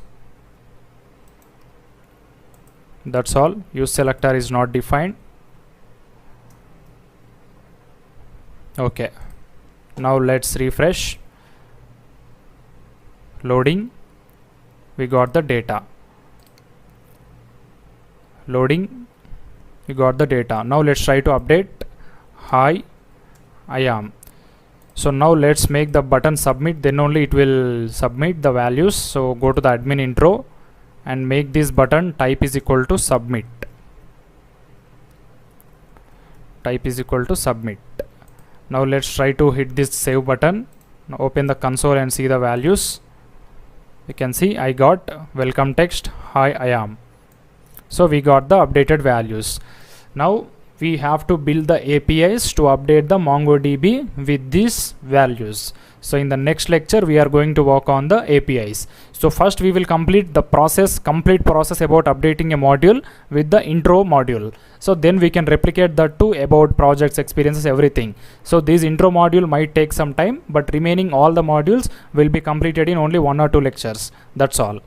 So thank you. See you in the next lecture.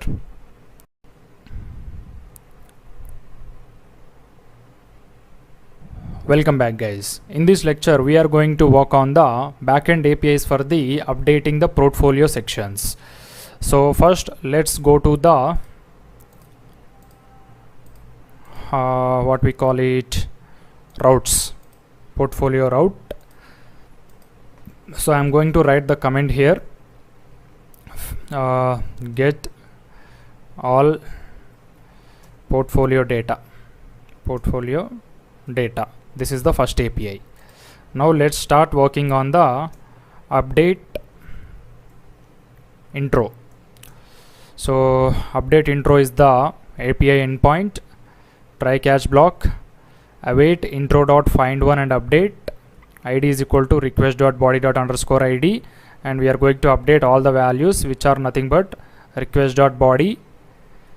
So new true, send, response dot status 200, catch, error block. So close the endpoint. That's all. So now here in the send, I am not going to send this value. I am going to write data is equal to something intro, and I am going to write a flag success true, and also message intro updated successfully. This message only I am going to display in the front end. So you might be confused how this code has come. So I am using the GitHub Copilot, so it will give the automatic suggestions. So let me explain. So const intro is equal to await find1 and update. We are going to find using the _id property, which we will get from the front end itself. So new request.body, new intro, everything. So now if it is success, we are going to throw the intro updated successfully success message, else we are going to throw the error. So now let's go to the front end pages. So the route name is update intro. Go to the admin intro. So this is the console log values. So instead of this, just write a try catch block. So this is very important because in the every admin intro part, admin module part, we are going to use the same thing. First we have to dispatch loading. So const dispatch is equal to use dispatch. This must be imported, use dispatch, and here I'm going to write dispatch the action name will be show loading, and let me import the show loading and hide loading. Redux slash just root slice, that's all, and also hide loading.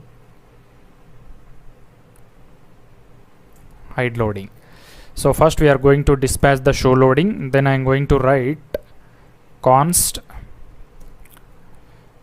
response is equal to await. Let's import axios dot post slash API slash portfolio slash update intro. We are going to send the values, that's all. Axios is not imported, let's import this.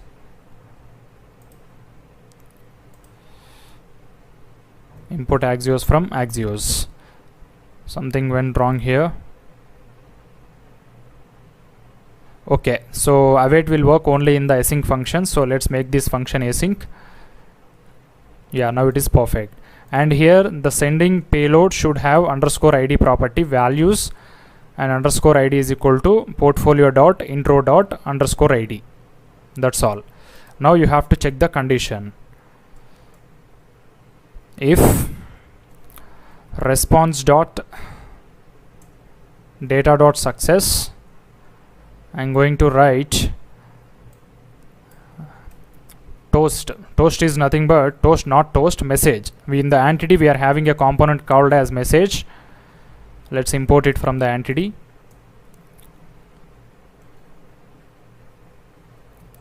Import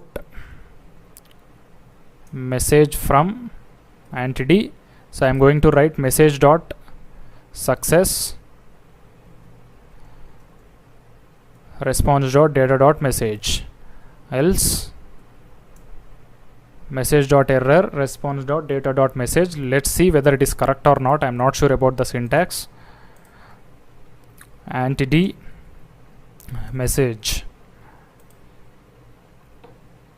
display normal message. Let's see how it should work. Message dot info message dot success. Yeah, like this only, I believe. Yeah, message dot success, we are right. So that's all, I believe. In the catch block also just write message dot error dot message. Okay. I think we are good. Let's see. Refresh. Okay, so instead of hello, I'm going to write hi, I am. I'm going to write the previous statement. Save. Request failed with status 404. And one more thing is, you can see this form is also coming. So to avoid this, you just need to write the z-index property for the loader. So let's go to the loader. This is the loader, right? I'm just writing z100. Now let's hit on the save button. Yeah, this is fine, but we got an error. Request failed with status 404. Let's see. Portfolio route. So slash update intro. Okay, this is not put method, this is post method. I'm using only post methods. Refresh. So even in the catch block also you have to hide the loading.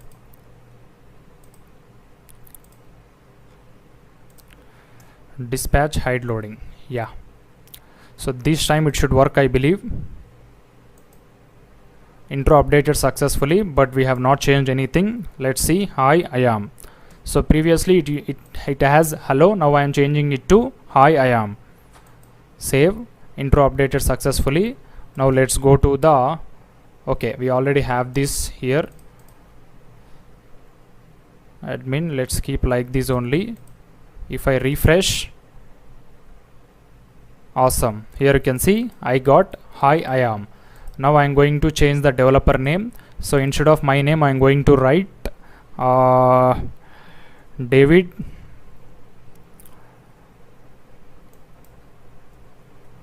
David Paul. So save, intro updated successfully.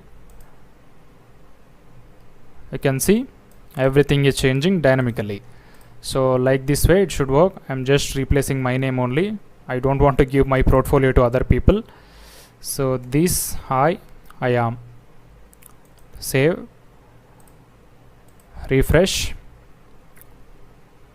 That's all. So this is about the updating intro. So in the next lecture we are going to replicate everything for the about. Thank you. Welcome back guys. In the last lecture we have completed the admin panel for the intro section. Now in this we are going to work on the about. So just copy everything which is present in the intro and paste it in the about, and find wherever there is intro, wherever there is capital intro, make it capital about, replace it. So replace it. Yeah, now let's see. Here we will be having one input field and two descriptions. So just remove these two things. Yeah, and the one input field will be lottie URL. So lottie URL. Here also I'm just writing placeholder lottie URL, and name also will be same, lottie URL. So name should match the MongoDB. So this is description 1, here also description 1, here also description 1. Copy and paste it for the description 2. Description 2, description 2, here also description 2. And here instead of portfolio dot, oh, we got it right only. So it's not capital about, it's small about, portfolio dot about. And here also it should be about, here also it should be about, update about, values and everything is fine. Yeah, that's all we need. So let's see about. So we got the values. Now we just need to get the API.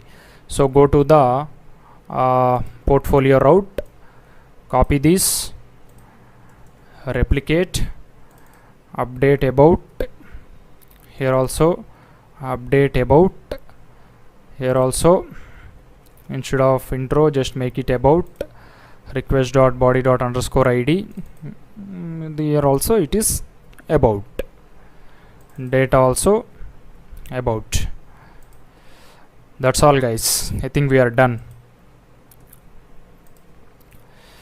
Okay, let's cross check whether we are missing anything or not. No, we are not missing anything. So let's refresh once and try the API. So I'm going to change the description 1. So instead of hello I'm going to write hey. So this is the only change I'm going to make. Save. So here after refreshing we have to get hey. No, it didn't got updated.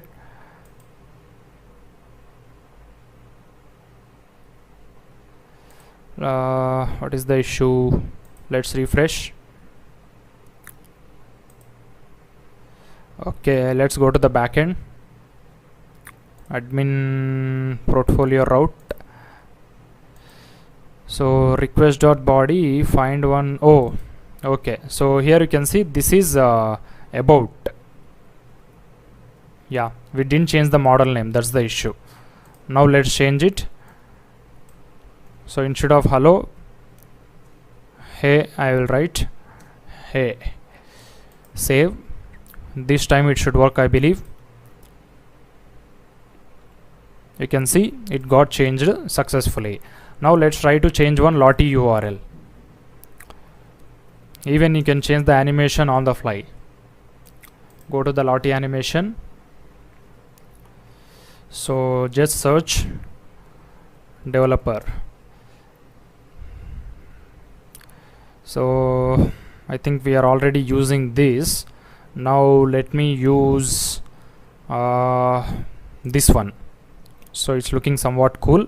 So you just need to copy this URL, copy it, and go to the admin panel and update it. Save. Refresh. Now you should get the different animation. Awesome. Here you can see everything is working fine. So this is about the updating the admin. Even you can also update the skills, but if you observe, we missed the skills in the about, so we need to have that. So go to the skills.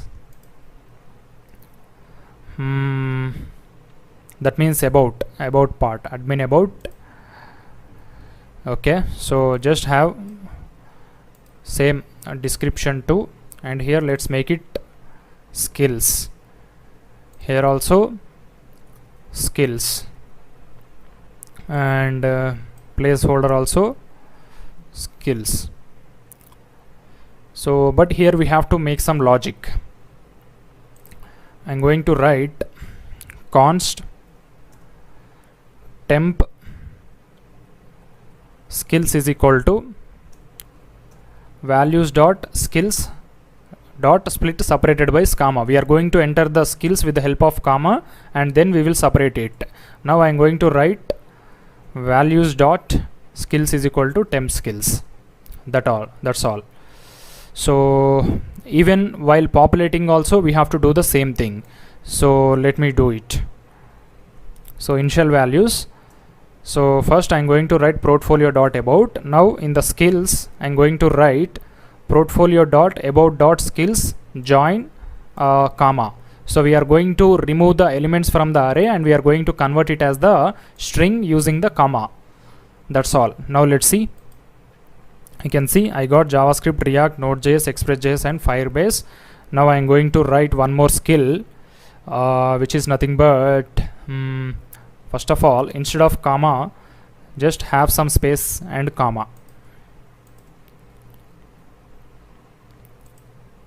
Refresh.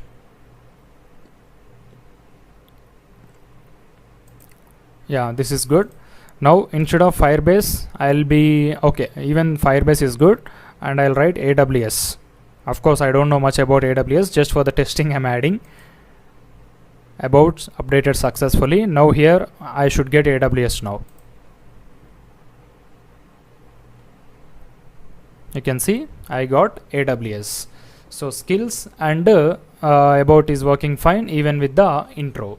So we have completed 2 sections in the dynamic admin. So we are left with what we have: experience, projects and courses. Even for these 3 also, if you write code perfectly for one section, we can replicate it for the remaining 2. But here the complexity is you should not only do update, you can able to insert a new experience, you can able to edit the new experience, and you can also able to delete. So we have to perform 3 operations for these modules. So thank you guys, see you in the next section. Welcome back guys. In this lecture we are going to start the experience module in the admin part. So already we have completed 2 different modules, intro and about. Now we are going to have the experiences. So let's go to the admin piece and create a new component, experiences dot JS RFCE functional component experiences. Now let's go to the index and create a one more tab, and here I'm going to write experiences or experience, whatever you call it, 3. Here also experiences from the admin.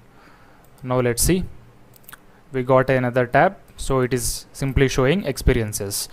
So now I am going to show the list of experiences we already have in a normal cards. So for that you just need to pull the data from the reducer. So I'm just writing const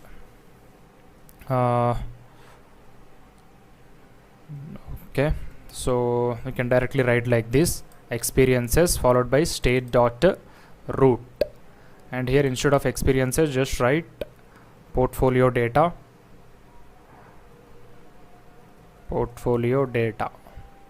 and then you just have to import the use selector and also use dispatch.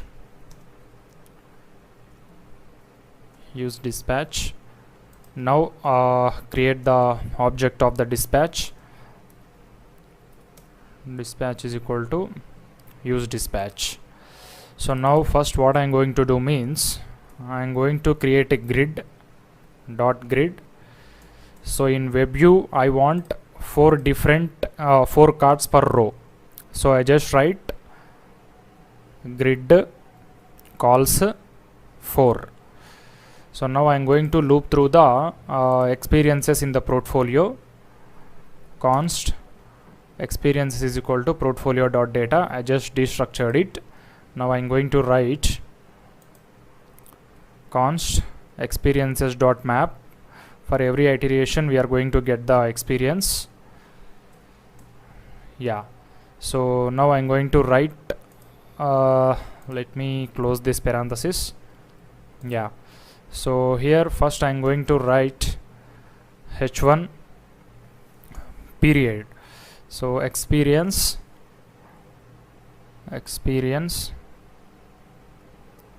dot period, then it should have company, experience dot company, then it should have title, that means role, and then at the last it should have description. Let's see the output. We can see we got period, we got the company, but we didn't got the title. So let's see. Oh, it should be title.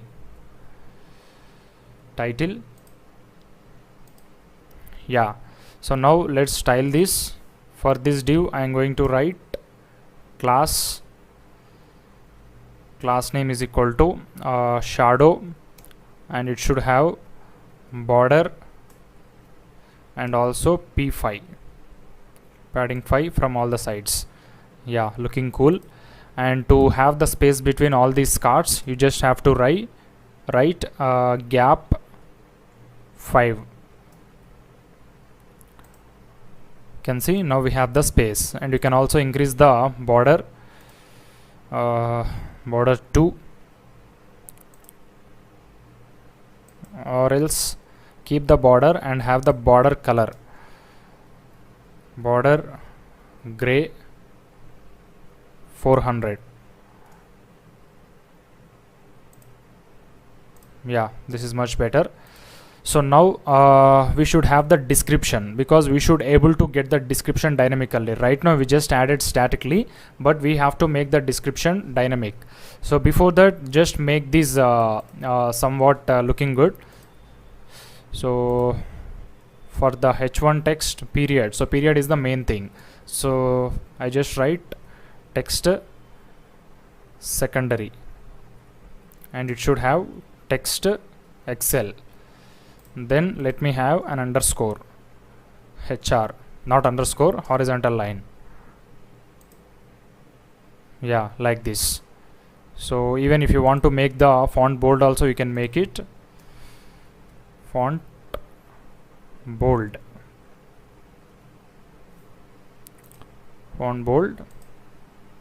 Yeah. So ShadeTech is the company, React Develop is the role. So even if you want to write the Details also you can write like this: company, role, and description. We need not to do anything. So here you can see, yeah, this is looking good. So company, self-employed company, like this. Now let's have the lorem ipsum description in every MongoDB document. So let's write some lorem ipsum description in the experience. Okay, if I go to experiences, somewhere we should have the lorem ipsum content. Yeah, this one. So I'm going to add this for the description in the MongoDB. So you will get that to the front end also. So we have only 3. So for description, here I'm going to add it, paste, and here also paste, here also paste. Yeah, so why this empty space? Okay, it doesn't matter, I believe. Update, or else why these empty space I am not getting. Okay, first let's cancel this and try to refresh. Experience. So there is nothing wrong, so everything is working fine here. We are getting the description, and then we should have the delete and edit button here. So I'm going to have a flex dot flex, and here we should have edit and delete. So we got these 2 buttons, and we have to make this justify end,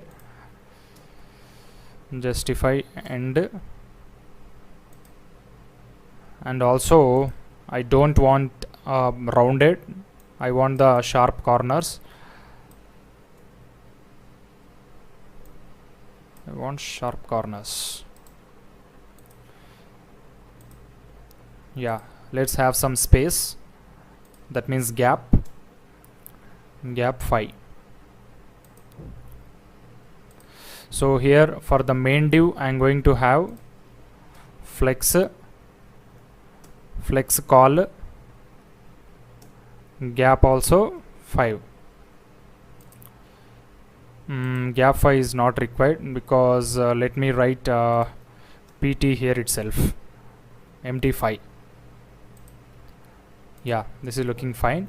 And even for this also it's not matching, because here also we have this kind of color. So let's make this what we can call primary. Let's have it as the primary.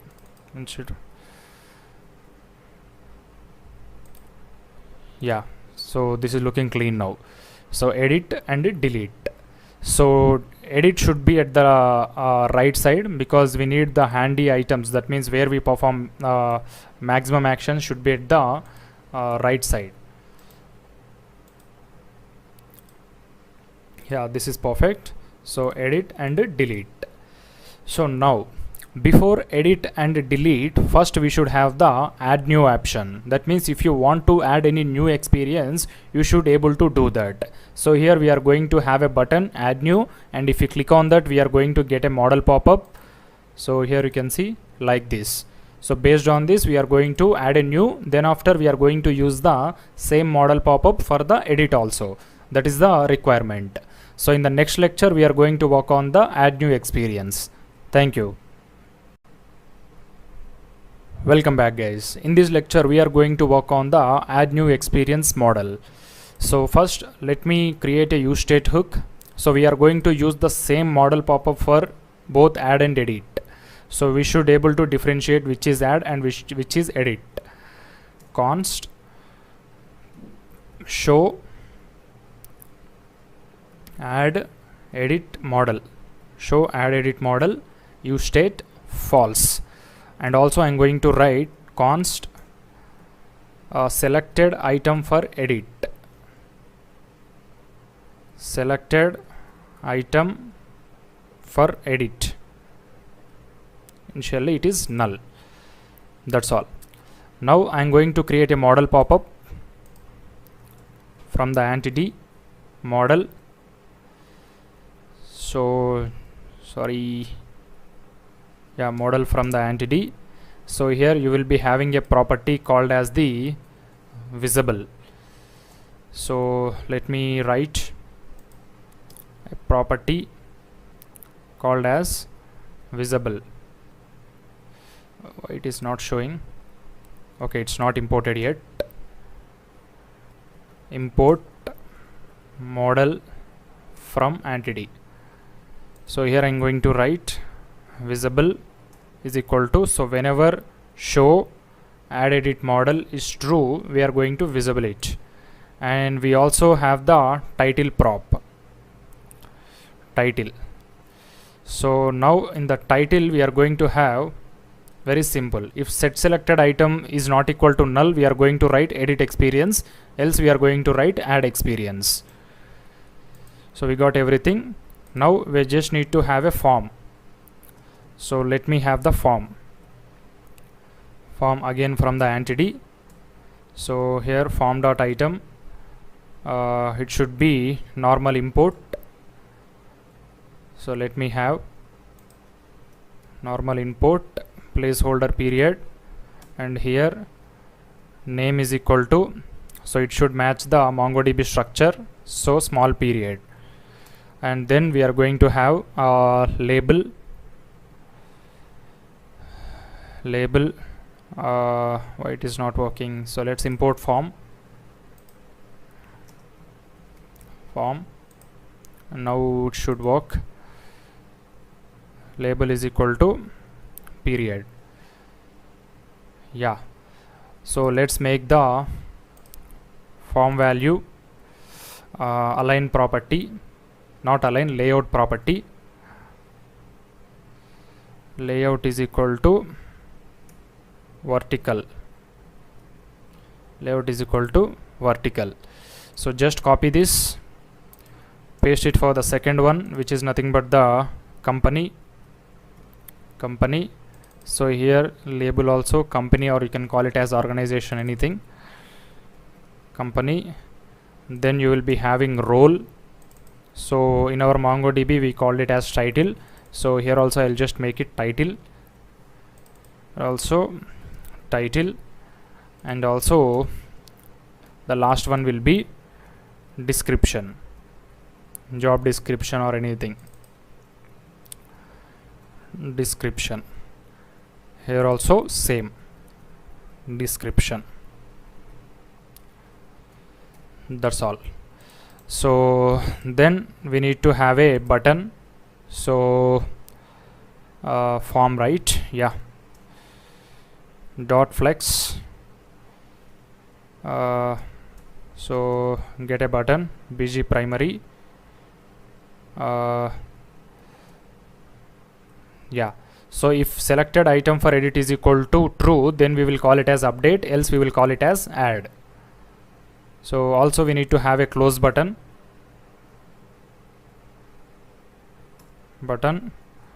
close or cancel, let's call it as cancel. So here also I'll do the same thing almost, but some different styling. So here I'm going to call it as, instead of bg primary, I'll just write border primary, and text also primary, bg white obviously. So on clicking on this, I'm going to write, on click, I'm going to write set show add edit model true, oh false. I think we are good, so let's do this. So first we should have a button at the top. So here also dot flex again, dot flex. It should have justify end, because after clicking on that button only we need to open the model. So button, we need the class, not this, the snippet is not working as expected. So button dot bg primary dot px5 dot py2 dot text white. text white. So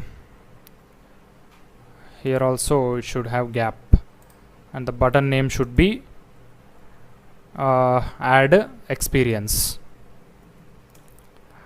Add experience. That's all. Let's see what we got. So here you can see I got this button add experience. So let's remove this white. Okay, so now let's have on click for this button.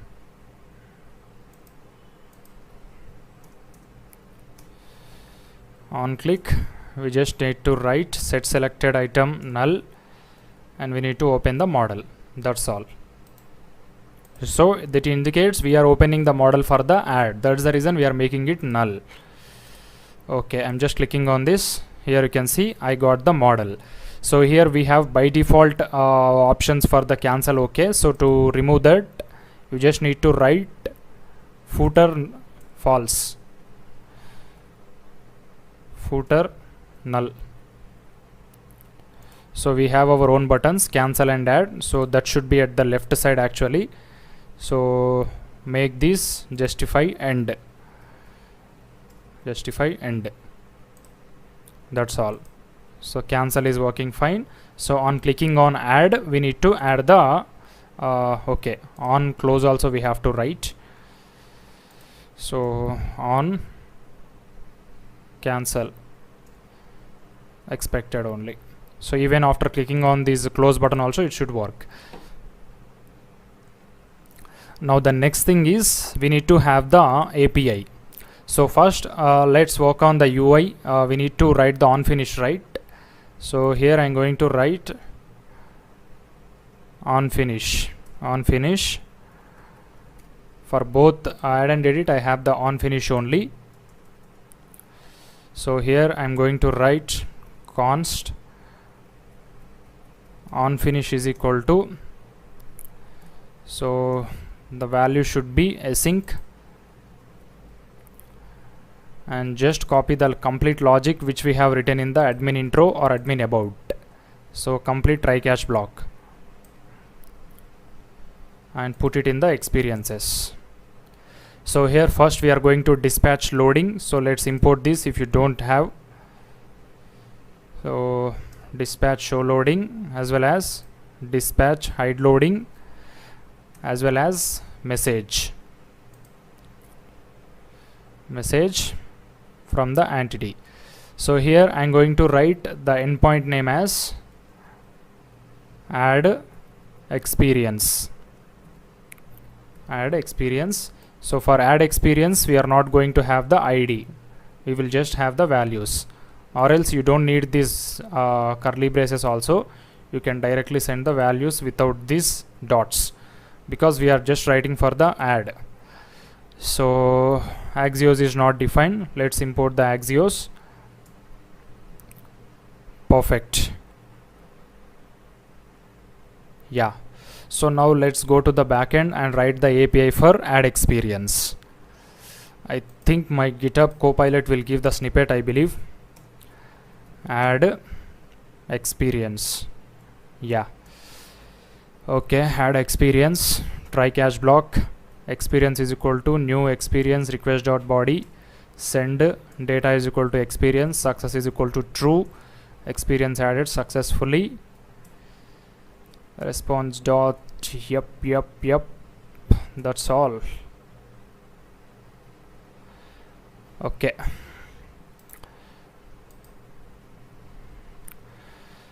I think this is enough. So const experience is equal to new experience. We are writing await experience dot save, the complete request body we are saving, and we are just sending the message experience added successfully. Okay. Now the thing is, after adding we have to reload. That means we have reload the content. So for that what you have to do means go to the app.js, where it is, yeah, app.js. So here we have this get portfolio data, right? So initially if there is no portfolio data, you have to call it, or else whenever you make any updates or whenever you make any adding request also, you have to call this get portfolio data. So for that, what I'm going to do means I'm going to have a flag reload data in the reducer. So I'm going to write and use effect. So yeah, so whenever the reload data value changes, and if reload data is equal to true, then we are going to call the get portfolio data. Now let's go and add that flag in the reducer, redux, root slice, reload data false, and we are going to write the function reload data true. So action, so action dot payload. So after calling again, we are going to make reload data false in the app.js, because it should keep on calling, it should not keep on calling. So here, after getting the data, I'm going to write dispatch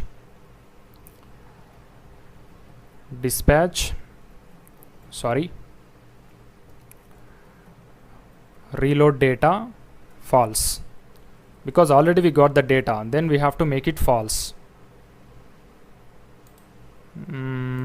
We have to export it.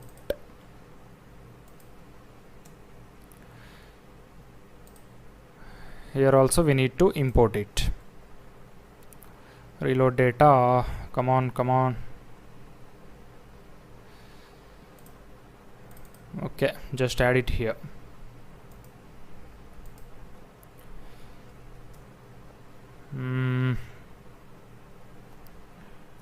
Yes, that's all.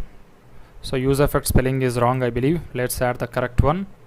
Yeah, so now we know when should we call this reload data. Whenever there is an operation like add and edit, we have to call this. So it will check here. So if there is any reload data is true, it is going to call the data again. So now what I'm going to do means, let me have go to the experiences.js in the admin. So if it is success, if response.data.success, I'm going to write dispatch. Okay, first set show edit model false. Okay, no problem. And then dispatch hide loading, and also above this, okay, not above this, after this I'm going to call dispatch reload data true. We need to import this reload data. That's all. Reload data is not defined. Let's import. Oh, it's already there. Yeah, I think we are good. So we may get the errors for the first time, but no worries. So experiences, I'm going to add a new experience like 2021 to 2022. I did as something like manager. Oh, so just write company is equal to ABC Tech. So title is equal to manager. Description, I'll just write worked as manager. So I'm going to hit on the API add button now. Experience added successfully. Here you can see I got this what we call new experience 21 to 22. But if you observe, so whenever the loading is true also, we could able to see that model pop up. So we have to hide that. So what I'm going to do is to make that fix. First let me close all this. In the app.js, let's make the model pop-up open, and let's make the loading true once.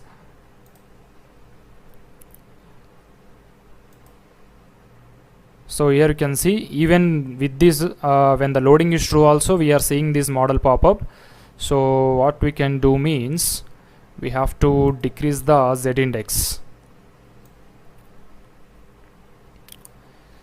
So this is ant dialog, I believe. Okay, ant model root. So the ant model root z index must be less than our loader. 50 important, so not working. Let's have this ant model mask. Yeah, z index, you can see it is having 1000, you have to make it 99, and then still it is having 99 means 0 important, still it is showing. And model pop-up wrap, here also let's make it 0. Yeah, so we have to make this ant model pop-up, ant model wrap z index less than the our what we call loader z index. So now what I'm going to do means I'll go to the index.css. So I just copied the class, so here I'll just write z index is equal to 50. That's all. So let's refresh. Oh, we need to make the loading false. Let's remove this. Okay, now let's try to open the model pop-up, and I'll make the loading not, so we should not see the model now, still we are seeing. Okay, so let's make this z index 50 important. Yeah, now it is perfect. Now let's get rid of the not symbol here.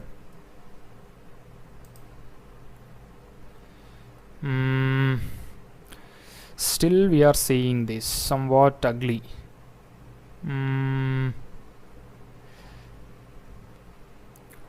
How we can fix this? So let's see. Keep this as a not symbol. So we are seeing some blur kind of thing, or else let's have the spinner loader more than 1000. So where is this loader? Here also I'll make this 1000. Still it is 10,000. Yeah, now it is perfect. So even if you close this and open the model pop-up again, okay, refresh once. So open the model pop-up. Okay, remove this, we don't need. Now it is perfect. So let's add one more.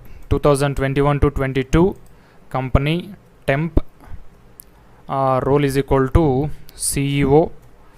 Description, I'll just write nothing. Add.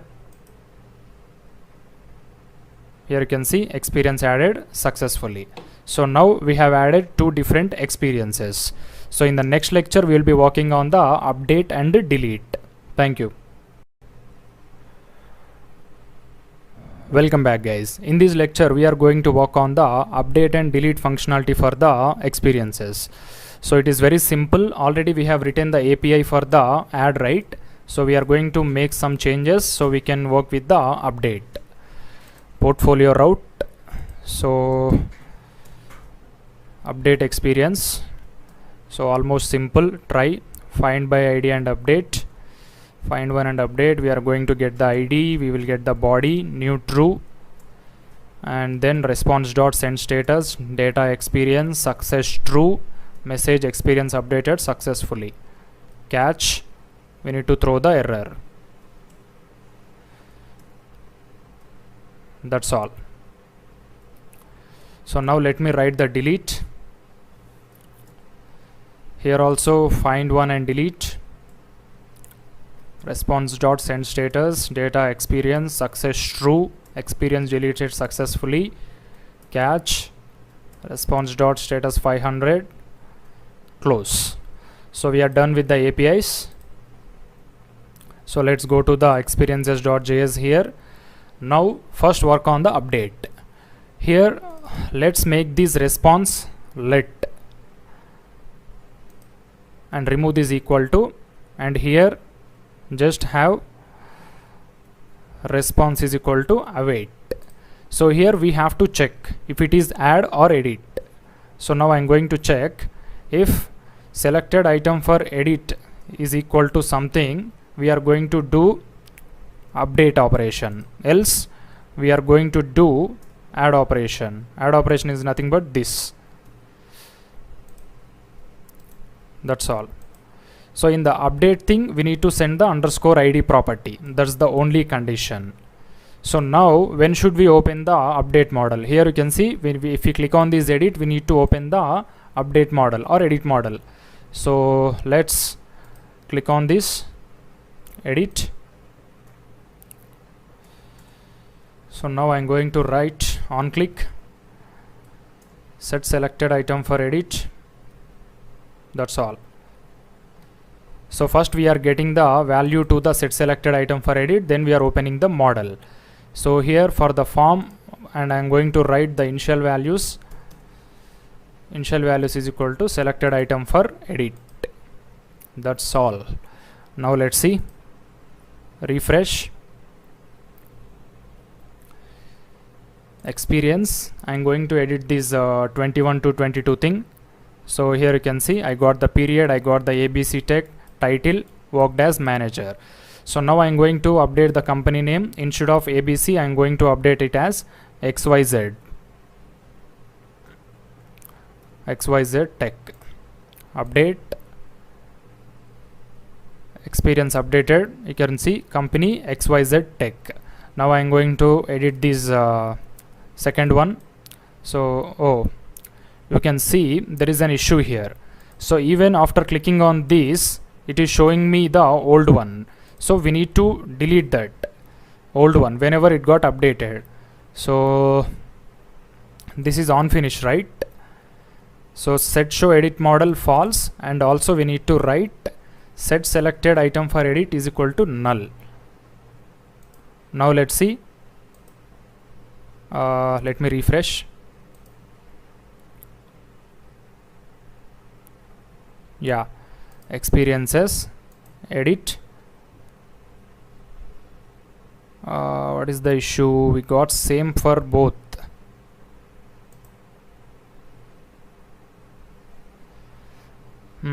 Something is going wrong. Here you can see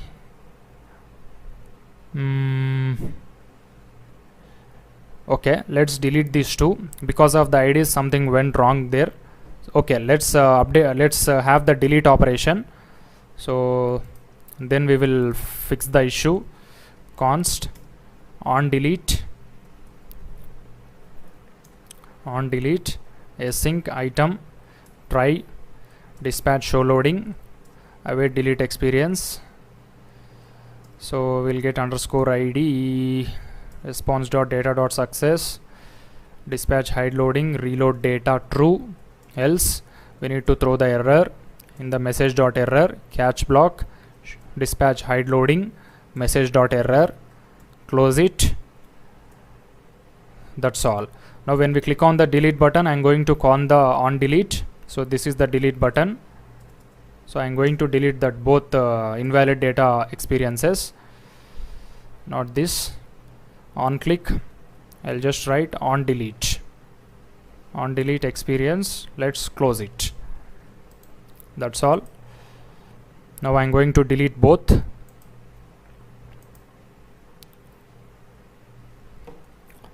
Experiences, delete. It got deleted. Now I'm going to delete these also. Superb. Experience deleted successfully. Now I'm going to add a new one. So here we need to have some space for this button. I'll just write empty 5.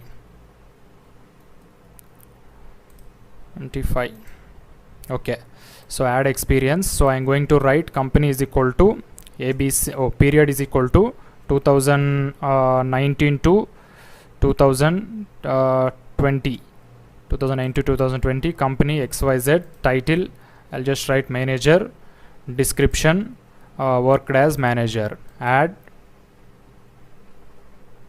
So it got added successfully. Now I'm going to edit it. XYZ Tech. Instead of this, I'm going to write ABC Tech. Update. Superb. Now it got updated successfully. Now let me update this 2021 to present one. So here you can see it's working fine, but the company is not changing and these details are not updating. What the issue? Cancel this. Even if I click on any one, I'm opening these only. Why these details are not updating? Okay, set selected item for edit. Okay, set show model for edit, true. What is the issue?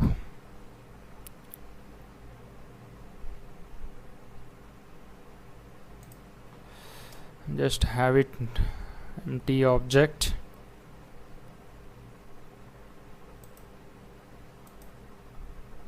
Still it is showing the old one only. Something we are missing.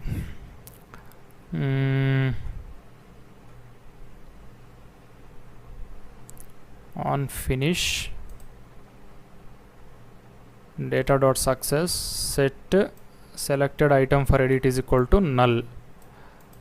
We are already making it null, then why it is populating the values?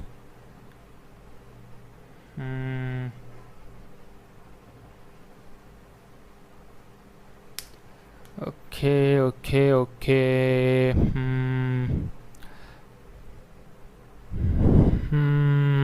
guys, let's try to do some more changes. So here we are having this model cancel, right? So for this also I'm going to make the null. That means set selected item null. Then here also, on clicking on the cancel button, also do the same thing. First close the model and also make this null. So let's hope for the best and close it. Let's see, do we have any mistakes? This use effect is not required. Yeah, let's see now.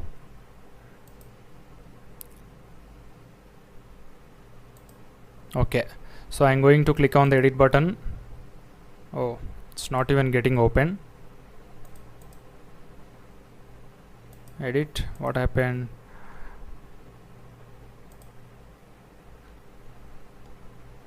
Show edit model, okay. On cancel, okay. Why it is not opening? Let's see, add is getting open but edit is not opening. Let's see why.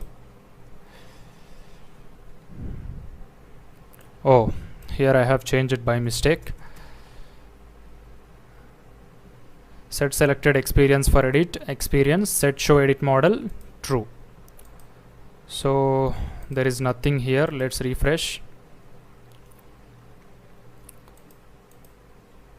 Edit. So I got 2019 to, so this data only, company XYZ, title manager, perfect. I closed it. Now I'm going to open this 2021 to present. Still the I'm getting the same. What is this behavior of the entity model? Okay, let's give me 2 minutes. I'll check and I'll come back to you. Okay guys, thanks for your time. So I found the issue. So actually the issue is whenever we hit on the edit button, it has to perform 2 statements. It has to set this data into the set selected model for edit, and also we have to make the model true. So both are happening at the same time. That's the reason we could not able to retrieve the exact data into the model. So to resolve this, we can have a flag. So I'll just write const type is equal to add. So initially type is equal to add. That means operation type is equal to add. And what I'll be doing means, so whenever we click on this edit button, I'm also making the set type is equal to edit. Set type is equal to edit. Now while rendering the model, I'm going to check the condition. If set type is equal to edit, until unless we get the data into the set selected model for edit or selected data for edit, then only we will show the model. So first I'm going to write the condition. So to open the model, we should have either type is equal to add, or we should have type is equal to, or even we don't need this, so just have selected item for edit. So if any one of these is true, then only you have to open the model. So I'm just wrap these two conditions in a parenthesis. Now put the and symbol. Yeah, so the condition what we have written means, so we are checking if it is type or add, or if the data is present in the selected model, then only we are going to show it. So let's refresh now. This time we should not get any errors. So first I'm opening the 2019 to 2020. Perfect. Now I'm opening 21 to present. You can see 21 to present, 2020 to present. Here also 2022, 2018 to 2019. So that's all guys. This is about the edit and update operations. So I'm going to delete this. Oh, that's all. So in the next lecture we will be replicating these experiences to the projects. Thank you. Welcome back guys. In the last lecture we have completed all the operations for the experiences module. Now in this lecture we are going to do the same thing for the projects. So first let's copy everything. Before copying we have to create admin projects.js. So here this should be admin experiences.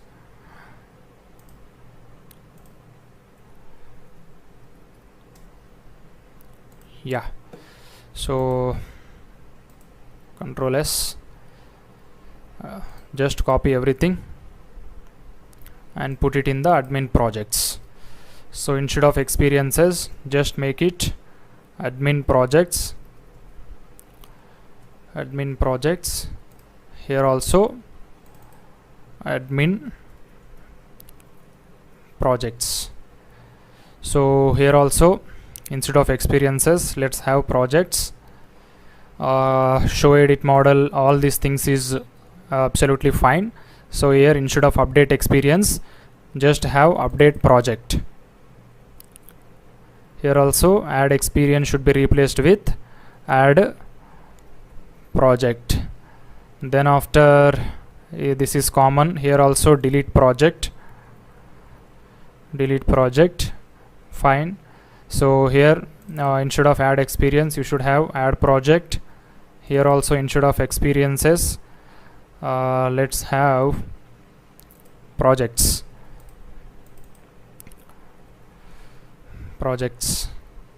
Here also project.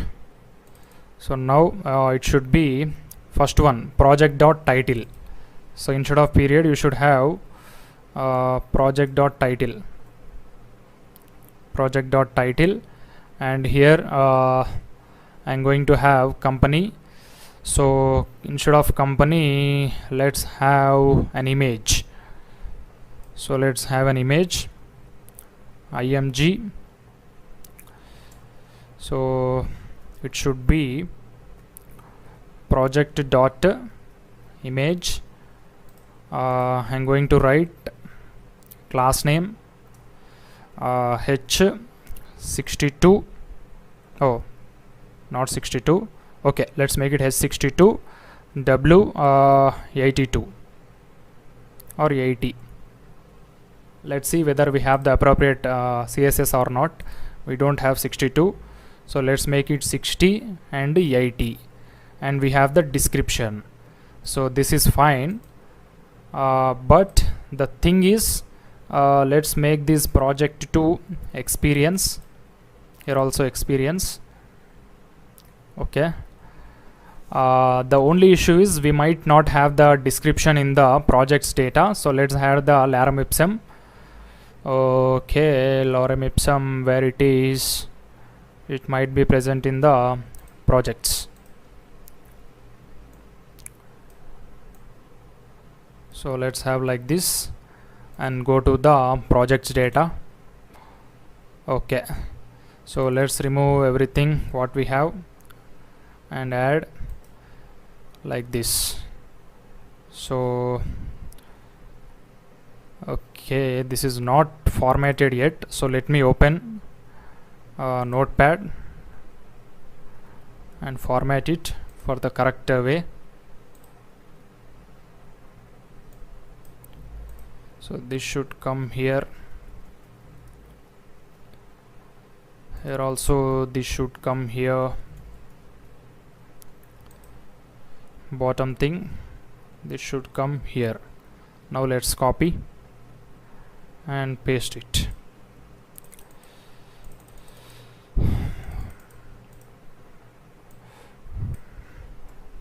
Yeah, now this is perfect.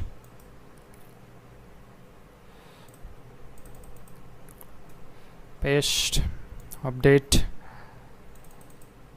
paste, update, paste and update, update, and the last one.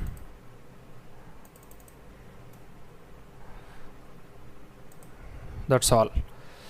So I think we are good. So let's have this notepad like this only. It might be useful later. Okay, so let's go to the output ones. We don't have the project data yet, so go to the admin piece and create projects as like experiences. Projects, here also admin projects.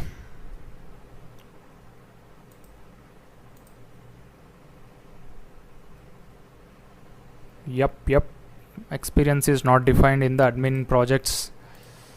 Okay, so we need to still refactor the data.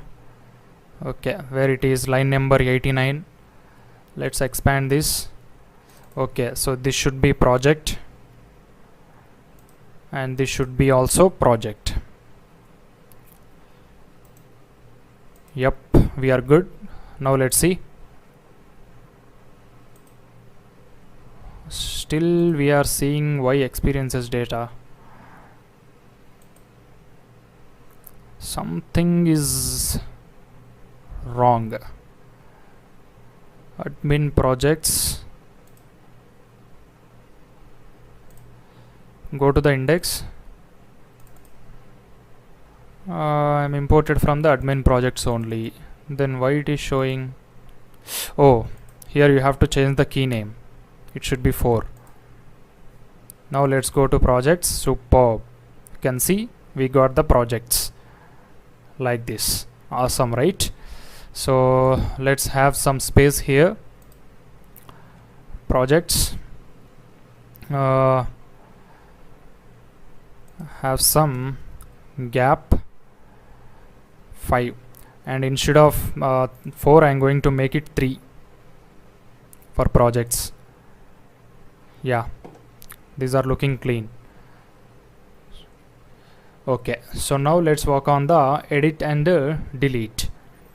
So delete would be same as it is, and in the edit only we have to change some fields. So let's work on that fields. First one will be instead of period, let's have title. Here also title. Here also title. Then after you will be having the image URL. You can call it as image. Label will be image URL. If you want to add the upload capability, you can add it. I'm ignoring that here. Image. Then we will be having what description.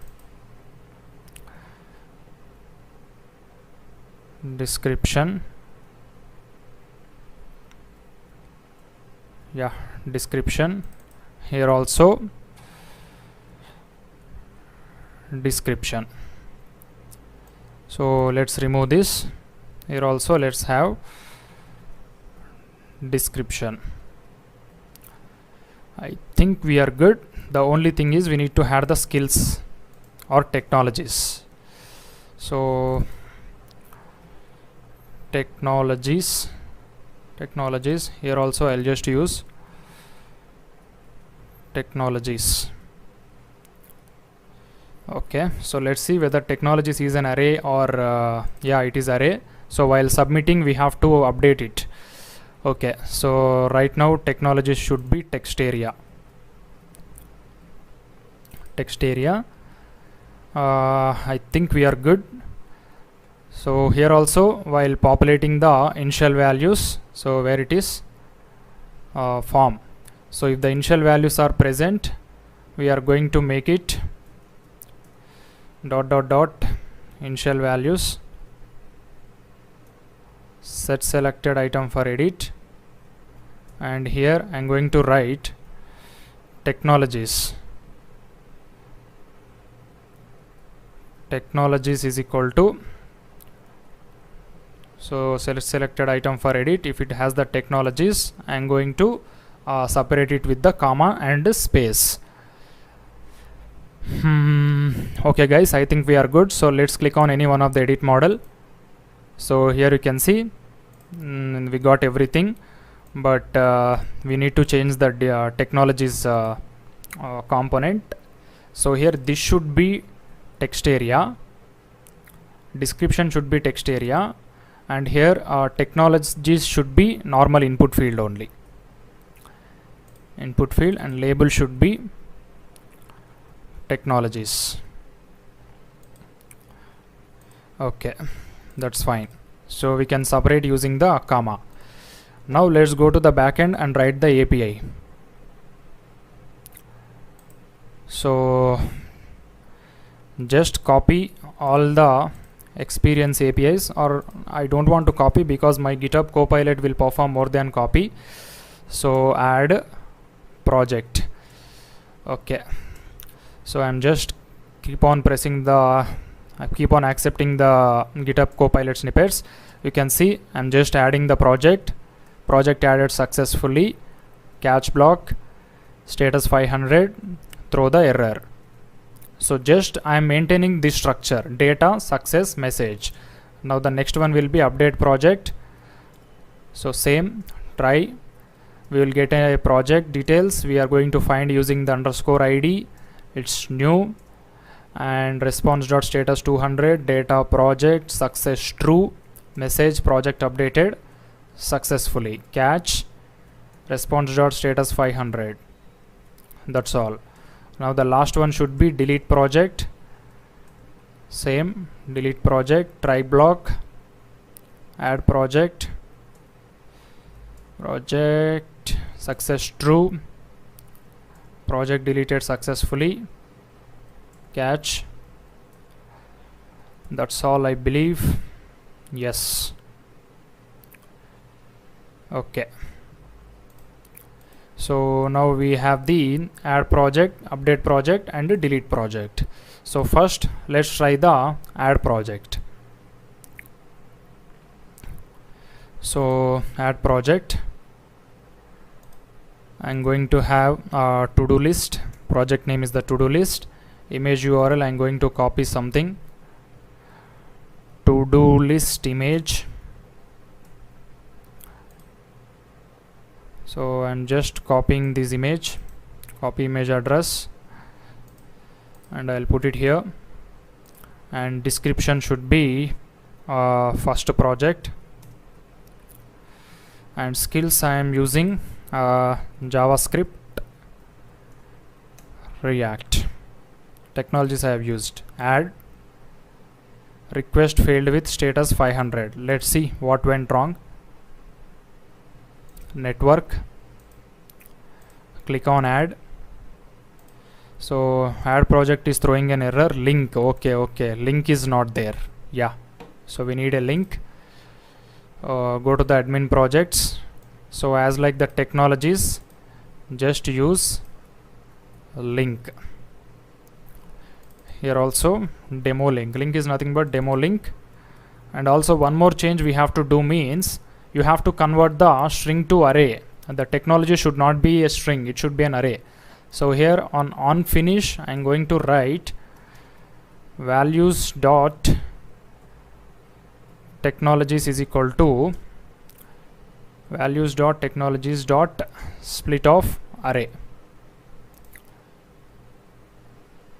Not this, you have to get it like array. Okay, const temp technologies is equal to values dot technologies, it's values dot technologies is equal to temp technologies.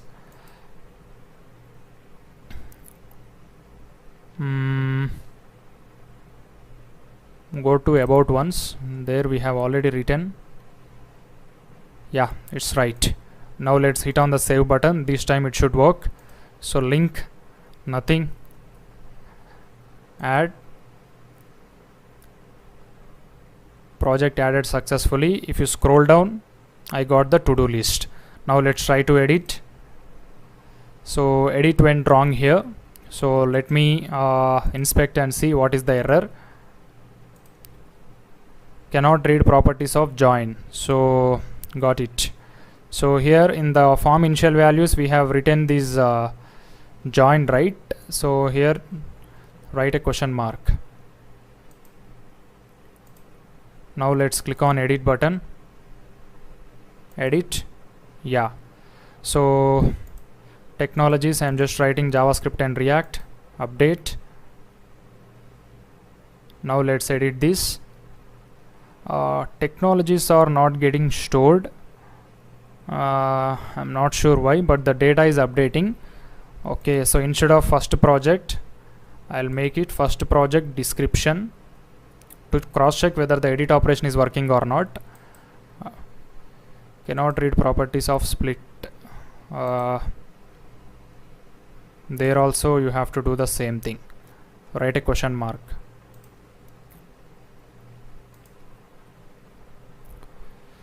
Or empty array. Yeah, now let's try first project description, update. It got updated. Now let's see, by using the localhost 3000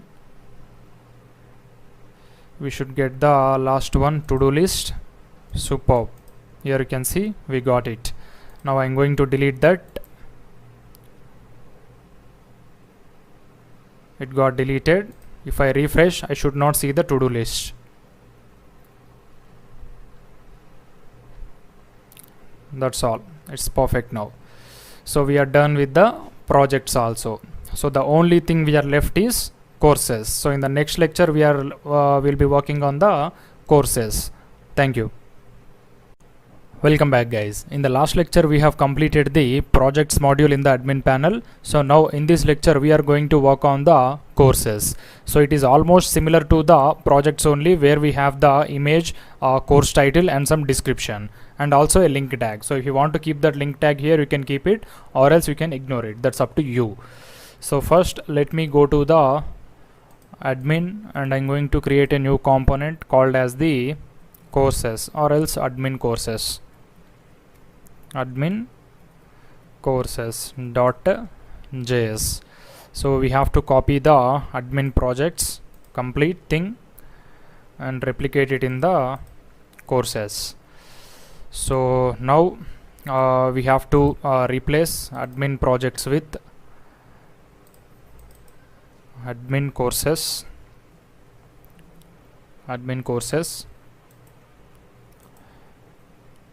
And then these projects with courses. Wherever there is projects, let's make these courses, and here wherever there is project, make it course.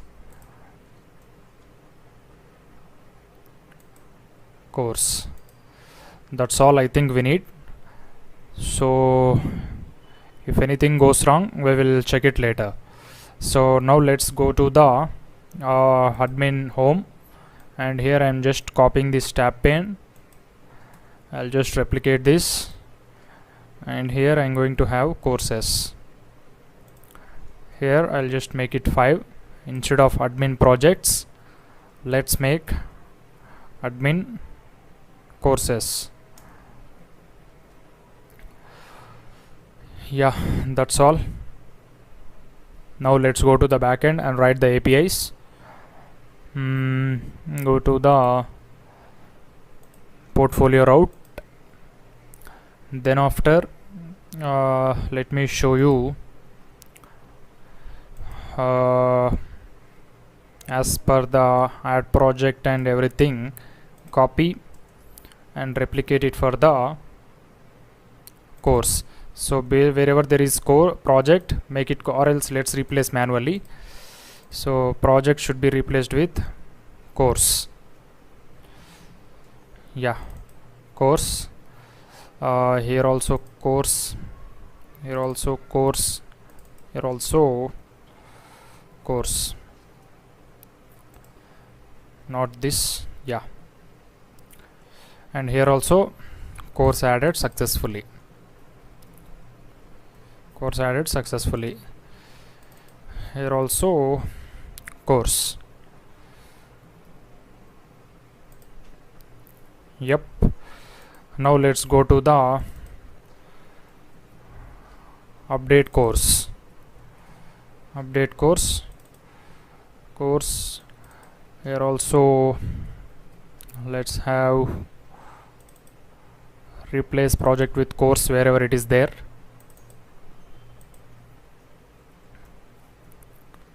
Yeah, course updated successfully. So the last one will be delete course.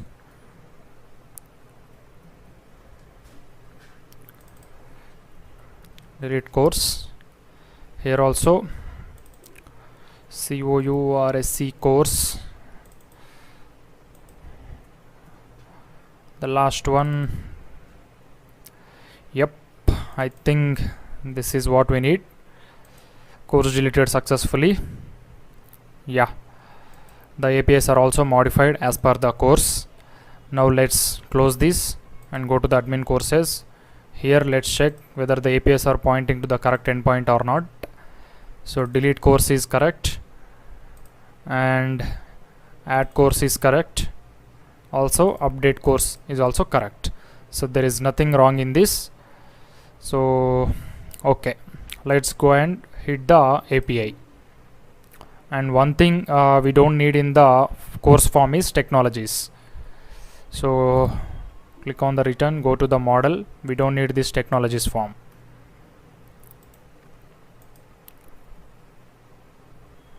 Yep. So we got the courses. So React development course, NodeJs course, HTML, CSS. Yep, everything is working, looking good. The only thing is we need to have the description. So let's copy the description and add it. So lorem ipsum, copy, go to the courses. So here I am just writing update.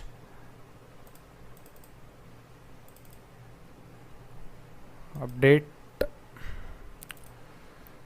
Here also let's update. Update.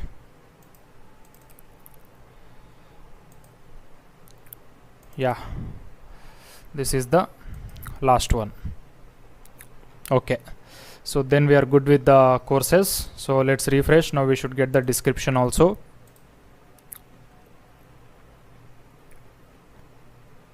Courses. Yeah, we got the description. So now let's go and what we can do, edit one description. So here you can see we have this Node.js course, right? So it should not be role, it should be title, course title. Already we have this Node.js course, so we don't require this. So we have, maybe we have this 2 times. So let's get rid of that. Yeah, We don't need this. We just need course title and description. And also for image, we are going to write some property called as rounded, so to look good. Yep, nice. So let's go to the edit of this Node.js course. So everything is working fine. So instead of Node.js course, I'm going to update it as backend course. Backend course update. Awesome. Here you can see backend course.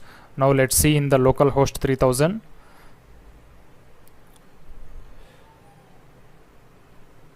You can see backend course. This is fine.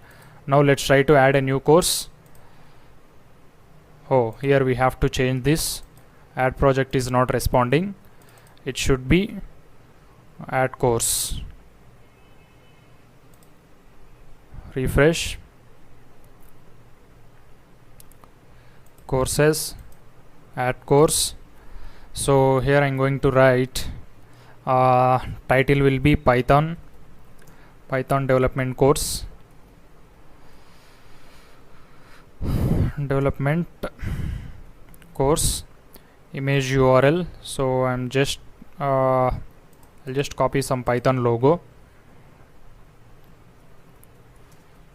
Python logo. Okay, this one not looking good. Anyhow, we are going to delete it. Yeah, I'll just copy this, copy image address, and I'll put it here. Description, I'll copy the lorem ipsum only, copy and paste it.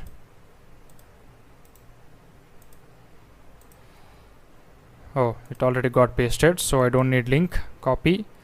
Request failed with status code 500.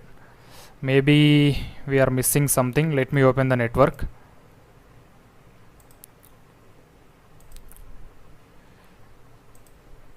Add. So link is required. Okay, we have to give some link. Nothing.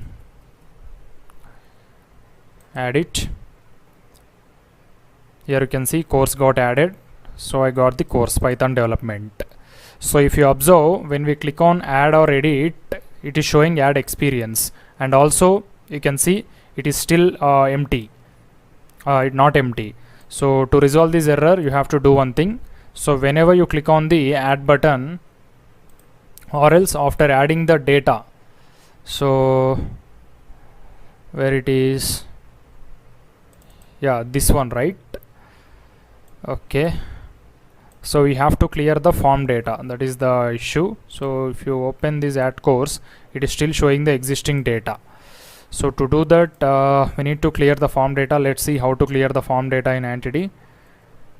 Entity form reset. Form reset. Even I don't know. Let me cross check. We can clear the form. This dot props. No, we cannot do this. Okay, so we have this method. Just copy, and form is equal to use form, and they are applying form is equal to form here. Form is equal to form. Where is it?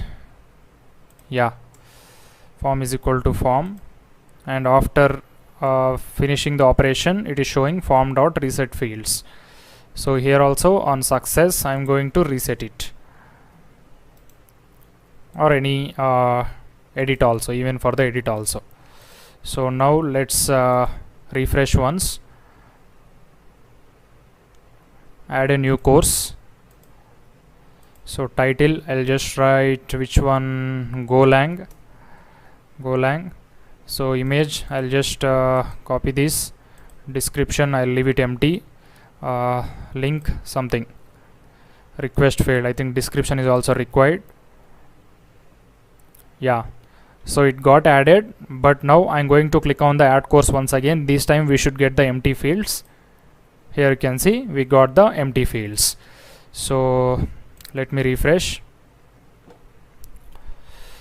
Okay, go to the courses. So let's delete these two. Course deleted. Here also course deleted. Now let's have the titles properly. So it should be add course and edit course. Even for the projects also we have to do the same thing. Add project and edit project. Add project and edit project. Okay, so everything is looking good. Awesome. Now let's try to view admin panel in the sorry, we are left with one more section, contact, right? So in the next lecture we will complete the contact section as well as the responsiveness of the admin panel. Thank you.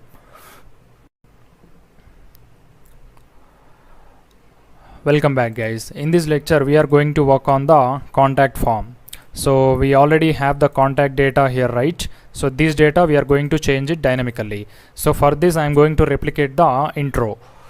So let me have intro data. Before that, let me create admin contact.js rfce. Oh, we need not to do this. Go to the intro, copy everything, put it in the admin contact. So instead of admin intro, let's make it admin contact. Admin contact, replace it, and coming to the data, so it should be portfolio.contact. So we don't need the welcome text, we don't need the first name and last name, we just need the name itself. So just name. Here also just name. Then we need age. Okay, name, gender. Here also I'll just write gender.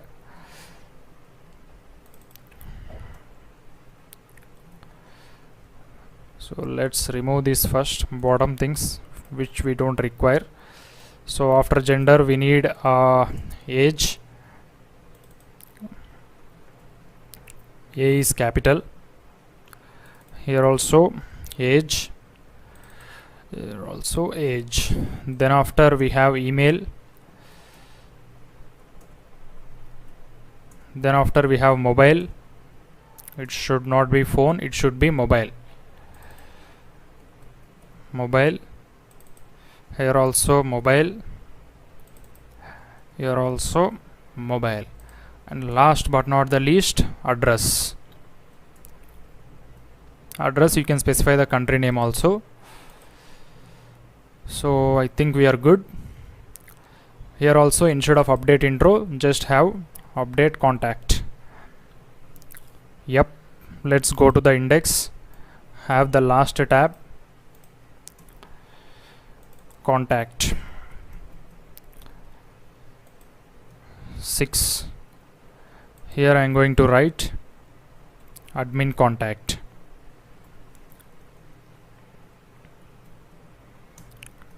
That's all. Let's see. Contact, we got the date populated. So now let's try to change the name from the admin panel. So instead of my name, I think we don't have the API ready. Let's go and write the API. Very simple only. Update contact. So same as like the contact, find one and update. We are going to get the ID and the body. Let's close these. Response.send success true. Contact updated successfully. So that's all. Now let's click on the update. So John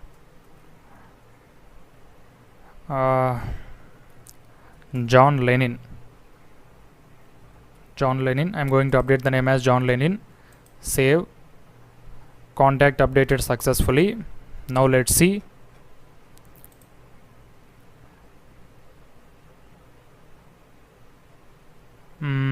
Something went wrong here.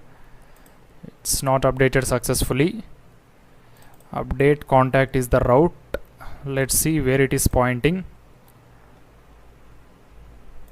/API/prot. Oh, it should not be intro.id, it should be contact.id. Yeah, this time it should work. Save. Cannot read properties of undefined. What is the issue? Oh, spelling is wrong here. Contact. Yeah. Let's try this time. Contact updated successfully. Still the data is not getting updated. Something is still wrong. Portfolio dot contact dot underscore id. It is the post request and pointing to update contact. Success. And why it is not working? This is the route. Update contact. Contact dot find one by update and request dot body. Let's see whether we have the contact model correct or not. Correct only.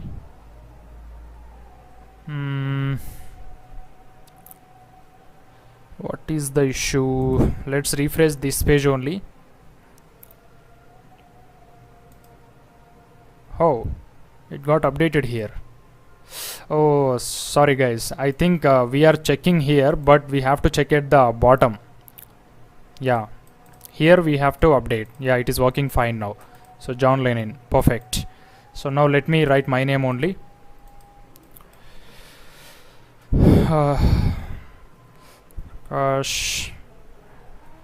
Space ready. Space ready. Save. Now let's see.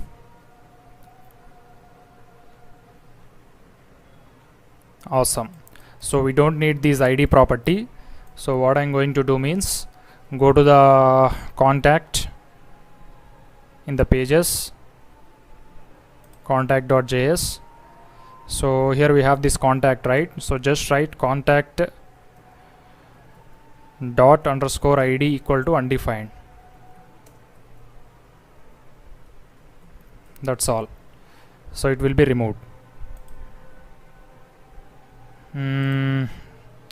Or else it's showing undefined, or else just write delete contact dot underscore id. This would be better. Refresh. Why it is throwing the error? Cannot delete property.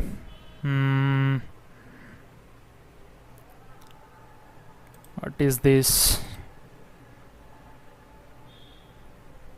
Okay, first let's try to print this in the console.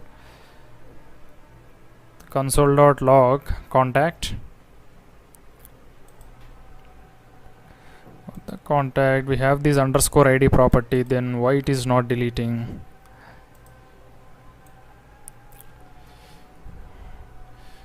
Delete contact dot underscore id.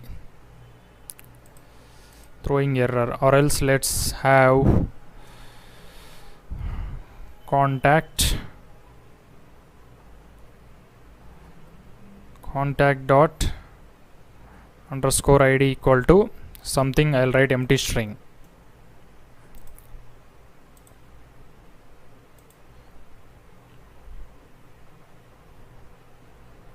Still it is not working. Cannot assign object read only properties. Okay. So here underscore id, got it. Let's try to do one thing. Write an empty object. refresh. Still it is throwing the same. Okay, let's get rid of this, and while looping only we will check that. So here we are looping it, right?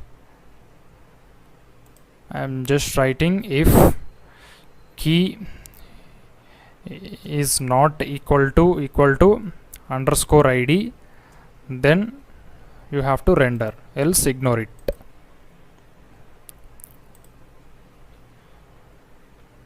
Yeah, here you can see there is no kind underscore id now. Also decrease the space, we don't need that much space. Gap 1, right? We don't need the gap 1.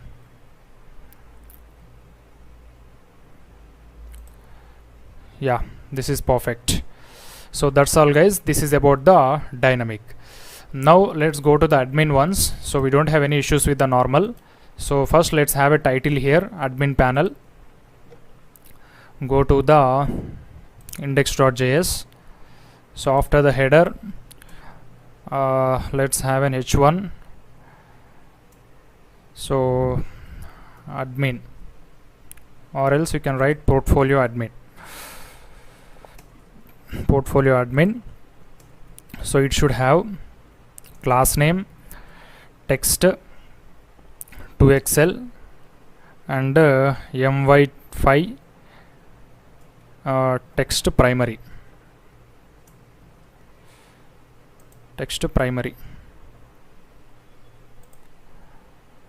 I'm not able to see this, where it is.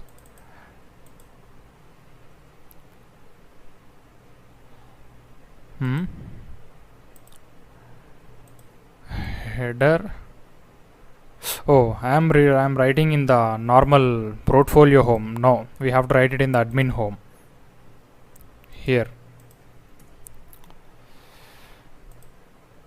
Yeah, now it is perfect. So instead of this mt5, okay, here just have p5.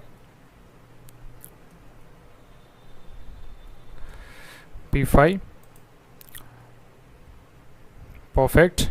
And we don't need this mt5 and all these things. Okay, what is this extra space? This is okay. Text to xl p5 is too high, so let's have only px5.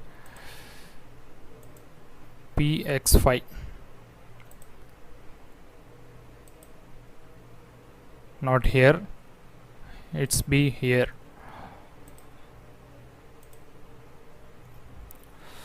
No, not working. So here let me write here p2, and here also px5, and here also px2, and oh, why it is not working, 3. Okay, px5 py2. This is better. Yeah, so portfolio admin. Now first let's go to the every tab in the mobile view. Perfect. So this is also perfect. So this is gone. So you have to do only one change. Go to the admin projects, sorry, not projects, experience. So here we have written grid calls 4, right? So here just make it sm grid calls 1. So I want only one row, one column in the mobile view. That means for one column I want one row. That's all. Here you can see, even for the projects also do the same. Admin projects, go to the data, where it is here. So sm grid calls 1. That's all. Perfect. The last one will be courses. Do the same thing. Courses, where it is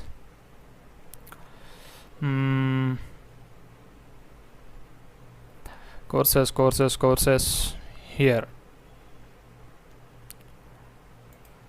SM grid calls 1. The last one contact, so contact is fine, we don't have any issues. So now let's see whether we could style these tabs or not. Of course we can style, but we have to find the entity classes and all those things. So let's see. This is the entity tab. So if you want data tabs in the vertical order also, you can do that. So let me show you how to do it. So go to the admin index. Here we have the tabs, right? Just write layout something where it is align or layout. Okay, let me check the entity for that. I forgot the names. Entity tabs. Let's play with the tab styling now. So disable centered icon extra. Okay, centered icon, extra content, we have card type. Okay, so these are the different stylings, but we don't need that.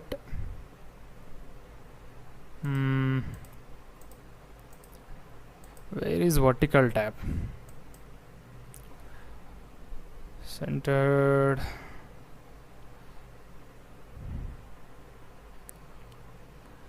Size we have. Okay, let me search vertical. Yeah, so this is the vertical tab. What we have to pass, let me cross check the code. Tab position.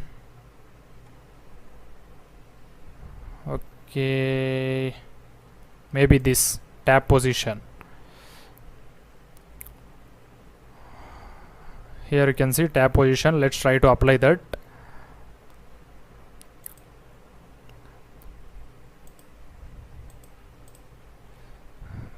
Go and try tab position left. Let's see the output. Yeah, so this is fine and looking much good. So experiences, projects, courses and contact. Yeah, so much better than the normal view. So let's see. Yeah, even for the mobile view also it look good, or else in the mobile view we can change it if you want. How to do that?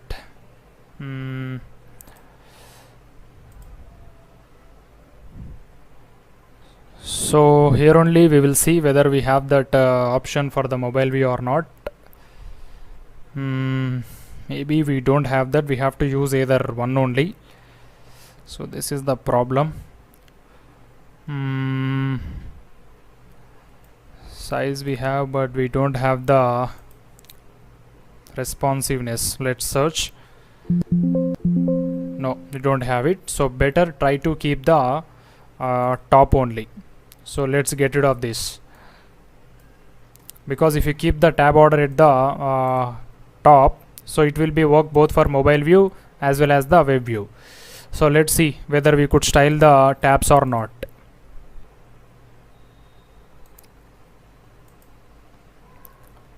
Close all.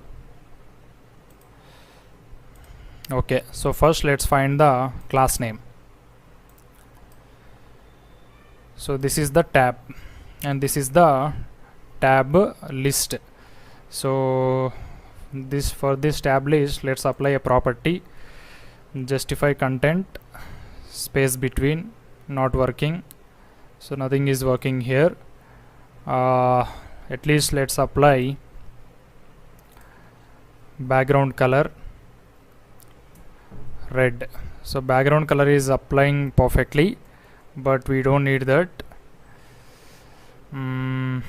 If you want to apply the background color, again you have to change the active border color and all the stuff. So better just leave it as it is. So because these tabs are not from the Tailwind CSS, it would take lot of times to style this, because no one will see the admin panel. The people will see only the normal portfolio, so that we can style with the Tailwind CSS as like we want. So admin panel is just for the functional level. So we have to make the dynamic portfolio, and that should be controlled at any place and at any time. So here you can see the save button is cutting. So let's have go to the index, and for this px5 and also pb10. This is fine. Courses fine, projects fine, experience, about, intro. So that's all guys. This is about the admin panel. So let's have some styling for the at least a header, either border or something. Just have an HR here, or else we can do like section title. So go to the section title and bring this here, copy the code and put it here, remove this py10 and make text primary.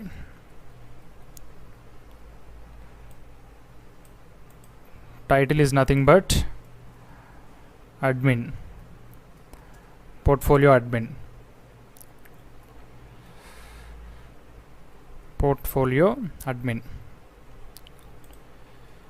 Yeah, this is looking much better, but we just have to add some padding.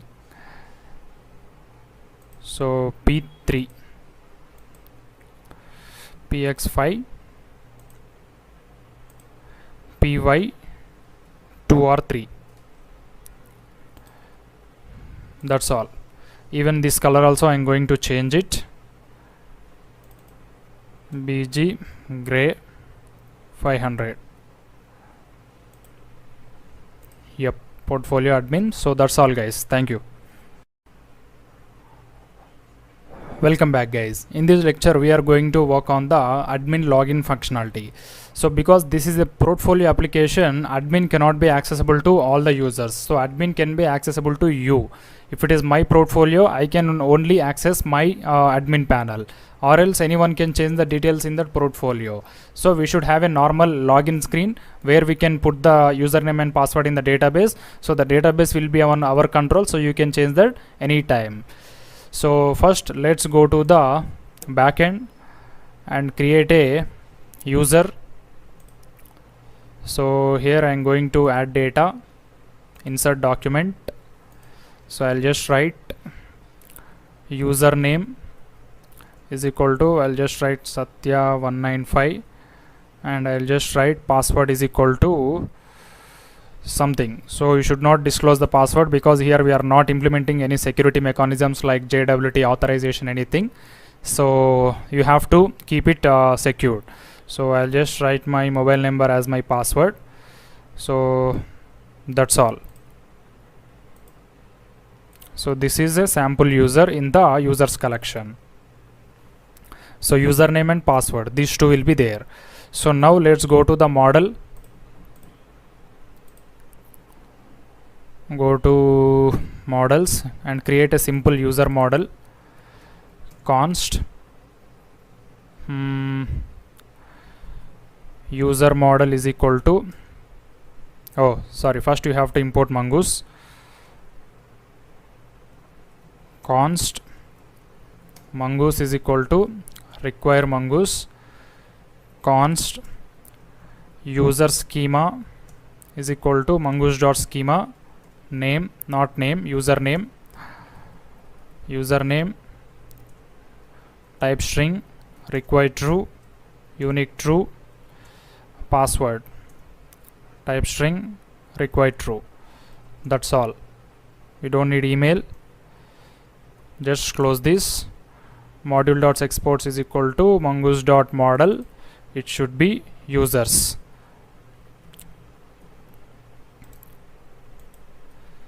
Okay, so now let's go to the, you can have that user route in the portfolio only, or else if you want to create any other, you can do. So I'll create only here itself. Why separate login? So admin login or user login, anything. So admin login is the route, admin.find1. Okay, so let me accept all the things. Okay, we don't need everything here. We are just implementing the sample login, try and catch. So later we will implement what it is, security mechanisms, everything. So right now this is enough. Okay, so in the try block, first I am going to find the user, const user is equal to require slash model slash user model. So I'm just checking user dot password and user dot name directly. Const user is equal to await user dot find one with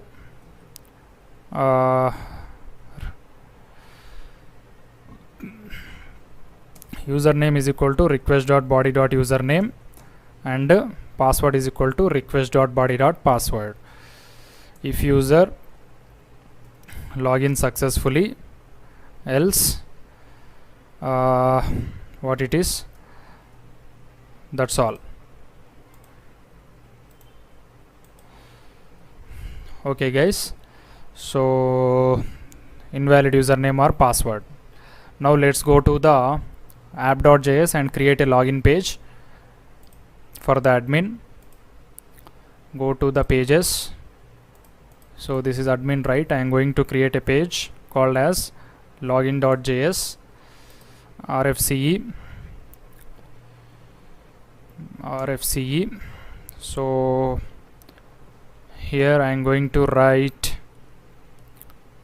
app.js. I'm just implementing the simple login. As I said, this is not any secured login. So admin login. So admin login, if it is successful, they will go to admin panel. Let me go to the login. So here I'm just keeping login.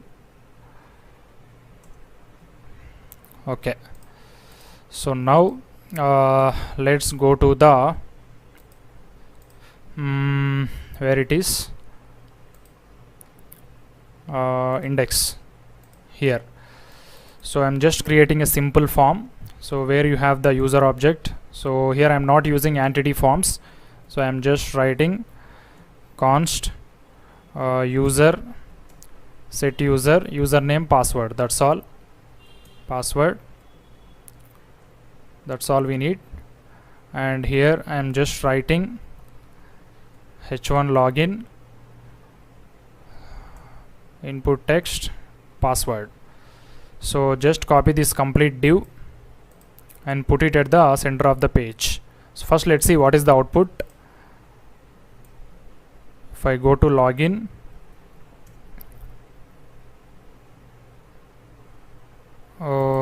why there is nothing here? Oh, it should be admin login. Should be admin login. Yeah. So now what I'm going to do means I'll just copy this div and I'll put it inside another div. So this div will have class name, flex justify center, item center and h screen. Justify center, item center, h screen. And this div should have class name just w96. Let's see the output. We got the login form.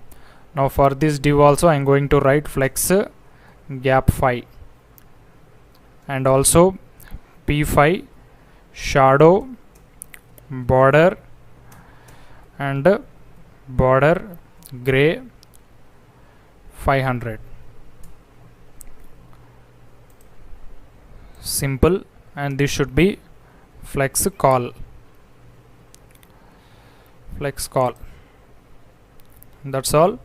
So here I'm just writing the name as my name, and I'll just write admin login.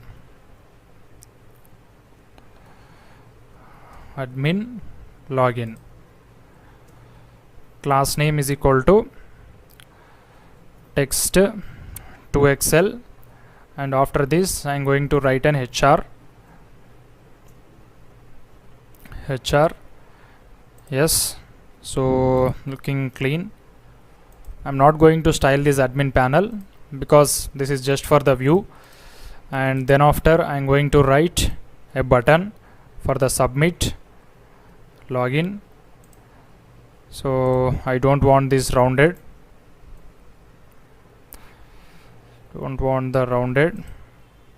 yep. So then what we can do means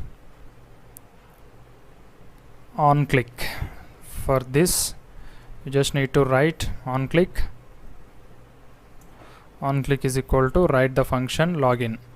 So here I'm just writing the function const login is equal to,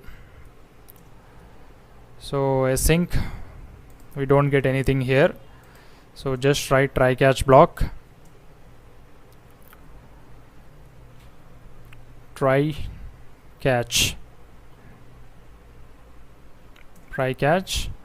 and here I'll just write const response is equal to await. Okay, let me write the equal to symbol, await axios dot post slash API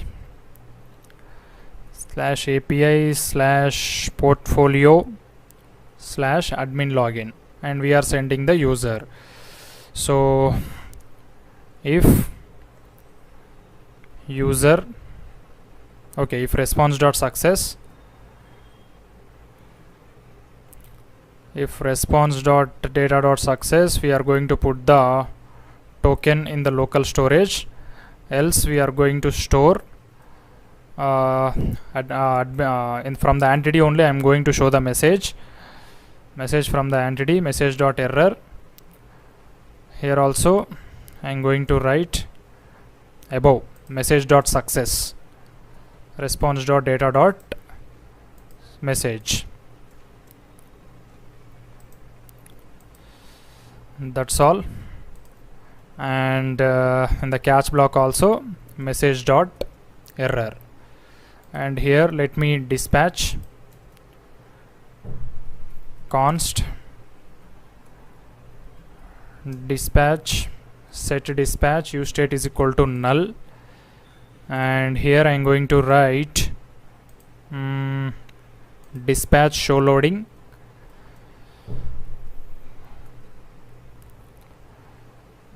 dispatch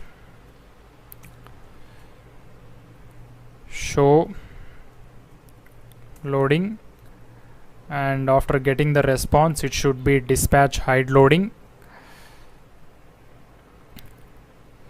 dispatch hide loading. Here also it should be dispatch hide loading. That's all. So I think we are good. We are not sending any data from the backend. So instead of token, you just need to put response.data. So whatever the response.data that we will send from the backend, that we will put with the token in the local storage. So token is nothing but the user object only, because we are not implementing the JWT. So in future we will implement based on the security mechanisms. So right now we will put the token. That's all. Okay, now let's refresh and try to log in. So at least have the username and placeholders. placeholder username, here placeholder password. So username I'm going to write 195, password 9989649278.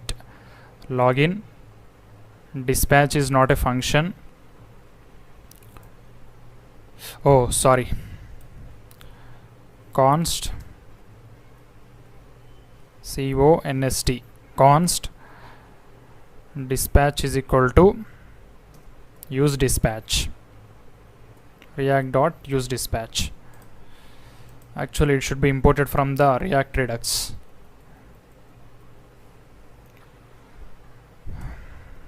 That's all. Yeah, now let's hit the API. Username Satya195, password 9989649278. Login successfully, and now I'm in the admin panel. So now there are some more conditions. So if there is no logged in user in the local storage, we should not able to see the admin panel. We have to send the user to what it is directly to the login page. So that condition we are going to write in the next lecture. Thank you. Welcome back, guys. In this lecture we are going to work on the local storage and some normal security about the login mechanism. So first thing is we have to store the data in the string format. So it should be json.stringify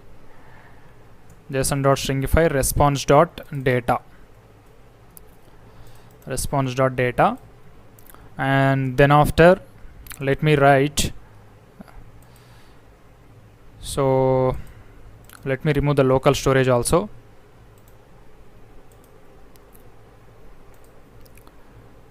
Local storage. So here if you go to the admin index, I'm going to write a use effect.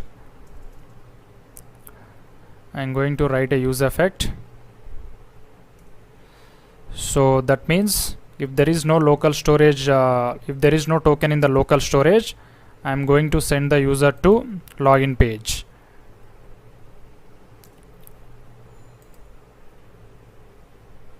Use effect is not imported. Yeah, so the condition would be like this. If local storage, if not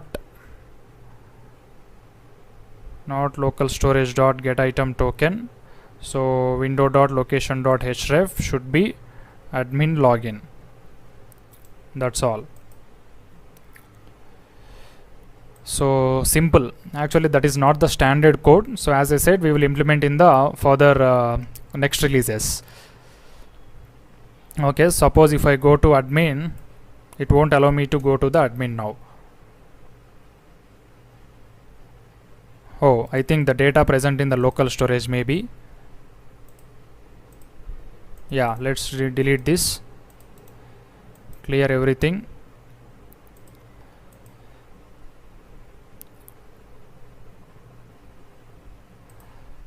Still it is not there.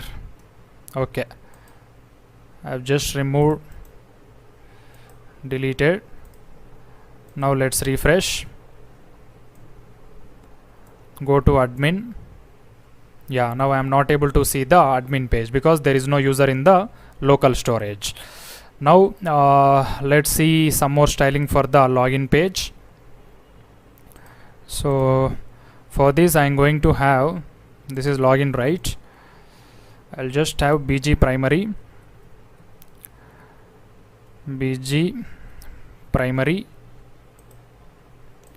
and this div will be text bg white.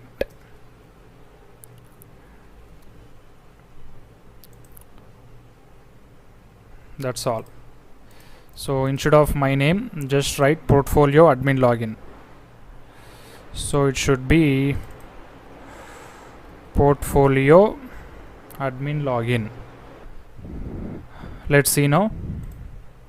Yeah, portfolio admin login. If I press login, invalid username and password, I cannot see the admin screens. That's all. So I think we are good. So now one more thing is, so if you go to the admin once,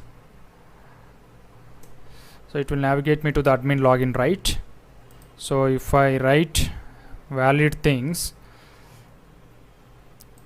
9989649278, login successfully, and if I go to local storage application, so here we have the password also. We should not show the password here. So for that, what you have to do means go to the backend, so admin login. You can do one thing here, user.password is equal to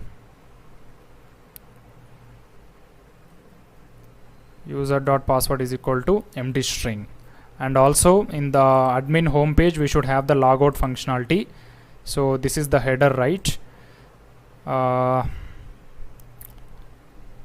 Okay, so let's have these two in a separate div, and then I'm going to have a simple h1 text, h1 dot underline dot text primary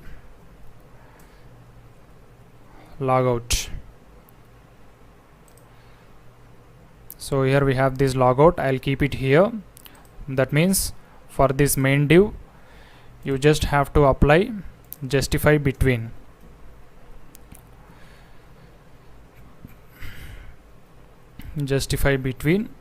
And for this div you have to apply class name, these things. That's all. Yeah, so we have this logout button. So let's increase the font weight, not font weight, font style, text Excel, and also cursor pointer.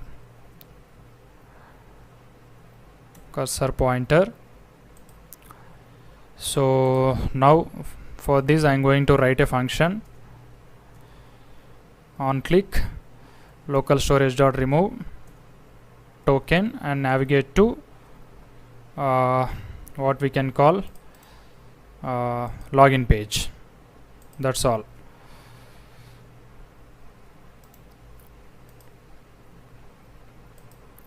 So let's log out. You can see this is the admin pot login. So that's all, guys. So in the next lecture we will be working on the deployment. Thank you.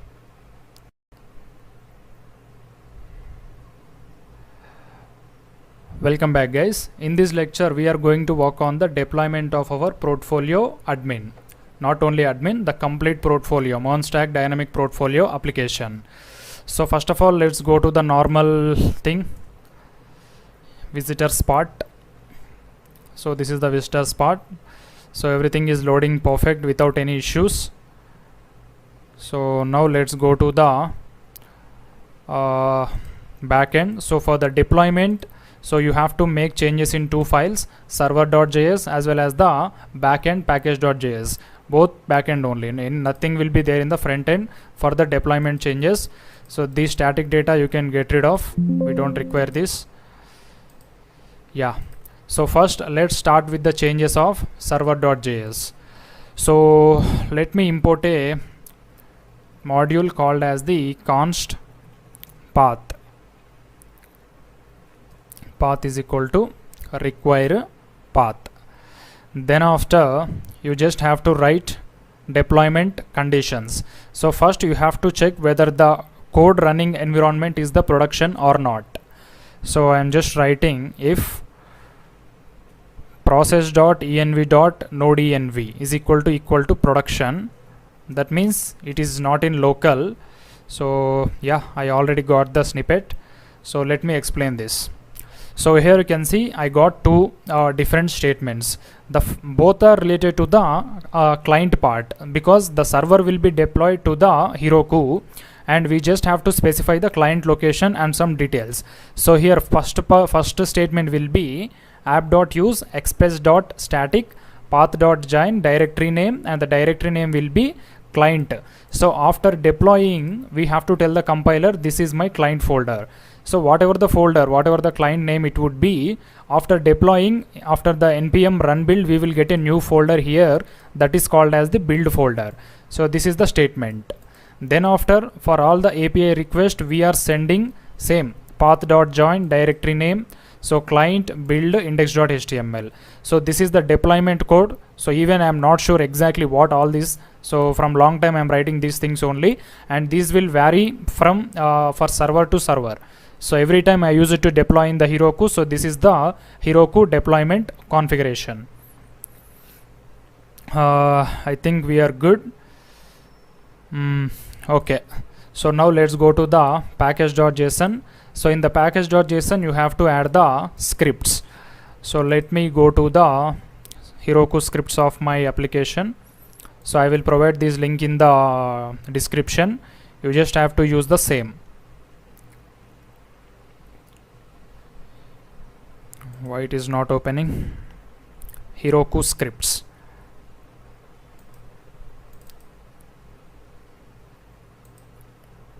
Yeah, it got opened here.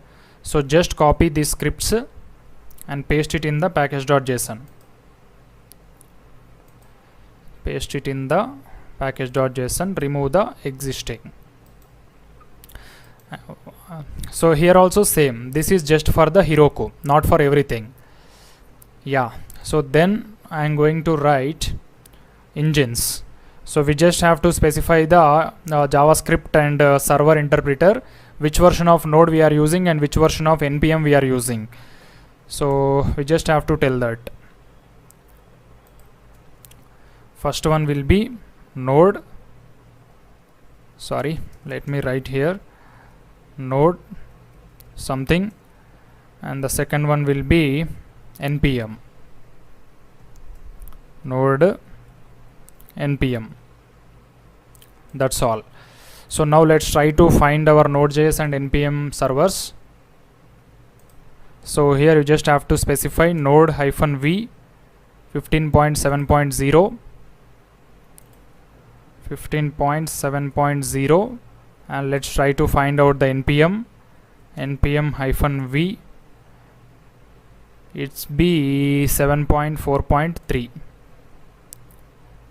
7.4.3. That's all, guys. Okay, now let me cross check the server.js code. So this one is correct, but here I don't require this path.join. Okay, let's try to deploy. So later if we get any errors, we'll check it. Close everything. So first we need to send this complete root folder to the GitHub. So I'm going to get rid of the changes in the client. So in the client I'm just running rm.git. So it will remove all the existing git related information in the client folder, so we can directly send the complete folder to the GitHub. Not here. Click on this, publish to GitHub, MERN portfolio Udemy. It should be a public repository, and don't send node modules. Okay, that's all. So go to GitHub. Here you can see I got the message successfully published to GitHub. So if I go to my repositories, I should get a latest one. Yeah, MERN portfolio Udemy updated 12 seconds ago. Now we have to deploy this repository to the Heroku. So if you don't have the account in the Heroku, please create a one. Now let me go to the Heroku server, and I'm going to log in with my credentials. ShayLearners1, and password will be I won't tell you.